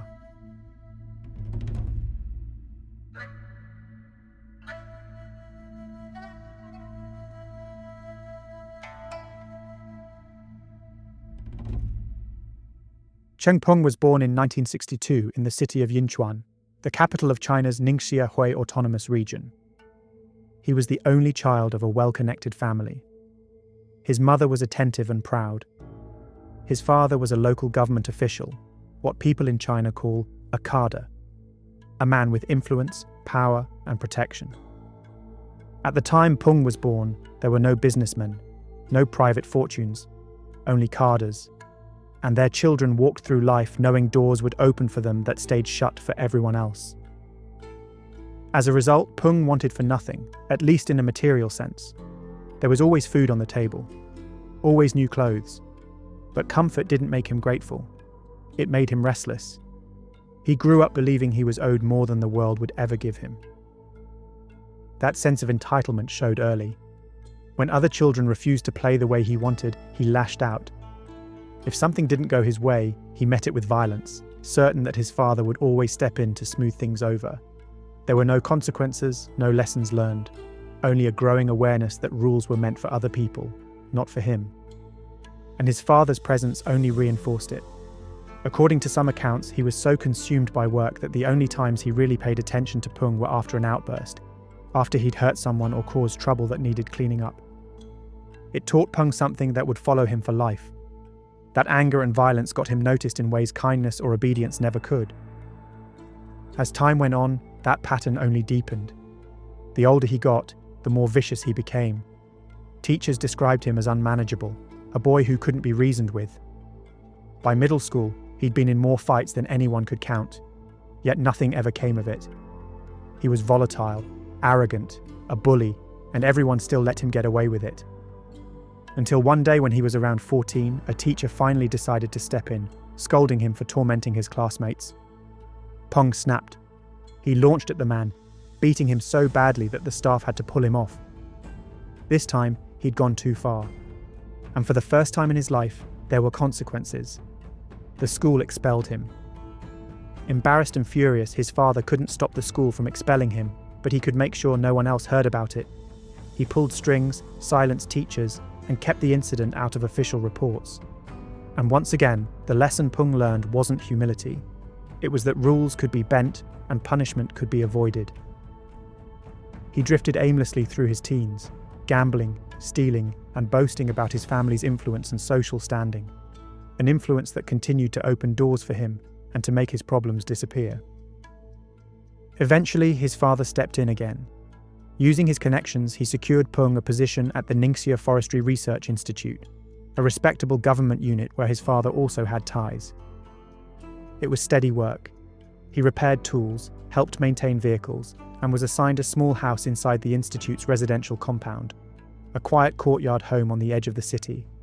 It was a second chance most people didn't get, but one that Peng was all too eager to throw away.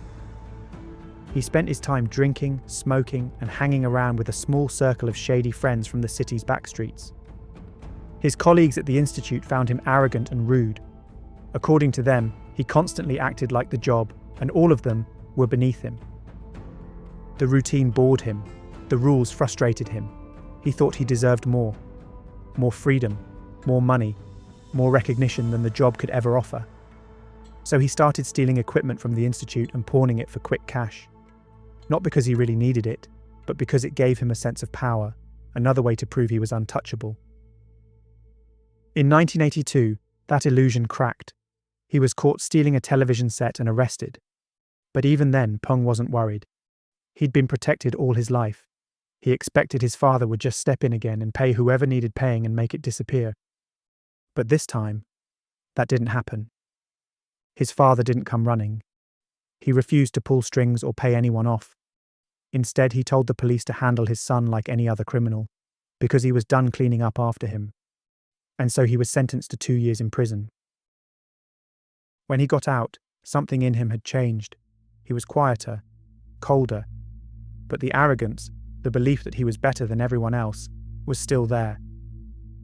Normally, a civil servant convicted of a crime would be immediately fired, but because of who his father was, the institute kept his position open, and when he returned, he was allowed to return to work in the same unit and to continue living in the same house on the compound, almost as if nothing had happened. He kept to himself, rarely engaging with his co-workers, who all felt he continued to treat them with contempt. They described him as moody, cold, and withdrawn. By the late 1980s, Peng had already been suspended at least once, for his attitude and for stealing again. This time, the institute handled it quietly, keeping the police out of it. Some sources claim that was his father's doing, because despite once vowing to let him face the consequences of his actions, his parents still hadn't given up on the idea that he could change. And one of the main ways they tried to achieve this was by arranging a marriage for him, believing it might teach him a sense of respect and responsibility. His new wife was a university-educated researcher at the same forestry institute. She was serious, ambitious, and respected by her peers, everything Peng wasn't. But she was rarely home, often away on long assignments in the field. The marriage was distant from the start. Peng resented her independence, her calm authority, and the quiet respect she commanded among colleagues. The more he compared their reputations, the more he hated it. He spent his days with his old crowd from the back streets, gambling, drinking, drifting, or sitting alone in the courtyard of his government house, smoking and stewing in silence. And that was when he began collecting dogs. They were the only thing he seemed to care about other than himself. Initially, he kept a few as pets. Then he fenced off part of the yard and began breeding wolf dogs, large, aggressive crossbreeds, normally used for guarding warehouses and factory yards.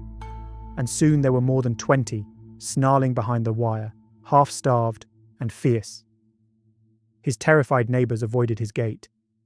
At night they said they heard gunshots, the sound of Peng firing at chickens and ducks for sport, before tossing their carcasses to his dogs. The noise was constant. Gunfire, barking, the clatter of metal bowls. But because his father was a cader, no one complained. And day by day, he trained his dogs to be more obedient to him and more vicious and violent to everything and everyone else. By the time he turned 26, Peng had basically become a fully formed version of what he always was, a man convinced the world owed him something, and that pain, whether animal or human, was his to command. And soon that belief would lead him to kill.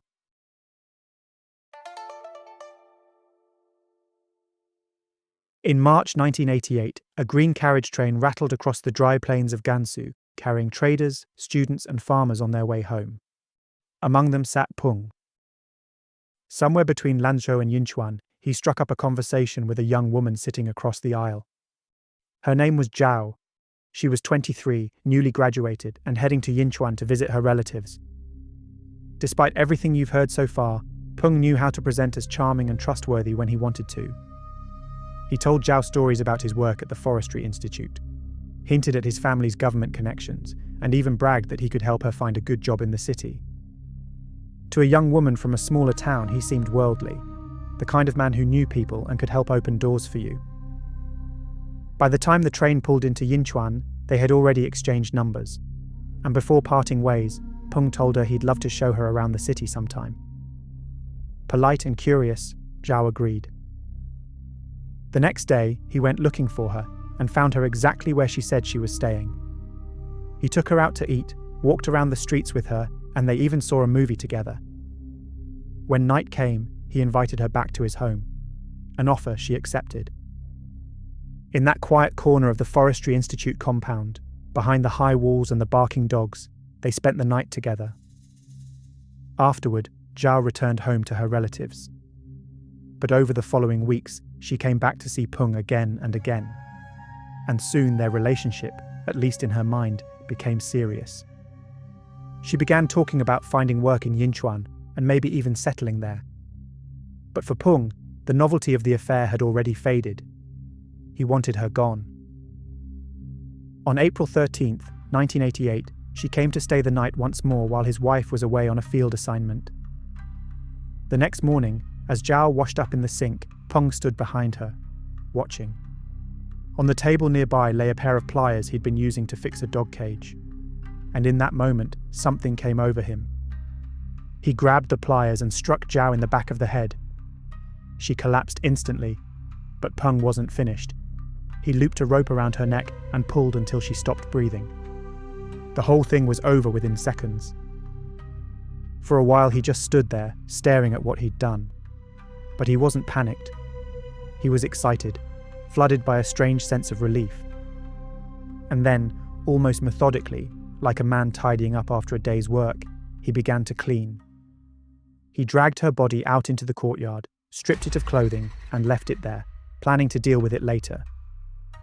But when he came back the next morning, what he saw stopped him cold. The dogs, the pack he'd trained and fed for years, had devoured most of the body. All that remained were bones, scraps of flesh and hair, and some ripped clothing scattered across the yard. He gathered up what bones were left and buried them beneath the cages, smoothing the dirt flat. Any remaining flesh or tissue he shoveled into the kennel troughs for the dogs to finish off. Then he poured fresh concrete over the grave and set up another wire enclosure on top of it. No one in the compound noticed anything unusual. The dogs were loud at night anyway, and they'd learnt to just ignore the noise and commotion from Peng's house over the years. For days afterwards, he couldn't stop thinking about it. Not the murder itself, but how easy it had been. No one had come. No one had asked questions. The body had just disappeared. As far as Zhao's family were concerned, she had stayed behind in the city. They assumed she'd found a job and started a new life. They never could have imagined that her final resting place was just a few feet beneath a kennel of barking dogs. And for a while, nothing happened. Peng went back to work, walked the same corridors at the institute, fed his dogs, smiled at his neighbours. But something inside him had changed. From that moment on, he no longer saw his dogs as just companions. They were accomplices. He could kill anyone he wanted, and they would destroy the evidence for him.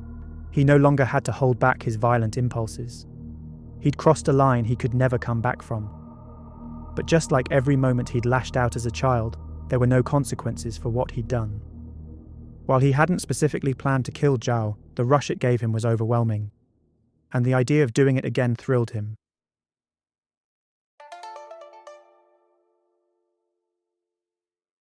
Winter 1990. 2 years had passed since the woman on the train. Inside the Forestry Institute compound, his dogs continued barking through the night, their noise so constant that neighbours barely even acknowledged them. To everyone else, life continued as normal. But Peng had changed. The violence had awakened something in him.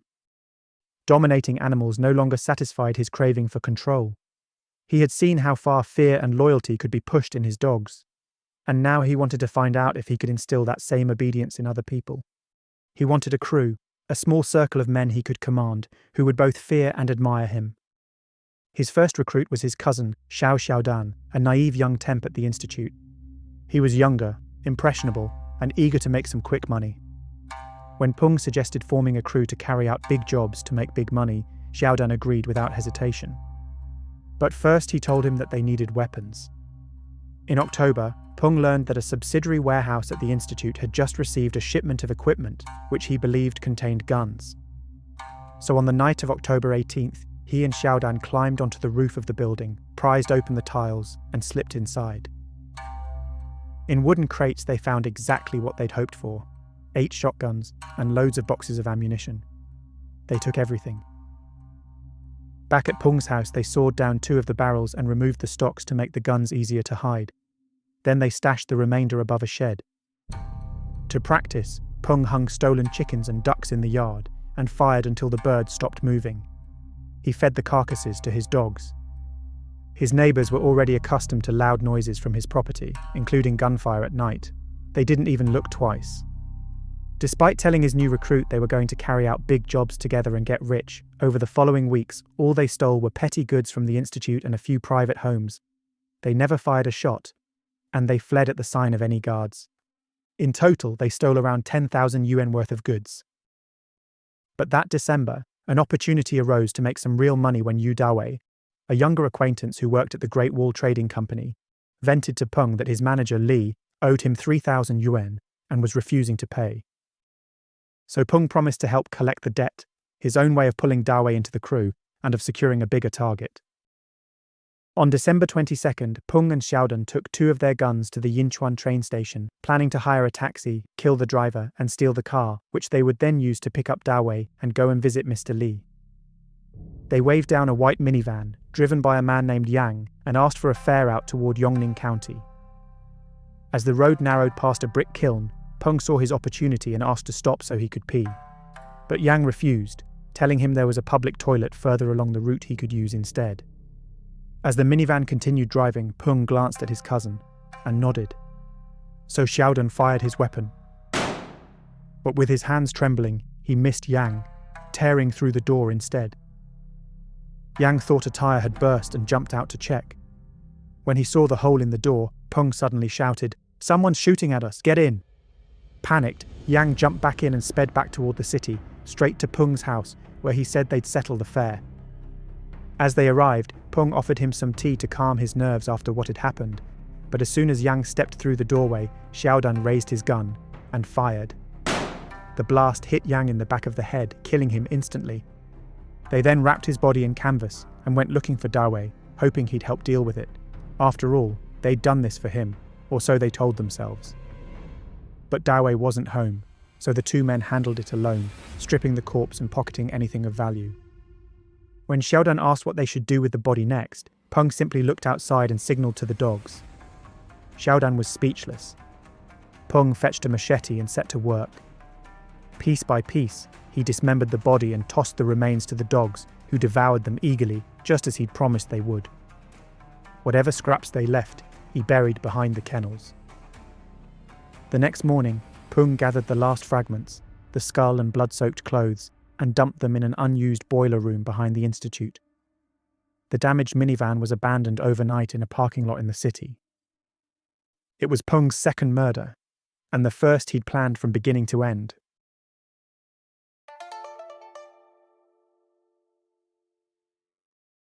Two weeks later, on January 8, 1991, Dawei showed up at Peng's house, asking if he'd managed to collect the money yet. Peng poured him a drink, offered dinner, and told him it was time to settle things with Mr. Li, together. So he called Xiaodan and arranged to meet him outside the Nunman bus station. The 3 men climbed into a beige Polonaise taxi driven by a man called Zhang and told him to drive them to a quiet area on the southern outskirts of the city. When they reached a dirt road, Peng told him to stop. As the car slowed, Xiaodan subtly raised his shotgun and fired. But the sudden jolt of the brakes threw his aim off, and the blast shattered the windshield instead. Zhang immediately bolted from the car, shouting for help. But the ground was icy and frozen, making it difficult to run. Peng stepped out, aimed his gun, and fired until he fell to his knees. As the 3 men approached him, Zhang begged for them to spare his life. Instead, Peng handed the gun to Dawei and ordered him to finish the job. Dawei hesitated, gripping the weapon with trembling hands. After a long moment, he lowered it. He couldn't do it, and handed it back. Without hesitation, Peng fired a single shot into Zhang's head, killing him instantly. According to some accounts, he then cut off Zhang's head with a knife, tossing it into the weeds. They then shoved the body into the trunk of the taxi, driving off to go and confront Manager Li at his office. Now realizing that they likely intended to kill Mr. Li, Dawei told them that it was too late. The office would be closed, so there'd be no point going there now. So Peng drove him back to his home and let him out. Sensing how shaken he was by what had happened, he warned him to keep quiet about it. He and Xiaodan then drove to somewhere secluded and dug a shallow pit, tossing the corpse into it. But as they drove away, Peng suddenly changed his mind. He turned the car around, dug up the body, and took it home. Like his first 2 victims, he fed it to the dogs, before burying anything that remained under fresh concrete. Given the taxi's windshield was blown out, they chose to ditch it, abandoning it in the Dongfeng bathhouse parking lot. Even when it was discovered, nobody connected it to the white van and the missing taxi driver from 2 weeks ago. The police investigated the cases, but there were no witnesses, no CCTV footage to review, and not even any bodies. Both cases soon went cold. Within days, Dawei began to distance himself from the group, and before long, he'd cut contact with them entirely, too scared of what he'd witnessed. But Peng wasn't concerned. That fear, he believed, would keep Dawei quiet. and his own arrogance convinced him it always would. 2 drivers were murdered in cold blood, and nobody had noticed. In the evenings, Peng sat in his courtyard smoking, watching the dogs circle under the yellow light. The killings had become effortless. There was no panic, no guilt, no trace of what he'd done. And soon, that hunger, that need to feel the power of it again, would return. But this time, the target wouldn't be a stranger on the road. It would be someone who thought she loved him.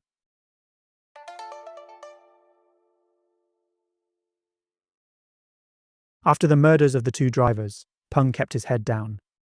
He went back to his usual routine at the Forestry Institute and continued as if everything was completely normal.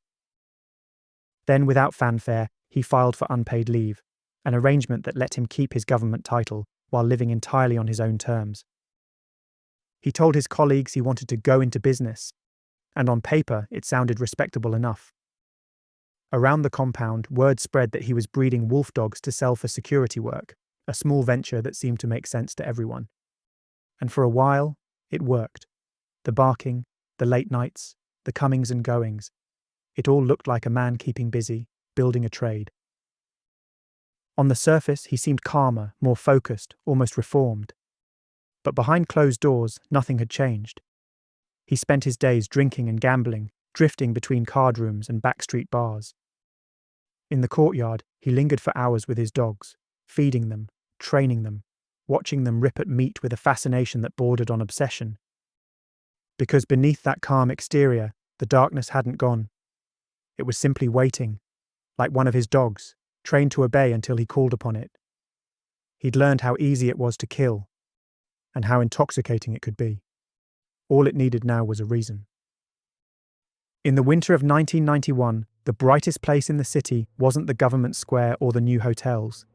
It was the Tongfuju ballroom, a swirl of red lights, cigarette haze, and music from a battered tape deck. That was where Peng met Liu, a lively factory worker in her early 20s.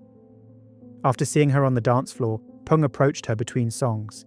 He put on his mask of charm as he smiled and laughed with her, before offering to buy her a drink.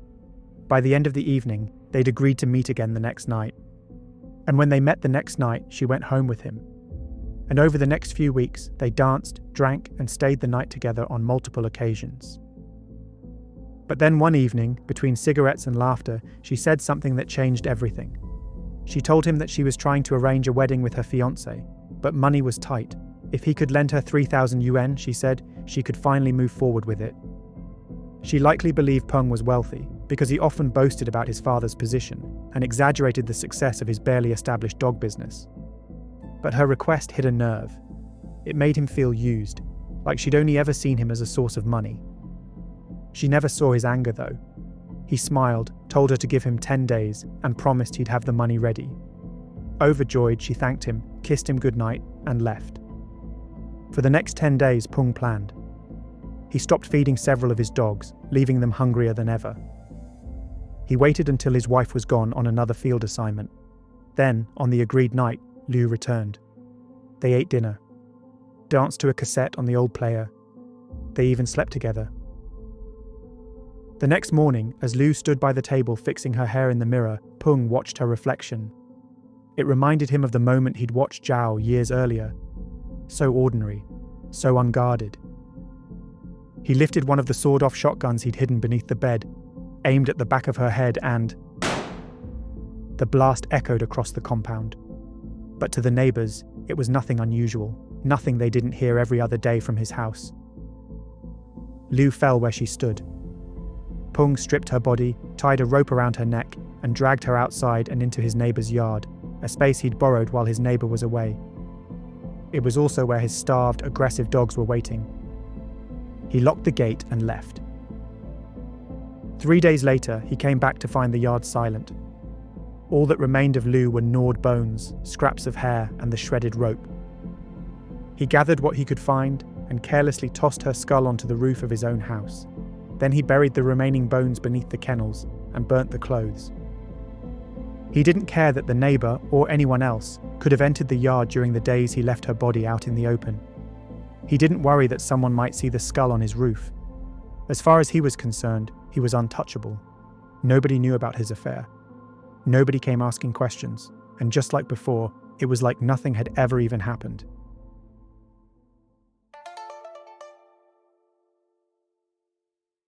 By 1993, the business that had once been a cover story had become real. What started as an excuse for Peng, a way to explain the noise, the dogs, the constant activity, had turned into something that looked respectable. People came and went from his courtyard, curious about the wolf dogs behind the wire. He spoke with authority about bloodlines, temperament, and training, always the expert, always in control. Soon he wasn't just the odd man with too many dogs. He was a breeder, a businessman, a man who seemed to know what he was doing. That spring, the western desert outside of Yinchuan stirred with excitement. A famous director, Xie Jin, had arrived to film An Old Man and His Dog, a sentimental story about loyalty and loss. The set was built among the crumbling walls of the ancient Zhenbeibao fortress, a maze of courtyards and battlements left from the Ming dynasty. Trucks rolled in with lights and props. In the early 1990s, film was still a rare spectacle in rural China. When a movie screen went up, people would walk for miles to see it. So when the film crew arrived in Ningxia, excitement swept the region and crowds gathered just to watch the cameras roll. But there was a problem. The production couldn't find the right dog. Xie Jin wanted an animal with presence, an obedient dog that could convey gentleness, patience, and sorrow. They placed ads on the radio, on TV, and in newspapers, resulting in endless auditions. For days, villagers, breeders, and hobbyists lined up at the gates. But he rejected every one of them.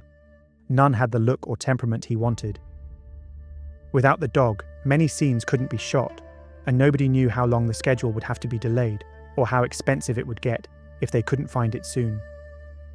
But just as they were starting to panic, a man arrived in a denim jacket and dark glasses, leading a dog by a rope. The animal was lean, bright-eyed, and obedient. It responded to every gesture, every click of the man's tongue. Xie Jin knew instantly that he'd found his star. That man was Peng, and that dog was one of the many that had already tasted human flesh. Peng was hired on the spot as the dog's handler, and the director even offered him a small role in the movie to thank him, doubling for the lead actor in a few long-shot scenes, including a scene driving a horse and cart across the dunes. During the weeks of filming, Peng was almost unrecognizable. He was attentive, polite, and eager to please. The crew saw only a calm, reliable animal handler, a man who seemed to understand dogs better than most people could ever dream of. When the film wrapped and was released the following year, it was an instant hit. It was labelled as one of the best films of the year by Chinese critics, and won numerous awards. Audiences across China were moved by its story, praising the dog in particular for its performance. And in Yinchuan, everyone wanted to meet the man who had trained it and to take pictures with the animal star. Peng soaked in the attention. He told stories about working with the crew, about the famous actors he'd met, about how his dog had performed perfectly, often only needing a single take. The local papers even mentioned him by name, with small magazines running blurbs about the breeder from Ningxia who trained the film's star. His business flourished as a result. Farmers came to buy pups from him. Security companies came to find guard dogs. The same animals that had eaten his victims were now earning him praise and money. Among the many people who came to see him was someone from the film crew, a married woman called Yu. She was 7 years older than him and seemed to be genuinely curious about his animals. Conversations about their time working on the movie soon turned into deep chats about life, and before long she was coming to visit him regularly. Yu had admired Peng during the shoot, fascinated by his composure and the way he handled his dog. She told him that he seemed like a real man, the kind who knew what he wanted and didn't care what anyone thought. They became so close that Peng even gave her a key to his house, telling her she could come by any time his wife was away. For a while, the affair gave Peng that sense of control he always craved again, the thrill of being wanted, the comfort of being admired. But then one day, everything changed.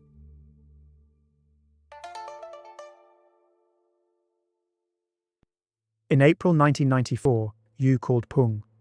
She told him she'd been away in Hebei after her father's death, and before returning home again, she wanted to see him, as there was something important she needed to tell him.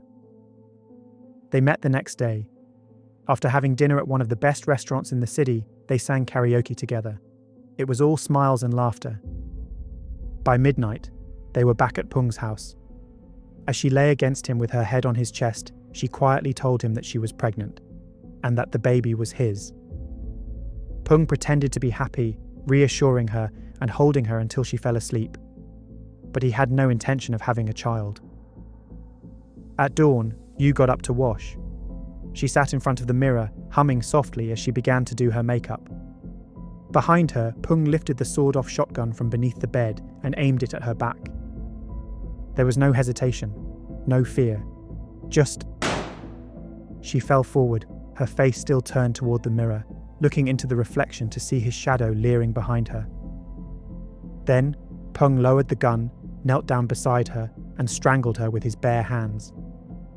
When she'd stopped moving, he opened her handbag and took her cash, her gold earrings, and her necklace, and went outside. Beneath a grapevine in his yard, he dug a shallow pit and lowered the body inside. He didn't dismember her, didn't feed her to his dogs. This time, he just buried her body. He covered the grave with earth and burned a small stack of joss paper, thin ceremonial sheets meant to send offerings to the dead, as his own twisted gesture of farewell. And just like with his previous 4 victims, nobody came looking for her. But every pattern breaks eventually, and the next time he pulled the trigger, it would finally mark the beginning of his end.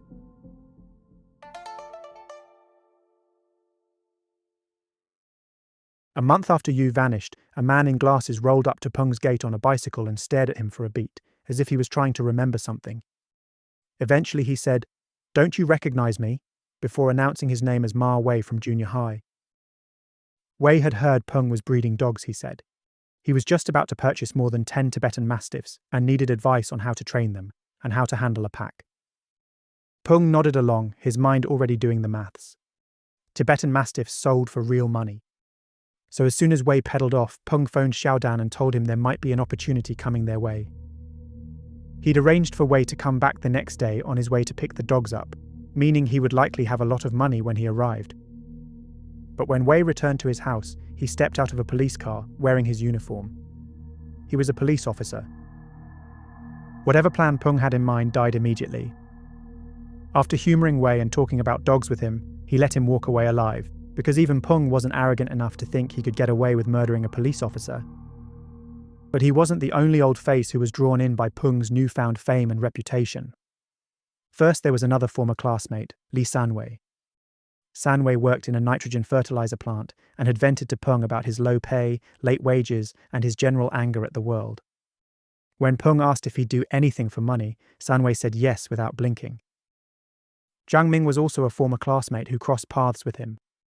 Ming had become a deputy manager at a trading company in the city's new development zone, and at first the reunion was friendly, 2 men from the same school talking business and money. But one evening over drinks, Ming mentioned something that lit a spark in Peng's brain. He had raised 1.5 million yuan for a cashmere wool deal. That number drowned out everything else in Peng's head, every other target, every other plan. So he invited Ming to his home for dinner in early January of 1995, saying he wanted to discuss an investment opportunity. When Ming arrived, Sanwei was also at the house. The 3 men sat down to eat dinner, talk business, and reminisce over their shared past. But as Ming sipped tea, he suddenly felt his eyelids sink. The tea had been laced with sleeping pills by Peng, and as soon as the drugs began taking effect, he pulled out one of his sawed-off shotguns and thrust it into Sanwei's hands. He told him to shoot Ming to show that he was serious about doing anything for money. But Sanwei's bravado quickly collapsed. He shook his head and passed the gun back. So Peng fired it himself. Terrified, Sanwei helped him drag the body into the yard, where it was buried beneath the grapevine, alongside Yu. Then, Peng took Ming's keys and went straight to his home with Sanwei, who was too frightened to say no. Ming kept a separate flat near the development zone, away from his family. So when Peng and Sanwei let themselves in with his keys, the place was empty. They searched every drawer and cabinet, looking for the 1.5 million yuan that Ming had bragged about before. But there was no fortune waiting for them. Just a few hundred yuan in cash, a small stack of bonds, and a new pager on the dresser. Peng snatched the money and bonds, clipped the pager to his belt, and walked out as if it were his. When it was done, he told Sanwei to go home and to keep his mouth shut. He didn't have to say what would happen if he didn't. The next evening, Peng called Ming's home from a payphone.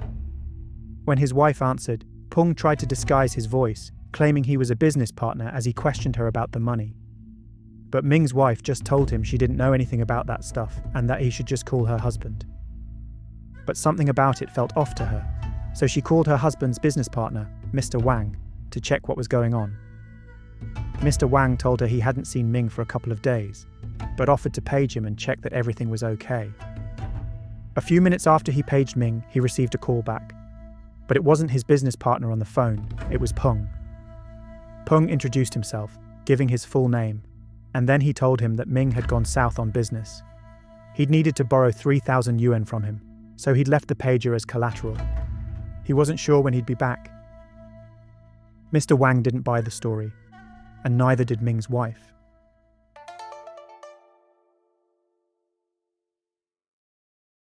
On January 11th, Mrs. Zhang filed a missing person report with the police.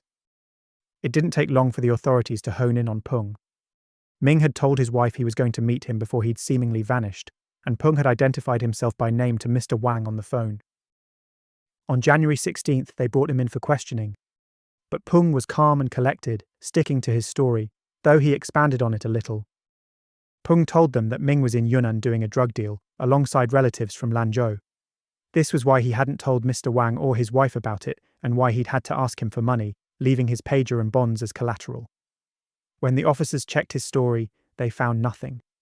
He did have relatives from Lanzhou, but they simply laughed at the notion that Ming would run drugs or disappear on any sort of business trip without telling his wife. With it clear to everyone that Peng was lying, he switched tactics and suddenly went silent. He refused to cooperate. He wouldn't give them the confession they wanted. He wouldn't answer any more of their questions. He wouldn't even eat the food they gave him. After 2 days, they still had nothing solid enough to hold him. So he was escorted back to his house by officers to assist in a search of his property. He wasn't even in cuffs. As they approached the gate, the yard erupted. More than 20 wolf dogs pounded against the wire fencing, barking and snarling. Peng offered to go through the gate first so he could lock the dogs inside their kennels. But as he slipped into the yard, he suddenly bolted. The officers rushed into the yard to pursue him, but his snarling dogs swarmed them, holding them back. Peng then vaulted onto the kennel roof, and in one fluid movement, he disappeared over the far wall and into the scrub. By the time the officers had fought through the barking dogs, he was gone. After finally securing the animals, they entered the house anyway. The smell was what hit them first, a thick metallic tang embedded in the wood and plaster. Dark dried flecks were on the door frames, lampshades, and even the ceiling. They were suspicious looking enough for them to take samples to be analysed. Within hours, the flecks were confirmed to be human blood. So an entire team descended on the property. It didn't take long for the 8 hidden shotguns to be discovered, which all still had their serial numbers intact. They were quickly identified as the same batch stolen from a Forestry Institute warehouse years earlier. Out in the yard, a police dog pawed at a freshly dug patch of soil. Spades went in, and the body of Jiang Ming came out. Their missing person case had just become a murder case. But then they found another trench, and in it, another body. A woman's remains, already deep into decay. The more they searched the property, the more they found. They began uncovering the buried bones of Peng's other victims in bundles, some under his kennels, others in the neighbour's yard, a skull on the roof. But most disturbingly, it was immediately clear that all of the bones had been gnawed and chewed. There were even human bones still laying inside the kennels. Room by room, pit by pit, the story assembled itself. This was a graveyard, one that had taken years to build. It wasn't just a murder case, it was a serial killer case, and one of the most disturbing that the nation had ever seen. That same day, January 18th, 1995, the Public Security Bureau issued a citywide bulletin, and the manhunt had begun.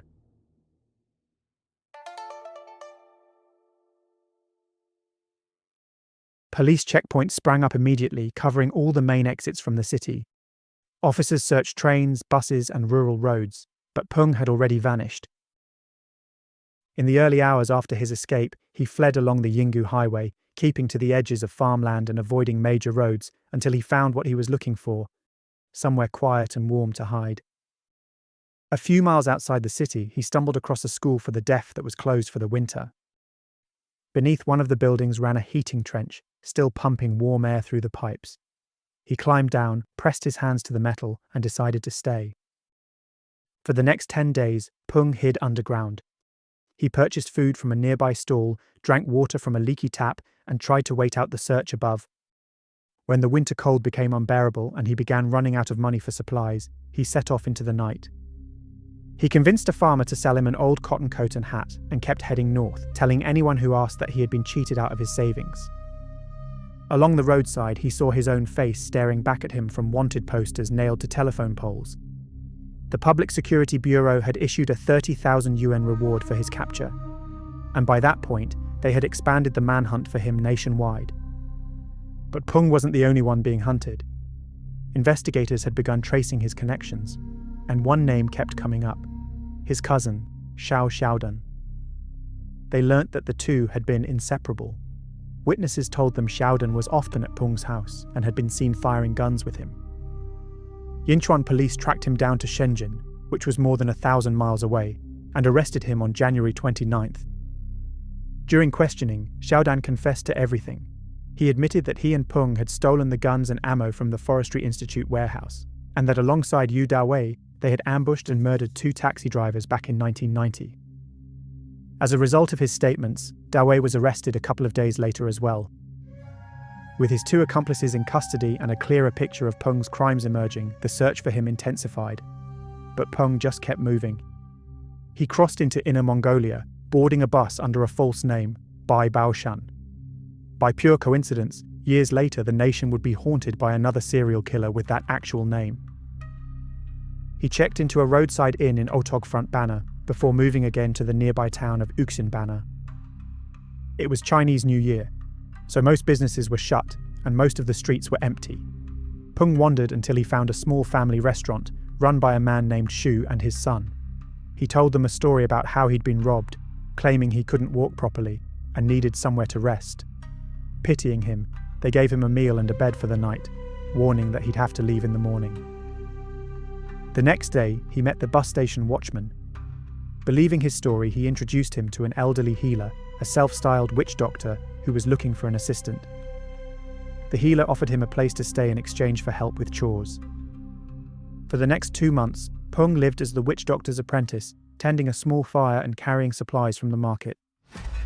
He also worked occasional shifts at a nearby coal mine to earn some money, keeping his head down.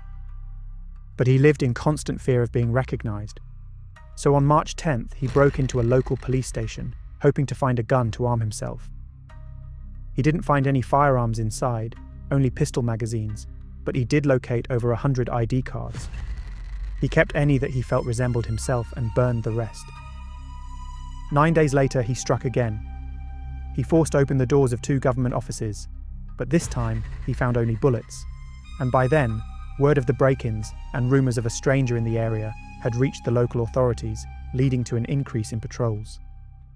So Peng slipped away once more, this time heading south toward Shanxi province.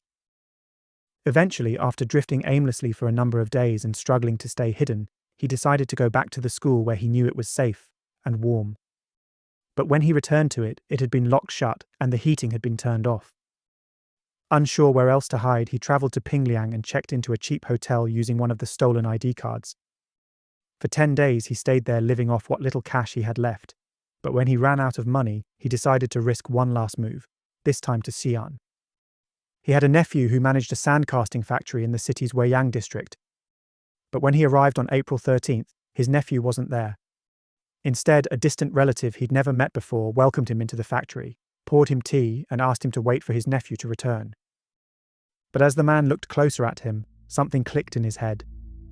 He'd seen his face before, on a wanted poster offering a reward of 30,000 yuan. Making an excuse to leave the room, he told one of the guards to call the police before returning to Peng to keep him talking. Minutes later, 6 plainclothes officers arrived at the factory. 2 of them entered the office, pretending to be customers, and as soon as Peng turned to look at them, they lunged at him. He barely had time to stand before he was slammed to the floor and handcuffed.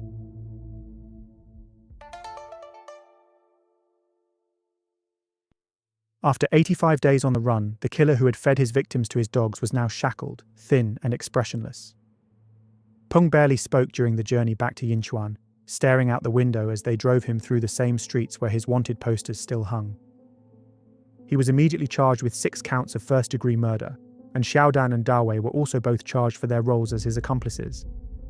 At his trial, Xiaodan openly admitted that he had assisted Peng in multiple robberies, including stealing the shotguns from the Forestry Institute, and even confessed that he had killed the 2 taxi drivers with his cousin. Dawei also confirmed his involvement in the taxi driver murders during his trial. Like his accomplices, Peng didn't deny what he'd done.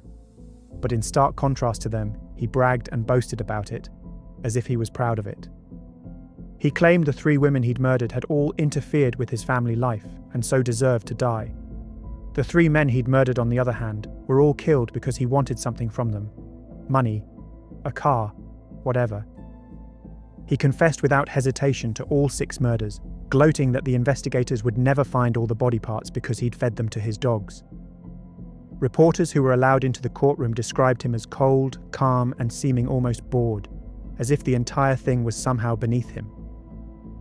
When asked if he regretted any of it, he simply said, no. So the judge pressed him further, asking what he felt after killing so many people. Peng's reply was another single word: happiness. When a reporter later asked him if he ever felt afraid living among the corpses of his victims, Peng shrugged and remarked, "I don't believe in ghosts or gods." Outside the courthouse, the public outrage was immense. This wasn't just a murderer, this was a man who had taken pleasure in his violent depravity, whose victims had included lovers, friends, and strangers. But what horrified people even more was that one of the dogs he'd used to dispose of his victims had once been loved by audiences across China. People had come from all over the country to see it and take pictures with it. The revelation sent shockwaves through the country. The gentle creature that had made filmgoers cry was now known to have eaten human flesh. Almost overnight, an old man and his dog was pulled from circulation. The film was instantly banned, and it would be almost 20 years before it would be seen again. On September 27, 1995, the Yinchuan Intermediate People's Court held a public sentencing rally. In front of a packed crowd, Peng and Xiaodan were stripped of their political rights for life and sentenced to death. Dawei received a suspended death sentence for his smaller role in the crimes. As we've seen before, justice moves quickly in China. So minutes later, Peng and Xiaodan were escorted to the execution ground outside the city, and both men were immediately shot. That same day, every single one of Peng's dogs, including the yellow dog who'd starred in the film, were executed by a firing squad. The authorities feared they might have grown accustomed to the taste of human flesh and were worried they might attack someone if left alive. In the years that followed, people in Yinchuan stopped saying Peng's name out loud. But sometimes, when an old man and his dog came up in conversation, the air in the room would seem to change, as if everyone suddenly remembered what lay behind that story. The man, the kennel, the yellow dog. When the film was quietly re-released decades later, Peng's name had been erased from the credits, and every frame he appeared in had been cut away. But even so, few could bring themselves to watch it. Because no matter how moving the story of loyalty and devotion was meant to be, everyone knew the truth. That the dog on screen, the one audiences had once adored, had fed on human flesh, and that its master, smiling just off camera, had long since lost every trace of his own humanity. Peng had once said that he didn't believe in ghosts or gods, but after what he did, many people believed that wherever he went next, both were waiting for him.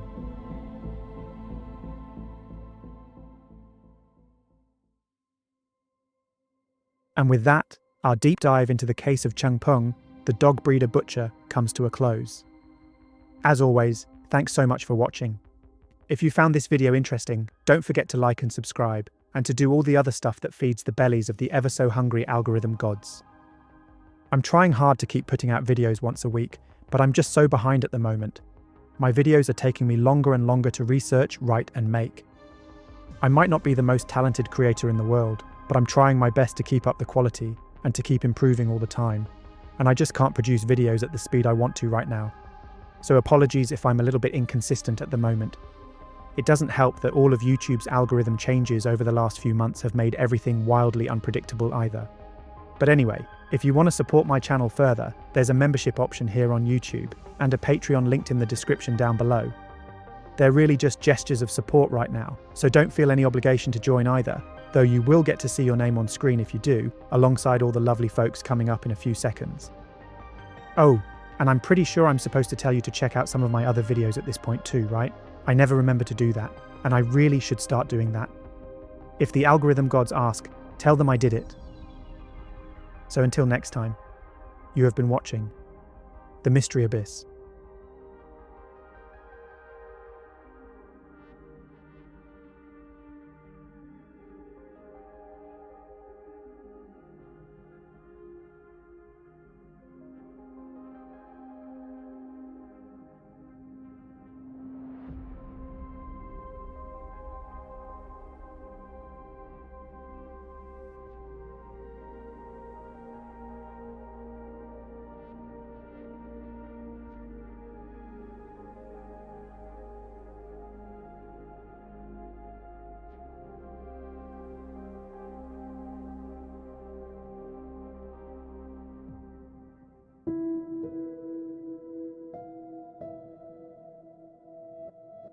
September 3rd, 1986. After spending an evening testing out a couple of rifles with their friends, Doug and Chris Wells arrive back at their house on Parker Court in Missoula, Montana. But as they approach, they notice an orange and white Ford pickup parked awkwardly across their front lawn, half on the street, half on the grass. Grabbing a flashlight, Doug shines it into the truck, spotting a man slumped over the driver's seat who seems to shift slightly from the light, but he just looks like he's passed out. So thinking the driver probably just had too much to drink, he joins his wife in the house. As Chris gets ready for bed, Doug, a gunsmith by trade, heads down to the basement, wanting to clean up one of the old Savage model rifles he had been testing out earlier that night before he goes to sleep. Once he's finished, he leaves the gun resting on his reloading bench beside 6 untouched cartridges. But just as he's about to head upstairs to bed with Chris, he pauses. He can't shake the sense that something's off about the truck parked outside. So he heads back out, planning to take down the license plate and call the cops. But when he opens his front door, the truck has vanished. With no choice but to shrug it off, Doug suddenly remembers he hasn't taken the garbage out yet, and tomorrow is trash day. But as he pulls the bins out of his garage, something catches in the corner of his eye. Movement. A man hidden in the shadows, crouching behind an ornamental evergreen to the side of his house. Panicked, Doug calls out, asking who's there. In response, the man jumps out into the open, announcing himself as Wayne from Conlin's. Despite having met him before, Doug doesn't immediately recognize Wayne as someone who works for his wife at Conlin's Furniture. If he had, his reaction might have been very different. Because Wayne had actually been harassing his wife for months at this point, having become disturbingly obsessed with her. Instead, Doug questions what the hell he's doing in the bushes, and when Wayne tells him that he'd seen somebody out here acting strangely, Doug's mind immediately thinks of the suspicious truck from earlier, instead of how suspicious Wayne's presence at his house is.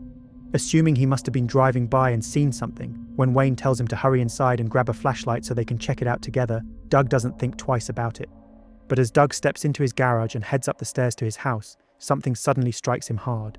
Doug collapses into his living room, blood pouring from a deep wound in the back of his head. As he turns himself over, he sees Wayne moving up the steps towards him, his eyes cold and empty, holding a heavy-looking black baton. His instincts taking over, Doug manages to boot Wayne in the leg hard enough that he stumbles back into a wall before he can hit him again. And as Wayne tries to stand, Doug launches himself at him. Struggling desperately, the two men crash around the living room, knocking furniture over and slamming into walls. Hearing the commotion, Chris rushes down to see what's happening, finding her husband bleeding badly from the back of the head as he fights with the intruder. But then, Wayne suddenly pulls out a black Rügen, aiming it at Doug and ordering him to move back. Reluctantly, Doug does as he's told, releasing Wayne and shifting towards his wife, who is staring at the intruder with confusion, because she instantly recognizes him. But as she tries to reason with her employee and ask why he's doing this, Wayne waves the gun in her face, shutting her down. He tells her that he's done something really terrible and needs to get out of town. He knows Conlin's got paid today, so he's certain she has money in the house. Then, Wayne pulls out a plastic bag he's hidden beneath his shirt, removing a length of white clothesline rope from it, which he cuts with a kitchen knife from his belt. He tosses the rope over to Chris, ordering her to tie up her husband. Chris tries to assure him that it isn't necessary, but he ignores her. And with how cold and calculated he now looks, she silently accepts that she has no choice but to obey him. So she ties Doug's hands and feet, with Wayne ordering her to pull the binds tighter and tighter. She then leads him to the money they have in the house, including showing him where her purse is. All the while, she tries to question him about what it is he's supposedly done, not yet realizing the gravity of the situation she's in. She doesn't even consider the idea that Wayne might have any intention other than robbing them. Not yet anyway. After searching through the house and closing all of the blinds, Wayne then ties Chris up as well, despite Doug's protests. He tells them that he'll call someone when he's gone to come and untie them, even getting them to give him the phone number of a friend, which he writes down on a note. However, through all of this, it starts to become clear to Doug that Wayne is not in a rush as he'd claimed. He doesn't even seem panicked. He seems calm and rational, like he knows exactly what he's doing. And then Wayne tells them that he's going to separate them so they can't help untie each other when he leaves. With Doug unable to do anything, Wayne carries Chris out of the room, down the hall, and into the bedroom. There, he uses more rope to tie her wrists and ankles to the bed, stuffing a makeshift gag in her mouth. With Chris secured, he returns to Doug and stuffs a sock into his mouth. Even though Doug instantly realizes he can just spit it out, he doesn't, thinking he should play along with Wayne, who is looking more unhinged by the minute. Then, Wayne takes Doug to the basement, helping him down the stairs and over to a post he can tie him to. But as he tries to tie him up, Doug slips down to the floor, bleeding badly from his head wound and struggling to stand. In anger, Wayne hits him with the baton, over and over again. Doug manages to scramble back, pleading with him to leave now he has the money, but instead, Wayne pulls his gun back out and tells him to move back to the post and to stay still this time, or he'll shoot him. Finally realizing that both he and Chris are in real danger, Doug has no choice but to let Wayne loop rope around his neck, armpits and shoulders, anchoring him to the post. When he's done, he heads up the stairs and slams the door shut behind him. And alone in the room, Doug's eyes immediately shift to the old rifle resting on his reloading bench. Upstairs, Chris tries desperately to loosen her binds, making slow but steady progress, knowing that she could get to the phone and call for help if she could just undo them. But before she gets a chance, Wayne returns, and without saying a word, he circles around her like a predator studying its prey. Confident her binds are still in place, he leaves the room again, returning to Doug to do the same thing. He continues moving back and forth between the two rooms for half an hour, with the couple both trying to free themselves every time he leaves them alone. But Doug's consciousness is fading fast, with an enormous amount of blood spilling from his head. And when his eyes open to see Wayne yet again, he suddenly feels a sharp blow to his chest. He looks down to see a knife piercing his body. He sucks in air as Wayne withdraws the blade, casually wiping away the blood on Doug's pants. This was his plan all along, to eliminate Doug and have Chris all to himself. So he heads up the stairs for the final time, leaving Doug alone to bleed out in the basement. Slumping down, Doug can feel his life fading away. But something inside of him refuses to give up, refuses to let Wayne do the same thing to his wife. And so he somehow finds the strength to stay awake, to force himself up, and to continue working to escape his binds. Eventually, he manages to loosen the ropes around his body and neck, just enough to slip one of his hands free, and with a desperate tug, he's able to pull the last knot and move his hands away from the post. Barely able to stand, Doug staggers over to the reloading bench and grabs the old rifle, but his hands are trembling so much that he can barely hold it, let alone load one of the cartridges into the chamber. Against all odds, he manages to load the gun, clamber up the basement stairs, and emerge back in the hallway. Knowing Wayne will return if he makes any noise, he hides himself in the shadows, aims the rifle at the top of the stairs, and kicks the wall as loudly as he can. Wayne appears just as he'd expected. He begins moving down the stairs when he suddenly spots Doug in the darkness, bloody and battered, and pointing the rifle at him. Doug sees a split second of fear flash across Wayne's face before he charges towards him. But Doug does not hesitate. The bullet hits Wayne in the side, causing him to stumble before scrambling back out of sight. Doug forces himself up the stairs after him with the now unloaded rifle, where he finds Wayne on his hands and knees, trying to stand. So he strikes Wayne on the back of the head and neck with the rifle until he collapses to the floor. But Wayne is still alive, crawling forward, down the hallway. So Doug continues to whack him with the gun with everything he's got. Finally, as they reach the bedroom door, the rifle's wooden stock shatters on Wayne's head, splinters flying everywhere. Wayne then rolls onto his back, pleading desperately for him to stop as he crawls into a corner of the bedroom, just as Chris frees herself from her binds too. As Chris sees the state of her husband, she begins punching Wayne in anger and fear, getting in Doug's way. But Doug can see Wayne reaching for his own gun. So he shoves Chris back onto the bed and swings with what's left of the rifle, hitting the gun just as Wayne fires, sending the bullet into the ceiling. With Wayne continuing to pull his trigger, Doug hits him relentlessly to try and stop him, not even stopping when one of the bullets tears through his leg. The lamp beside them falls and shatters, plunging them into darkness, the only light now coming from Wayne's gunshots. But Doug knows there's a handgun in one of the bedroom drawers, so he clambers over to it in the darkness and pulls it out. He then flicks on the main light, planning to catch Wayne off guard and shoot him. But then he stops. Wayne is wheezing and his eyes are rolled back, having accidentally shot himself in the head with his own gun during the chaos. Chris kicks his gun away from his hand as Doug lies down on the bed, knowing that he's managed to save his wife, but not himself. At least that's what he thinks. But he's wrong. Despite his serious injuries, after hours on the operating table, Doug is able to pull through and make a full recovery. Wayne, on the other hand, is not so lucky. But Wayne Nance was not just any old home invader. While Doug believed he had just killed an intruder in self-defense, he had, in reality, just ended the reign of terror of one of the nation's most vicious, unknown serial killers. Because after Wayne's death, evidence found in his house and later revelations would confirm that between 1974 and 1986, he had already murdered at least 6 other people before attacking Chris and Doug that night. With his crimes only being connected to him after his death, the true number of Wayne's victims are unknown, and nowadays he is better known as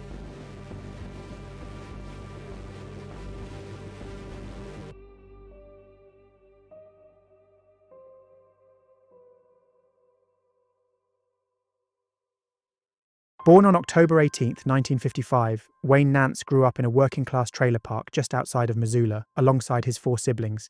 His father, George, was a truck driver who was rarely home, and his mother, Charlene, was a part-time waitress who struggled with alcoholism. Wayne was bright and articulate, but even his mother noticed he was strange from an early age. He was obsessed with learning about adult things like sex long before he should have had any interest in the topics, and he seemed to enjoy scaring and creeping out the other children. Even as a young child, he constantly sketched creepy images of warped and distorted faces, demonic creatures, and violent, blood-drenched scenes. He was always an outsider, who didn't seem to care what anyone thought about him or how his actions impacted others. But most concerning of all, he had an extremely volatile and fractious temper. The smallest things would set him off, like a glance at him that he didn't like, and be met with physical violence, meaning he regularly got into fights with other boys. Several people reported his behaviour to his parents, including the owners of the trailer park, Elmer and Marge Frame, who told them Wayne seemed to find pleasure causing harm and distress to others. But George always dismissed their worries, shrugging off his son's actions with remarks such as, "Boys will be boys," and rarely disciplining him. At one point, Elmer even witnessed Wayne approach an incinerator on the trailer park before pouring a box of kittens into it and switching it on.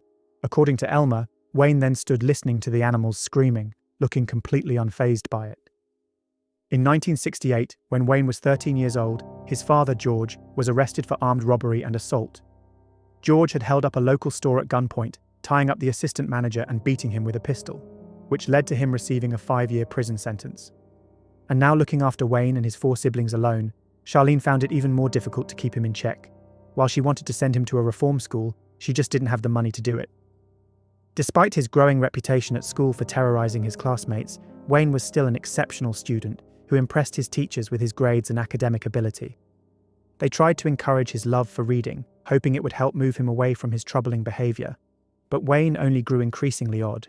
He made friends with other kids who were outsiders, and most people just assumed he was an eccentric weirdo, like the rest of them. But while a lot of teens at the time showed an interest in things like occultism and Satanism, Wayne was fixated on them. He read and researched everything he could and talked constantly about demons, spirits, and dark gods. Even when he began carrying knives with him to school and making claims about various disturbing things he'd done, such as torturing animals with them, most of his peers and friends still believed him to be harmless. In their eyes, it was all just talk, a character Wayne was pretending to be. That is, until one day he brought a syringe into school that he claimed he found on the street, bragging that he was going to stab someone with it. His friends assumed he was just bluffing and messing around. But then, he suddenly ran up to a random student and thrust the syringe into their leg, before laughing hysterically and running off. And by the time he was 18, something had started to change in the way he acted, and it became increasingly difficult to tell whether he was just playing a part, as everyone had always thought, or if he truly meant the things he was saying. He started confiding in his friends that a dark queen had been visiting him in his dreams and telling him that he needed to make a human sacrifice before his 19th birthday in order to obtain the title Ordained Warlock. Unable to tell if he was serious or not anymore, his friends tried to talk him out of taking his dreams literally. But Wayne refused to listen to them, telling them that he had to do what the Dark Queen demanded, or there'd be consequences, and his birthday was fast approaching, meaning he was almost out of time to complete his task. On April 11, 1974, authorities believe Wayne targeted his first known victim at the age of 18. Instead of choosing somebody random to sacrifice to his Dark Queen, he selected a victim he was familiar with, the mother of one of his schoolmates, Donna Pounds. Wayne had visited the Pounds house many times and was well acquainted with the family's routine and schedule. He also knew the family was selling their home, which meant they often left the front door unlocked for the realtor. He even knew where Donna's husband, Harvey, kept his gun. It's also worth mentioning, given Wayne's satanic beliefs, that the Pounds were an extremely religious family. They were active members of the Bethel Baptist Church, where Harvey served as a deacon. Harvey was particularly devout and was preparing to lead a new congregation, which prompted the sale of their house. He even hosted a radio show that preached against the dangers of Satanism, which he believed was on the rise. That afternoon, when Donna returned to her empty house at around 1:30 p.m., she was confronted by Wayne standing in her master bedroom, holding her husband's .22 caliber pistol, having slipped into the house through the unlocked front door.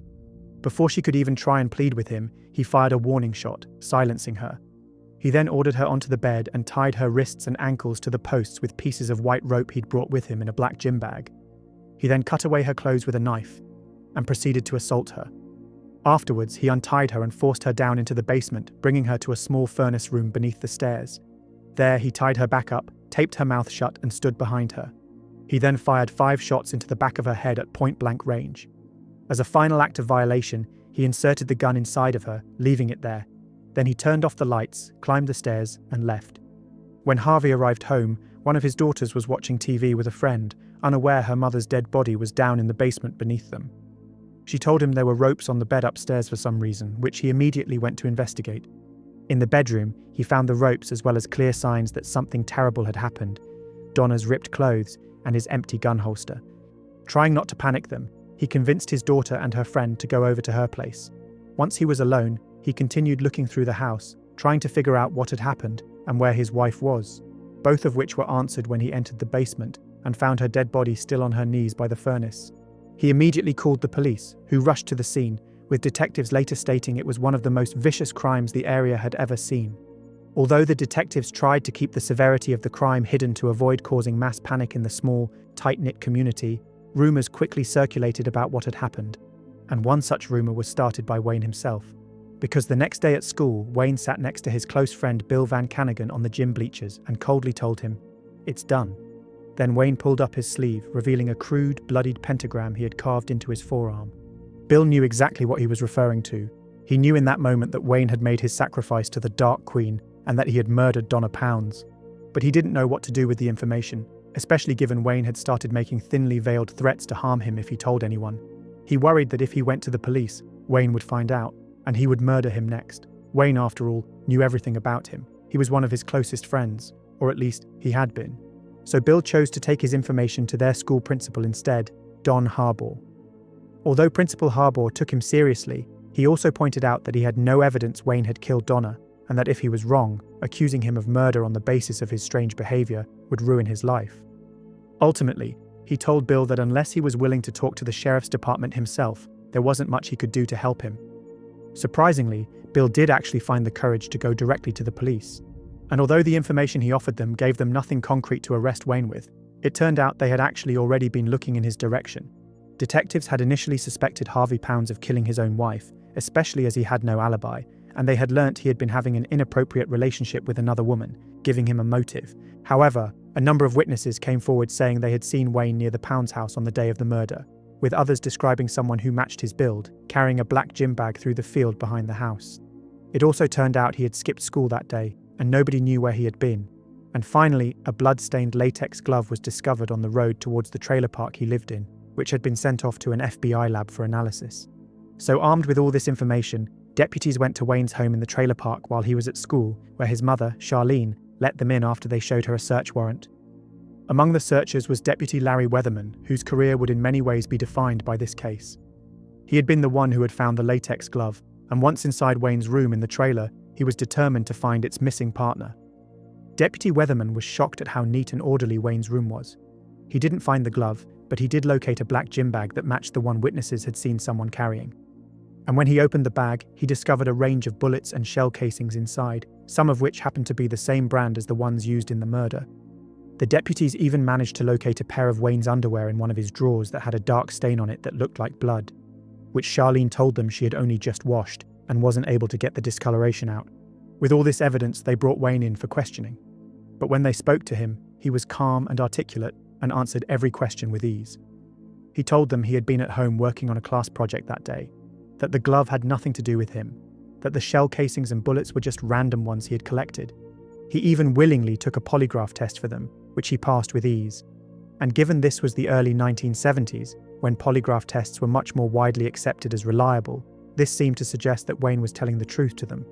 By contrast, Harvey Pounds's polygraph test came back inconclusive, muddying the water even more. But what detectives didn't know at the time was that Wayne had done his homework on polygraphs, learning exactly what they measured and how they could be deceived. This included an in-depth discussion with lawyer Ronald MacDonald about them while he was considering representing Wayne, though he ultimately declined to be his lawyer, finding his presence too unsettling. When the results came back from the underwear found in Wayne's bedroom, they confirmed that the stain was human blood, but the sample had been scrubbed too well to be able to confirm who it belonged to. Similarly, none of the bullets found in the gym bag were an exact match for the ones used in the murder. So with no solid evidence connecting him to the case, they were never able to formally charge Wayne for killing Donna Pounds, and instead focused their attention on Harvey, who at the time was seen as a more viable suspect. And before long, the investigation stalled and the case began to turn cold. But Deputy Weatherman never forgot about Wayne and never stopped believing he had murdered Donna Pounds. 2 months after Donna's murder, Wayne graduated high school and joined the Navy, moving to San Diego to begin his training. And just like that, he was gone, off to see the world, and out of Missoula. He didn't even stick around to greet his father when he was released from prison. For some reason, Wayne appeared to lose all interest in Satanism and the occult around this time. His obsession, his apparent motive for needing to murder Donna, being dropped as if it had never meant anything to him, as if it was just a typical teenage phase he'd grown out of. After completing his training, Wayne became an electrician aboard the USS Robertson, where he gained a reputation as an excellent, hard-working member of the crew. But everything changed in 1976, when he received a subpoena to appear before a grand jury in Missoula. Since the murder of Donna, several more murders had occurred in the county of Missoula, with none of them being solved.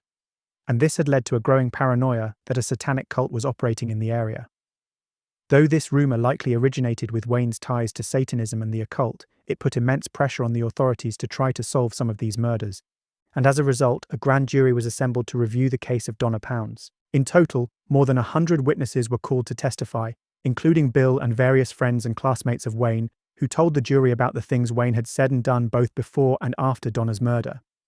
However, Wayne himself seemed cold and disinterested throughout proceedings, denying any involvement and answering every question put to him with ease. In the end, despite the authorities proving his school project alibi had been a lie, the grand jury, just like the original detectives, did not find enough evidence to indict him, and Wayne was sent back to San Diego.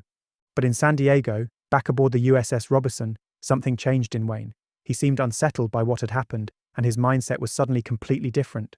Where before his record had been spotless, over the next year he faced numerous disciplinary fines and rank reductions for being caught with various illegal substances, such as LSD, stolen property, and illegal butterfly knives. And by 1977, he had been discharged for misconduct, ending his military career at the age of 22. Forced to return to Missoula, Wayne struggled to blend back into the community, given many people still suspected him of both murdering Donna and being part of a satanic cult. This led to him briefly heading over to Seattle in 1978, where it's now believed he claimed his next victim. Because not long after Wayne arrived in the area, a 15-year-old runaway called Devonna Nelson disappeared. It's believed that Wayne likely encountered her while she was hitchhiking out of Seattle, offering her a ride. Then, near the Beavertail State Park in Missoula, he assaulted her and stabbed her to death, before discarding her body near a train track. Her body wasn't found until February 27, 1980, when the crew of a freight train stumbled across it, lying against a chain-link fence near the tracks. Having been exposed to the elements for a year and a half, her body was so decomposed it was impossible to identify her. She had no shoes or underwear, and her dress had been pulled up around her neck. At the time, she became known as Betty Beavertail, a nickname Deputy Weatherman gave her due to her proximity to the Beavertail State Park. It wasn't until 1985 that she was formally identified as the runaway girl from Seattle. Although no direct evidence has been found linking Wayne to her death, authorities strongly suspect he is responsible. But at the time, nobody knew he had even been in Seattle, and he wasn't on anyone's radar as a suspect. Then, on April 4, 1980, Wayne's mother Charlene died in a car accident. She had been working at a roadside bar called The Cabin and had gotten into an argument with her husband George, who had accused her of being drunk.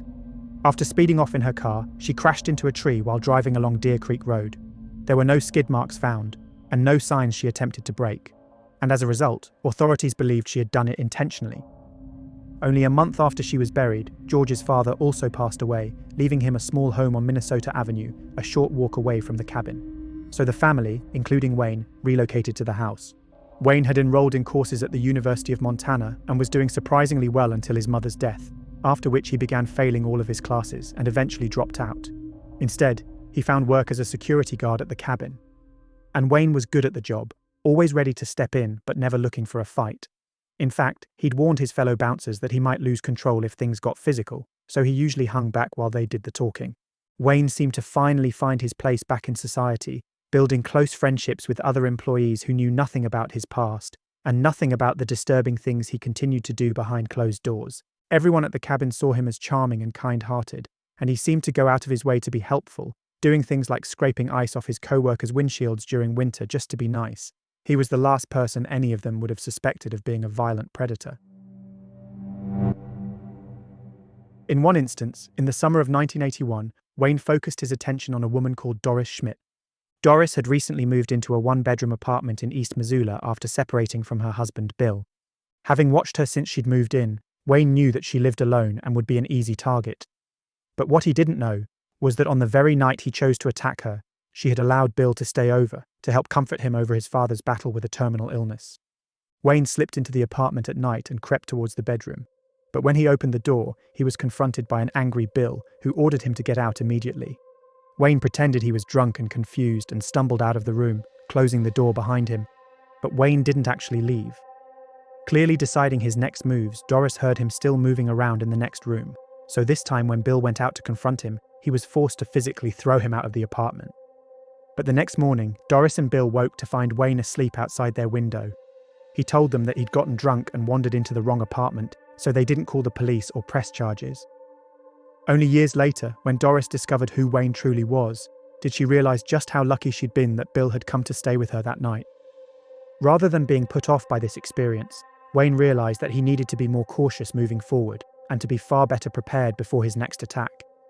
Around the same time, he began working part-time at Conlin's furniture store in Missoula, working as a delivery driver, and this gave him the perfect means of scouting for victims. The job gave him direct access into people's homes as he delivered furniture to them, allowing him to see the layout of their houses and get a sense of how many people lived there. He was literally being welcomed inside by them. Everyone at Conlin's saw him as soft-spoken and polite. But underneath the politeness, Wayne was building something. He began sketching maps and floor plans of homes that he delivered to, marking down ways to get inside and ways to make a quick escape. The maps were detailed and thorough, and on April 27, 1983, that planning turned into action. That night, as soon as Janet Wicker opened the door to her townhouse at the cobblestone apartments in Hellgate Canyon, a man sprang from the shadows and grabbed her. Wayne had previously delivered furniture to her apartment, and a detailed drawing of her home would later be found among his belongings, making it safe to assume he was her attacker. When she screamed, he punched her in the face, knocking her to the floor. She continued fighting back until he pulled a knife and threatened her with it, telling her he only wanted money, just like he would later do with Chris and Doug Wells. He then demanded that she take him to the bedroom, with Janet knowing exactly what his intentions were, but unable to do anything to stop him. But just as they reached the stairs, the front door opened as her husband arrived home earlier than expected. Wayne then pushed her aside and bolted through the apartment, jumping out of the second-floor balcony window and vanishing into the night. Having not seen his face, there was little Janet could provide the police to help identify her attacker.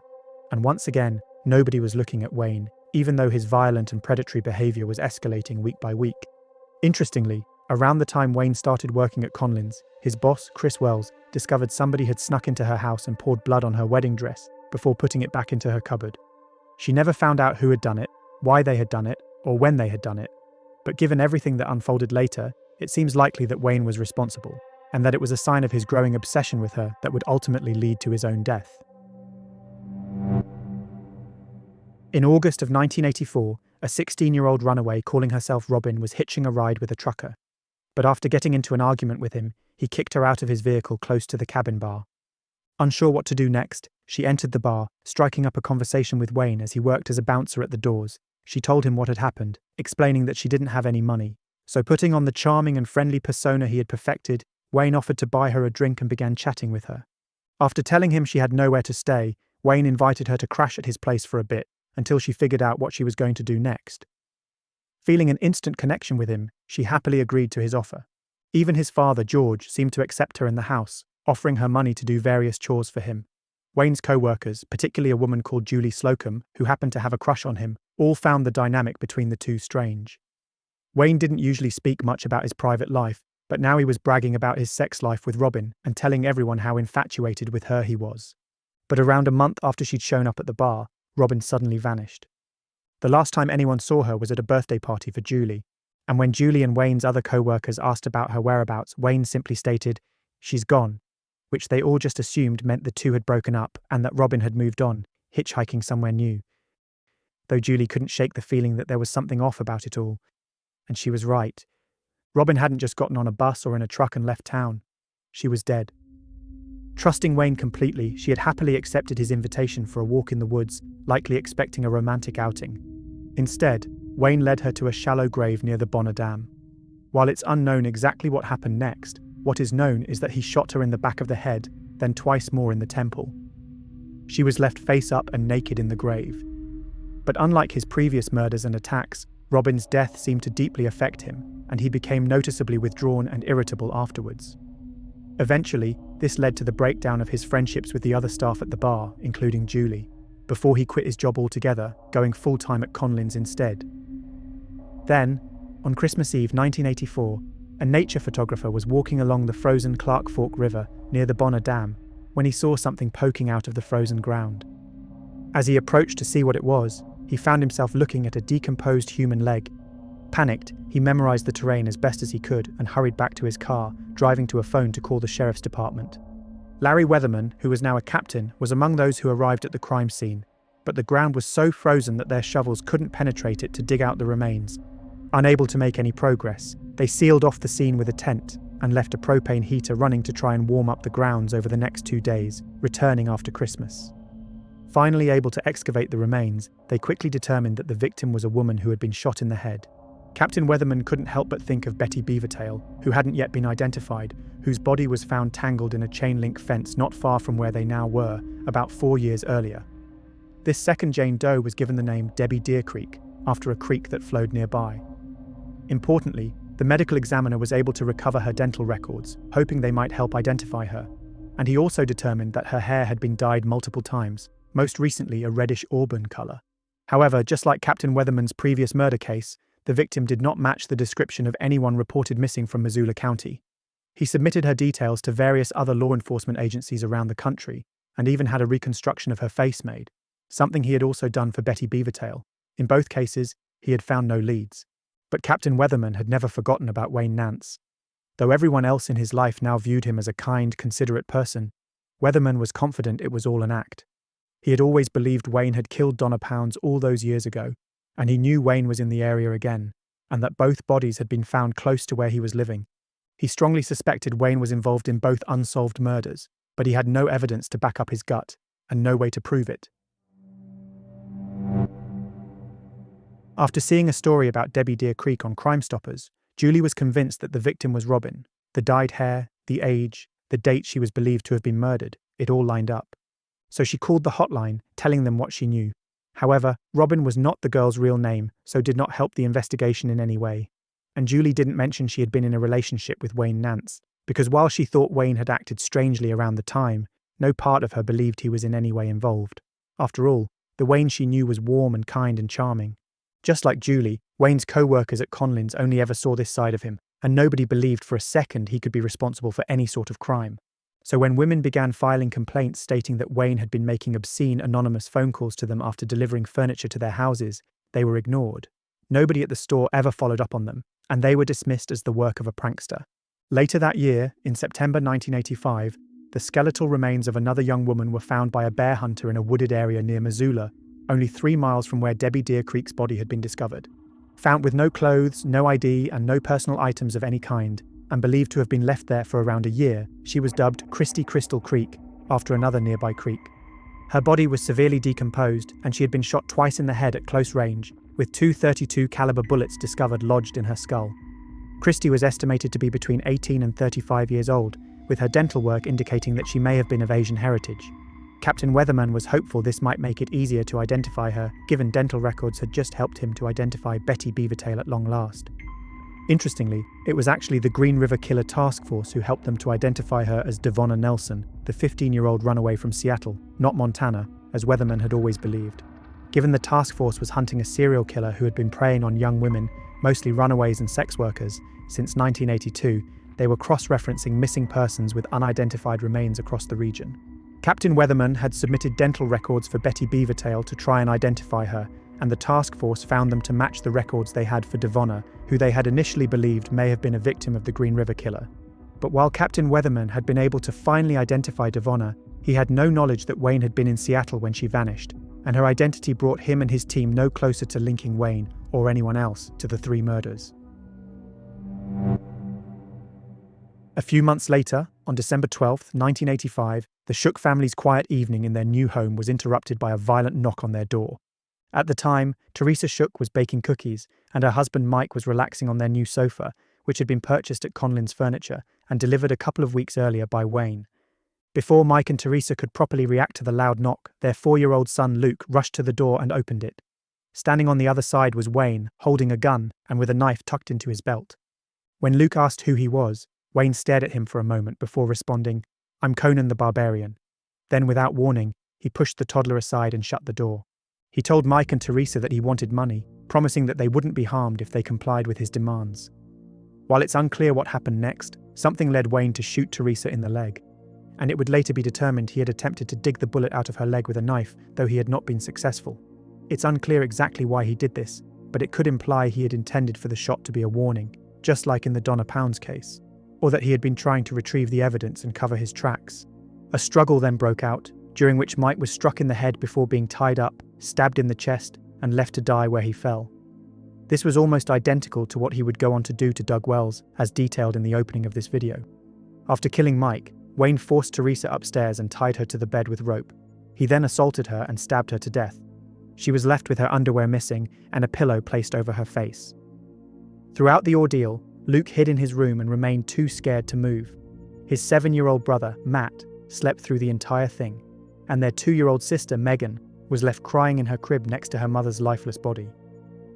Around 10 p.m, a neighbour observed a pickup truck leaving the Shook home, one that happened to match Wayne's vehicle, a maroon Toyota 4x4. And 2 hours later, Wayne returned and ransacked the home, stealing a stag-handled hunting knife, a collection of silver dollars, and an elk statue. But Wayne didn't realise that the statue was a one-of-a-kind item made specifically as a gift for Mike from Teresa, or that the knife was also custom-made, given to Mike as a gift from his father. Luke heard movement inside the house and crept out to see what was going on, quickly retreating to his room when he spotted the same man who had attacked his parents earlier that night. Wayne then piled up pieces of furniture and magazines and set them on fire, seemingly intent on destroying any evidence tying him to the attack and killing the children who might be able to recognize his face. However, Mike Shook had built his new home to be airtight, so when Wayne closed the door behind him, he unknowingly cut off the oxygen supply to the fire. Although it failed to properly ignite as he'd planned, it did fill the house with poisonous gases as it smouldered through the night. When Matt finally woke up, he made his way to his younger brother, intending to get their little sister and head to safety. But on their way, the two boys succumbed to the toxic fumes and passed out. The next morning, a family friend arrived to drop his son off, who Teresa had been babysitting. Seeing the smoke, he entered the house with his sleeve covering his mouth. After seeing Mike lying in a pool of blood, he located the 3 children who were all in critical condition. Megan's lungs had collapsed and Matt and Luke were both still unconscious. Getting them to safety, an ambulance arrived and rushed them to hospital where, miraculously, all 3 of them survived and made full recoveries, before going to live with one of their aunties. That Christmas, Wayne would go on to give his father, George, the elk statue he had taken from the Shook home as a gift. Sheriff Dye and the Ravalli County Police, however, hadn't even realised anything was stolen, with the house remaining sealed off as a crime scene for months. As with Wayne's other crimes, there was no physical evidence found at the scene linking him to the attack. Though Luke had seen the intruder and told the police it was someone the family had met before, he couldn't provide them with any specifics to help identify him. They questioned everyone who had worked on the construction of the Shook's home. but it didn't occur to them to speak to anyone who had delivered items, such as their furniture. So they never made the connection to Conlins or Wayne. Even Captain Weatherman had failed to connect the case, despite the use of identical rope binds to some of Wayne's previous attacks. The details of the rope weren't publicly released, and the specifics of Sheriff Dye's investigation weren't even shared with him, being kept contained to a small team of Ravalli County investigators. After 6 months, by July of 1986, the case seemed destined to turn cold. Around the same time, the family of the Shooks were finally allowed back into the house, and upon sorting through their belongings, Mike's father noticed all 3 of the missing items. Though at the time, he didn't bother telling the investigators, having completely lost faith in Sheriff Dye and his team, believing they had mishandled the case from the very start. Knowing they needed to try something different to lure the killer out, Sheriff Dye made the risky decision of releasing false information to the press. He told them that they had physical evidence from a suspect that was currently being tested. Seemingly, this news did actually have an impact on Wayne, because almost immediately after it was published, he began acting strangely. His co-workers at Conlins all saw the shift in his behaviour, especially his boss, Chris Wells. Everyone, including Chris, knew he had a crush on her, and he had made inappropriate advances towards her multiple times in the past. Chris knew he was a little eccentric despite his charm, and had previously been warned by her husband Doug not to encourage him, as he thought there was something off about him. And now more than ever, Chris agreed with him. Wayne was her best worker in the warehouse, but he was suddenly aggressive and temperamental.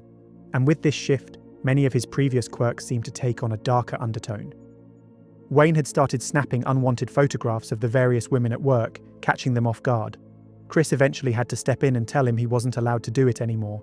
She had no idea that he had an entire photo album filled with pictures of her, many taken secretly as he stalked her, covered in scribbled messages about how much he loved her and how crazy he was about her. Growing paranoid that the police were closing in on him, Wayne had started spiraling. Numerous people in Missoula had strange encounters around this time with him, particularly when he was delivering furniture. On several occasions, he barely spoke to the customers, instead moving through their homes with an unsettling intensity, clearly memorizing every detail. He was searching desperately for his next target. Even Wayne's old friend, Bill Van Canagan, experienced a strange encounter with someone who, in hindsight, was almost certainly Wayne. One night, he woke to the sound of footsteps in his house, and when he went to investigate armed with a golf club, he saw a shadowy figure bolt out of the house. Whatever was going on inside Wayne's head, he clearly made the decision that Chris Wells, the object of his obsession, was going to be his next target. And so, on September 3rd, 1986, he attacked her husband Doug outside their house, setting into motion a series of events that would lead to his own downfall, as detailed in the opening of this video. Soon after the news broke, the man who had been parked in his truck outside the Wells home came forward, worried he was going to be linked to what had happened. It turned out he had nothing to do with Wayne or the attack, and he had been spying on his girlfriend across the street who he believed was cheating on him, before falling asleep. While Doug was severely injured during the attack, there was only one person who died that night. Captain Weatherman was shocked to learn that Wayne had been killed in a failed home invasion, especially given the crime mirrored almost perfectly what had previously happened to the Shook family. So after years of suspecting Wayne may have been the serial killer responsible for the many Jane Does he had been investigating, Captain Weatherman finally had the chance to look through his belongings, and what he found made it clear that his gut and his suspicions had been right all along. After searching his house and workplace, investigators found the stolen items from the Shook house, items only their killer could have had in his possession. They then learned that he had delivered furniture to their house a month before the murders, and that he had sketched a detailed map of their home. They also confirmed that the bullet found in Teresa's leg had been fired by a gun belonging to Wayne's father, George. There was no doubt that Wayne had murdered Mike and Teresa Shook. As well as the map of the Shook house, investigators discovered dozens of hand-drawn maps of other houses and apartments, most of which were confirmed to be homes Wayne had delivered furniture to for Conlins. They also discovered a hair that was found to have the exact same layers of dye on it as the hair of Debbie Deer Creek. They even found a photograph of him and a girl, who Wayne's acquaintances told them was the Robin he had dated, which was later confirmed by a forensic anthropologist to be Debbie, though they still did not manage to formally identify her. Given it seemed clear that Wayne had killed Donna Pounds, this meant they now had evidence tying him to 4 murders, as well as the attack on Chris and Doug. They then discovered that Wayne had been in Seattle when Devonna Nelson had vanished, making him the prime suspect in her murder as well. He was also assumed to be responsible for the murder of Christy Crystal Creek, given how close she was found to his other victims, and how similar her murder appeared to have been. Despite the overwhelming evidence against Wayne, he was never able to be charged for any of his crimes. And to this day, His involvement in several of the cases discussed, as well as several more in the area, is suspected but not definitively proven. In 2005, Robin, also known as Debbie Deer Creek, was finally identified as Marcella Sherry Bachman. Even though Weatherman had retired in the year 2000, he had never stopped searching for her identity, saying that it's one of the most important things law enforcement can do. Her brother Derek had spent years looking for her, going as far as to hire a private investigator. This PI then got in touch with the Green River Task Force, believing she may have been a victim of the Green River Killer. Just like they had done with Devonna, the task force made identifying Marcella possible, this time by obtaining DNA samples from her mother to compare to the many unknown victims they had. When Weatherman submitted a sample from Debbie Deer Creek in 2004 to the University of North Texas, who had been given a federal grant to assist in solving cold cases with DNA, it came back as a match for the sample Marcella's mother had provided to the Green River Task Force. Then, in May 2021, after 36 years, Christie Crystal Creek was also identified. With the use of new modern genetic genealogy techniques, relatives of hers were located, and she was finally revealed to be 23-year-old Janet Lee Lucas from Spokane, Washington. She had last been seen in Idaho in 1983, and nobody knows how or why she ended up in Missoula. Her identification provided closure to her son, who was 5 years old when she vanished, and had spent much of his adult life searching for her. Even now, no one really knows exactly how many lives Wayne took, or what else he might have done, and it's likely some of his secrets will stay hidden forever.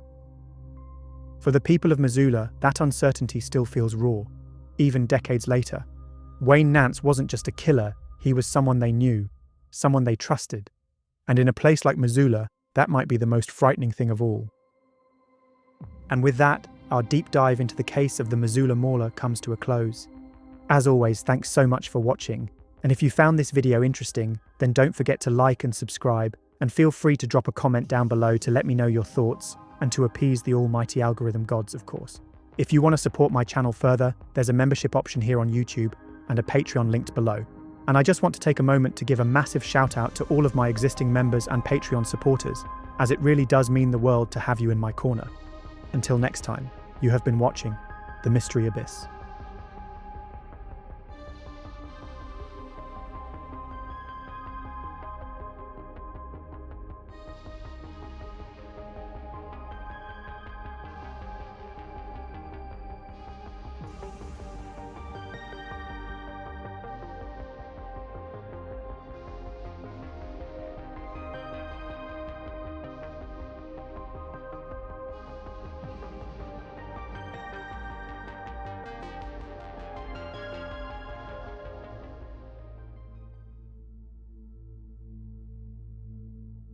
July 1st, 1901. On the quiet island of Rügen in northern Germany, the people of Guocheng live simple, predictable lives. It's the kind of place where everyone knows everyone, and nothing ever seems to change. Until that summer afternoon. 6-year-old Peter Stuber and his 8-year-old brother Hermann wander off to play near the woods outside the village. Like they've done many times before, they plan to pick some blackberries to bring back home. But by the time dinner is served by their parents, the boys have still not returned. Their parents search the lanes, the fields, the forest trails, but there's no sign of the boys. So alongside several neighbours and even a local policeman from their village, they head out with lanterns and torches. When they still fail to find them, they formally report them as missing, and a large group of volunteers gathers to begin searching the area. Everyone is confident the two boys have just wandered off and gotten lost in the dark. Nobody even suggests something worse may have happened to them. But by the next morning, it becomes clear that they couldn't have been more wrong. In the nearby forest, a neighbour helping search for the boys stumbles across a scene that's like something straight out of a nightmare. Both boys had been brutally murdered, with their killer dismembering them and leaving a mess of organs and body parts scattered over a 500-metre area of the forest. Peter's skull had been crushed, his neck had been severed at the spine, his intestines had been pulled out of his stomach, and his heart had been removed. Hermann's body had been cut in half, with his legs being found far away from his torso. Even more disturbingly, his heart had also been removed, and it was nowhere to be seen. What was done with it would never be known, because his heart would never be found. The scene reminds the villagers of something that happened a few weeks earlier. A number of sheep had been discovered slaughtered and dismembered at a nearby pasture, their remains scattered everywhere. There had been whispers that either witchcraft rituals or some sort of supernatural monster like a werewolf were responsible. So to the villagers, it seems like whoever or whatever was behind those animal attacks must also be behind this new, even more sickening crime. Rügen, and northern Pomerania more broadly, was one of the most tradition-heavy regions of Imperial Germany at the turn of the century. In the 1800s, Mecklenburg and Pomerania were known for their rich oral folklore. Witches, werewolves, and forest spirits featured heavily in local tales, surviving far longer here than in Germany's more industrialized regions. The area was often described as one of the last strongholds of rural superstition. Even contemporary German newspapers sometimes use the term Werwolf murder, werewolf murderer, for extremely brutal killers. So local superstition after a child murder like this was commonplace among the villagers. But the police do not take these claims of witches and werewolves seriously. Instead, as they begin investigating who could have done this to the two innocent children, they discover a single witness who claims to have seen the boys chatting with a man on the afternoon that they disappeared. A man that he recognized. A local carpenter called Ludwig Tessnow. Finding him on a beach near Binz, investigators question where he was last night. But he calmly tells them he'd been working at home all day and that they have the wrong man. They almost believe him, until they begin searching his home and discover something extremely unsettling. In his house, they quickly locate damp clothing that's been recently washed, and it's still covered in dark stains that look unnervingly like blood. They then discover a pair of heavily stained boots that he'd clearly tried and failed to scrub clean too. Ludwig denies that he'd been cleaning off bloodstains. Instead, he tells them that the dark marks are the result of wood dye and varnish that had splashed on his clothes during his work. Not believing him, the officers arrest him, certain he's their killer. Yet Ludwig seems calm and rational. Could such a man really be responsible for such extreme and gruesome violence? And if he was behind the attack, local residents can't help but question. Had they caught a killer? Or had they caught something much, much worse? To find out what really happened, the detectives are forced to seek the assistance of a young scientist whose breakthrough experiments would not only uncover the truth, but would change the course of forensic criminology forever. This isn't just the story of serial killer Ludwig Tessnow, the mad carpenter. It's the origin story of modern forensic science itself. This is the story of the Rügen Ripper.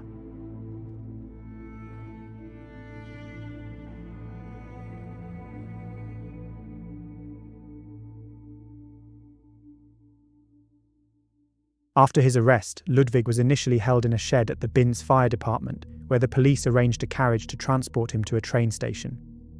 Along the way, large crowds gathered, wanting vigilante justice for the horrific murders of the Stuber boys, resulting in clashes with the escorting police officers. When they eventually managed to get Ludwig to a prison in Greifswald, they began their formal interrogation.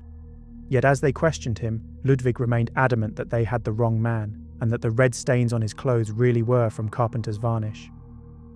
He almost seemed believable, making them question if they'd made a mistake. But then, as they began looking into Ludwig's past, they discovered a chilling revelation that completely changed how they looked at him. Because Ludwig wasn't some ordinary workman who'd suddenly snapped. His story went back decades, to a childhood marked by violence, poverty, and instability.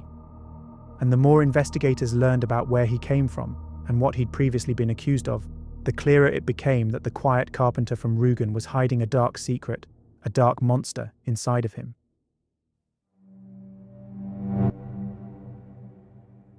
Ludwig Tessnow was born in February 1872 in the small Prussian village of Stolzenhagen near Stettin, now Szczecin in Poland. His life began under difficult circumstances. He was the illegitimate child of a mother who suffered from epilepsy, and a father known locally for his heavy drinking and his violent temper. Violence, in fact, ran through the family. One of his half-brothers had been imprisoned for manslaughter and later took his own life behind bars. Another relative, potentially his father, though it's a little unclear, was prosecuted for a knife attack after a brawl.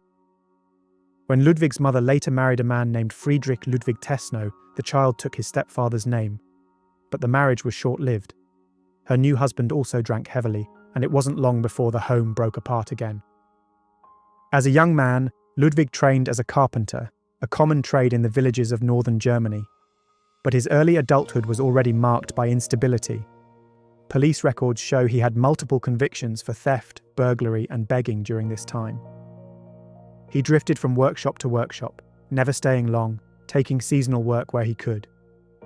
As the investigators traced his movements through old police files, they began to see a pattern, a trail of petty crimes and unexplained violence that seemed to follow him wherever he went. Within those archives was one case in particular that made their blood run cold. It suggested that the murders on Rügen weren't the first time Ludwig had been suspected of killing children. It might simply have been the first time anyone could prove it. Because just 3 years earlier, Ludwig had been the main suspect in an uncannily similar murder investigation, one where 2 young girls were found butchered and dismembered in a forest near Lechtingen.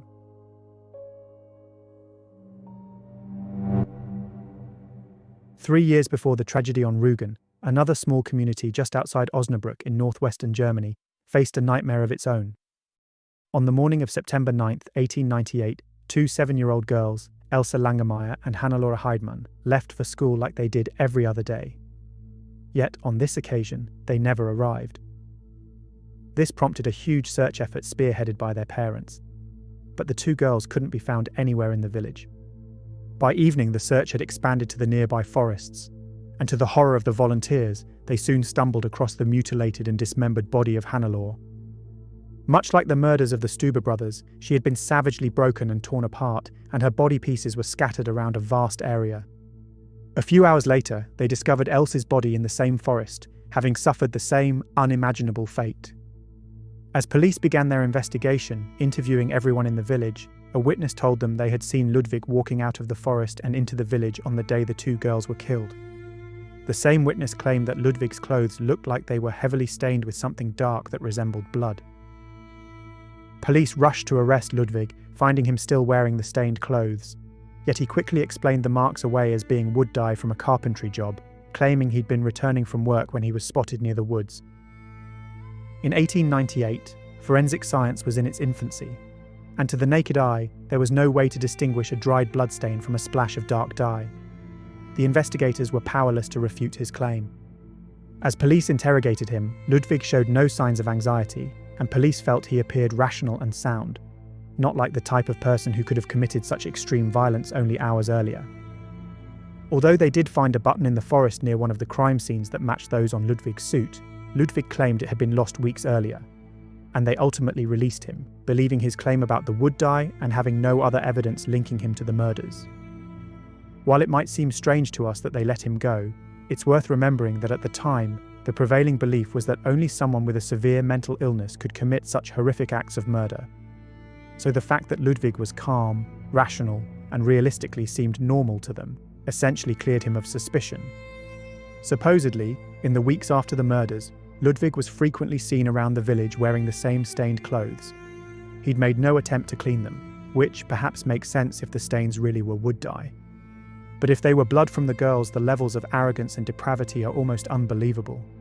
He was literally walking around the relatives of his victims, covered in their blood, mocking them. Not long after, Ludwig packed his tools and moved on, leaving behind a grieving, terrified village and a crime that seemed destined to remain unsolved. By 1901, he'd drifted to Rügen, Germany's largest island, working as a carpenter and handyman with a master carpenter named Schmidt in the seaside village of Barbe, which was just a short walk from Göhren. Locals described him as quiet, shy even, but said his moods changed without warning. Some days he was polite and sober, others, he was withdrawn and drinking heavily. But nobody in his new village had any idea about his alleged involvement in the murder of the 2 young girls. That same year, he came to the attention of the police several times. In March of 1901, a young woman named Berta Lau, near the town of Pribbenau, was attacked on a country path but managed to fight off her assailant. Ludwig was briefly arrested in connection with the attack but later released for lack of proof. A few months later, farmers near Barbe reported a string of sheep mutilations, animals found ripped apart in their fields. When shown a lineup, one farmer picked out Ludwig as the man he'd seen loitering near his flock. But none of it led to charges. Ludwig returned to his workbench, carving joints and varnishing boards, and went largely unnoticed in the small coastal community. And it was not long after that the 2 young brothers vanished while out picking blackberries. And once again, the quiet carpenter's name would come up.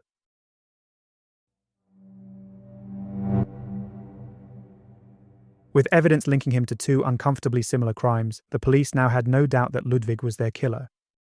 But whereas last time there had been no way to prove that his claims about the stains on his clothes weren't true, this time there was. It had been a real problem for investigators in the past to prove that bloodstains belonged to a victim. Without the sort of technology we have nowadays, it wasn't uncommon for killers to claim any stains or blood had come from animals, not humans. The result of cutting up an animal for food, of hunting, of anything but murder, and police had no way to prove otherwise. But that all changed in February 1901, just 5 months before the murder of the two brothers, thanks to a scientist at the University of Greifswald called Paul Uhlenhuth. Uhlenhuth had developed a test capable of distinguishing between human blood and animal blood, revolutionizing forensic investigations forever. The new test worked through the antigen-antibody reaction. By injecting an animal, such as a rabbit, with another animal's blood, such as a human, their immune systems would produce antibodies against the foreign proteins, called precipitins. When blood from this rabbit was then processed into a serum and mixed with diluted human blood, the mixture would visibly clump together. But if it was mixed with any other kind of blood, nothing would happen. The implication was profound. This method could easily differentiate the blood of different species. In early 1901, he had reported that he could distinguish cow blood from that of horses, sheep, dogs, and critically, humans. This test had never been used in a criminal case before, but following discussions between the local prosecutor, Ernst Hubschmann, and the examining magistrate, it was decided to enlist Uhlenhuth's expertise to perform forensic analysis on the clothing and footwear recovered from Ludwig's home. Uhlenhuth personally handled the evidence and the testing to see if the stains on Ludwig's clothes were wood dye or human blood, with multiple stains across his clothing requiring multiple tests. While he was able to confirm that some of the stains were indeed wood dye as Ludwig had claimed, the vast majority of them were undeniably human blood.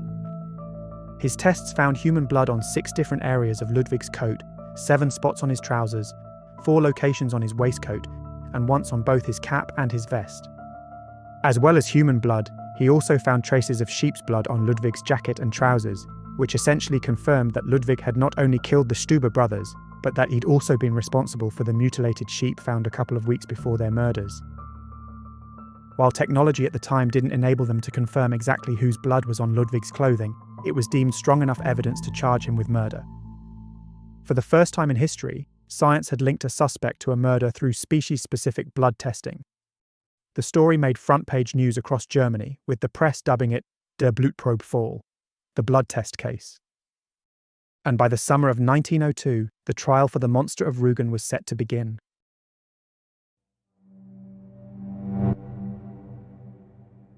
Although the prosecution believed the evidence overwhelmingly proved Ludwig's guilt in the murders of the Stuber brothers, what was less obvious was whether he could be held mentally responsible for them. After all, what kind of person rips children limb from limb and scatters their remains over hundreds of feet? And for what possible purpose, other than madness? Ludwig had been sent to the Urkermunde sanatorium for months to be observed. During his time there, 6 separate psychiatrists examined him independently, and all of them concluded that he was not mentally accountable at the time of the killings. They discovered that Ludwig had spent hours at the crime scenes after the murders, moving body parts around. They argued that a rational killer would have tried to cover his tracks and flee, leading them to believe that Ludwig was insane and must suffer from some sort of severe mental illness. In contrast, Uhlenhuth served as the chief prosecution witness, testifying about his findings that contradicted Ludwig's claims that the stains on his clothing were from wood dye. The defense tried to undermine him, calling the test unproven and experimental. They argued that coincidence, not science, was being dressed up as certainty. But the data was clear, the method sound, and the results reproducible. Despite the claims of insanity and mental illness, the prosecutor dismissed the psychiatric reports and urged the jury to convict Ludwig without hesitation to ensure this monster would be removed from society. The jury agreed, and on December 14, 1902, Ludwig was found guilty of the murders of Hermann and Peter Stuber and sentenced to death by guillotine. That was in spite of the fact that the law prohibited capital punishment in cases of diminished mental capacity. This led to outrage among the psychiatric community, who questioned why they'd been consulted at all if their findings were just going to be ignored. Ludwig's execution was scheduled for October 17, 1903 at Greifswald prison. But the night before, he suffered a violent seizure and lost consciousness. As a result, he was transferred to the Greifswald Mental Hospital, with his execution postponed. While there, his defense opened an appeal, citing his apparent mental illness, and succeeded in getting his case reopened. At his second trial, the same debate between psychiatric experts and the prosecution played out, with the defense fighting for Ludwig to be deemed not mentally responsible and thus unable to be executed. However, the jury ultimately reached the same conclusion as they did in the first trial, sentencing Ludwig to death again. Newspapers at the time, such as the Berlin Der Tag, supported the verdict, claiming it didn't matter if he was sane or not, he needed to be killed for his crimes. Ludwig was then beheaded in 1904 in the courtyard of Greifswald prison. At least that's the typical ending to this story that's been told for over 100 years. But it might not actually be true.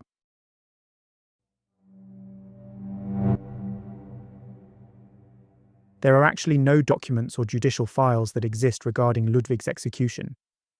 Given that the case was fairly high profile at the time, this has always led some historians to question if it actually happened or not. But if Ludwig wasn't executed, then what exactly did happen to him after he was found guilty? The answer might not be what you're expecting. Because in 2016, forensic psychiatrist Jan Armbruster claimed that he'd uncovered the truth in some old hospital archives while he was researching the case. He found documents stating that Ludwig's sentence was actually quietly commuted from death to life imprisonment, and this claim was backed up by historian Andreas Albers and a number of German criminologists who looked over the findings. Among the newly unearthed documents, files from the Stralsund State Mental Hospital were discovered that stated definitively that Ludwig was transferred to a highly secure wing of the facility in 1913, a decade after he was said to have been executed. These same files showed that Ludwig remained in the hospital until 1939, listed as an uncured patient. That November, the hospital was then cleared out as part of the Nazis' Action T4 euthanasia program, a state-sponsored mass killing of the mentally and chronically ill.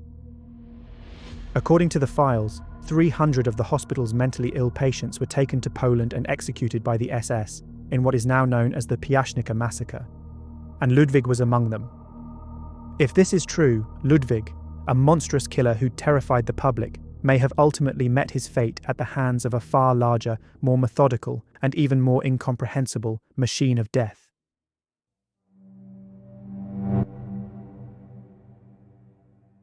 While Ludwig's story faded into obscurity, Paul Uhlenhuth's discovery changed forensic science forever.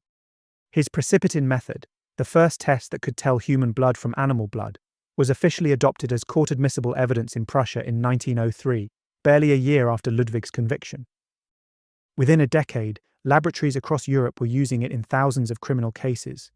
For the first time, investigators could separate truth from lies and know, beyond words and excuses, what kind of blood they were actually looking at. It soon expanded beyond blood, to hair, tissue, and other bodily fluids. And by the 1920s, forensic institutes had standard operating manuals derived directly from Uhlenhuth's test. Decades later, when DNA profiling emerged, scientists cited his work as its conceptual ancestor, the first successful attempt to link evidence directly to a person through biology. For students of forensics, Ludwig's case remains the origin point, giving it an unexpected legacy in the pages of criminal history. But Uhlenhuth's own story didn't remain untarnished. During the Nazi era, he served in the regime's medical administration, helping remove Jewish scientists from their posts and proposing unethical immunization experiments on prisoners. So ultimately, the same mind that used science to advance forensics to help apprehend the guilty later misused it to aid one of history's darkest regimes in abusing and experimenting on the innocent. And that duality between knowledge and cruelty, progress and corruption, runs through this whole case. In 1901, villagers in Rügen still whispered about werewolves and dark magic after the Stuber brothers' deaths. The idea that a normal man could dismember animals and children with such savagery felt impossible to them. Yet at the very same moment, Germany's courts were beginning to replace superstition with science and belief with proof. For centuries, killers accused of similarly savage crimes across Europe had almost always been labelled as werewolves or other supernatural beings. But now, psychologists could finally explain what sort of human being could commit these unspeakable acts. Ludwig's case stands exactly at these various crossroads. When science and medical knowledge, the ability to understand mental illness, to identify a killer by forensic tests, was speaking with authority in court. Yet it was still butting heads with centuries of outdated superstitious beliefs and misunderstandings about the human mind. In the end, the story of Ludwig Tessnow isn't only about a killer. It's about a world on the edge of change, caught between folklore and forensics, between faith and fact. Ludwig himself disappeared into history, consumed by something even more evil than himself. But the stain that exposed him never really faded. Instead, it became a symbol of the moment the microscope learned to speak, and the dead finally began to speak back to it. And because of that first test, and everything it set in motion, countless victims since have been given a voice, and a chance at justice.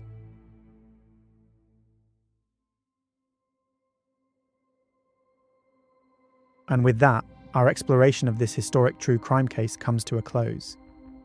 As always, thanks so much for watching, and don't forget to do all the things the mighty algorithm gods desire of you. You know, like and subscribe, drop a comment, sacrifice a goat, all the usual stuff. If you want to support my channel further, there's a membership option here on YouTube and a Patreon linked down in the description as well. They're both really just gestures of support right now, though if you join either, you do get to see your name at the end of my videos, alongside all the lovely people popping up on screen in a few seconds. So until next time, you have been watching The Mystery Abyss.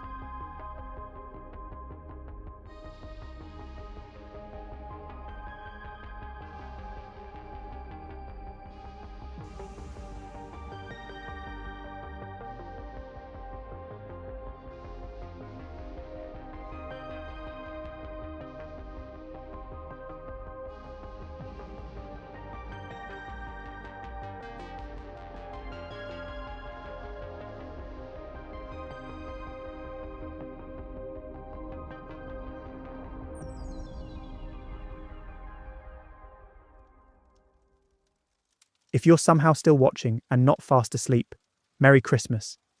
I hope you're having a good one, whatever it is you're doing, and wherever this video has found you. I'll be taking a short pause now to spend some much needed time with my wife, my dog, and my little girl. Over the next couple of weeks, the channel will wind down with a few compilations to see out the year before I return in the new year. Looking back, this has been a big year for the channel, and for me. We're so close to 100,000 subscribers right now that it's unreal, and I feel stronger in every part of the process. My research, my writing, my production, my sound design. I feel like I'm light years away from where I was at the start of the year, so who knows what next year holds for me and the channel. But I'm excited to find out, and I hope you'll be here for it.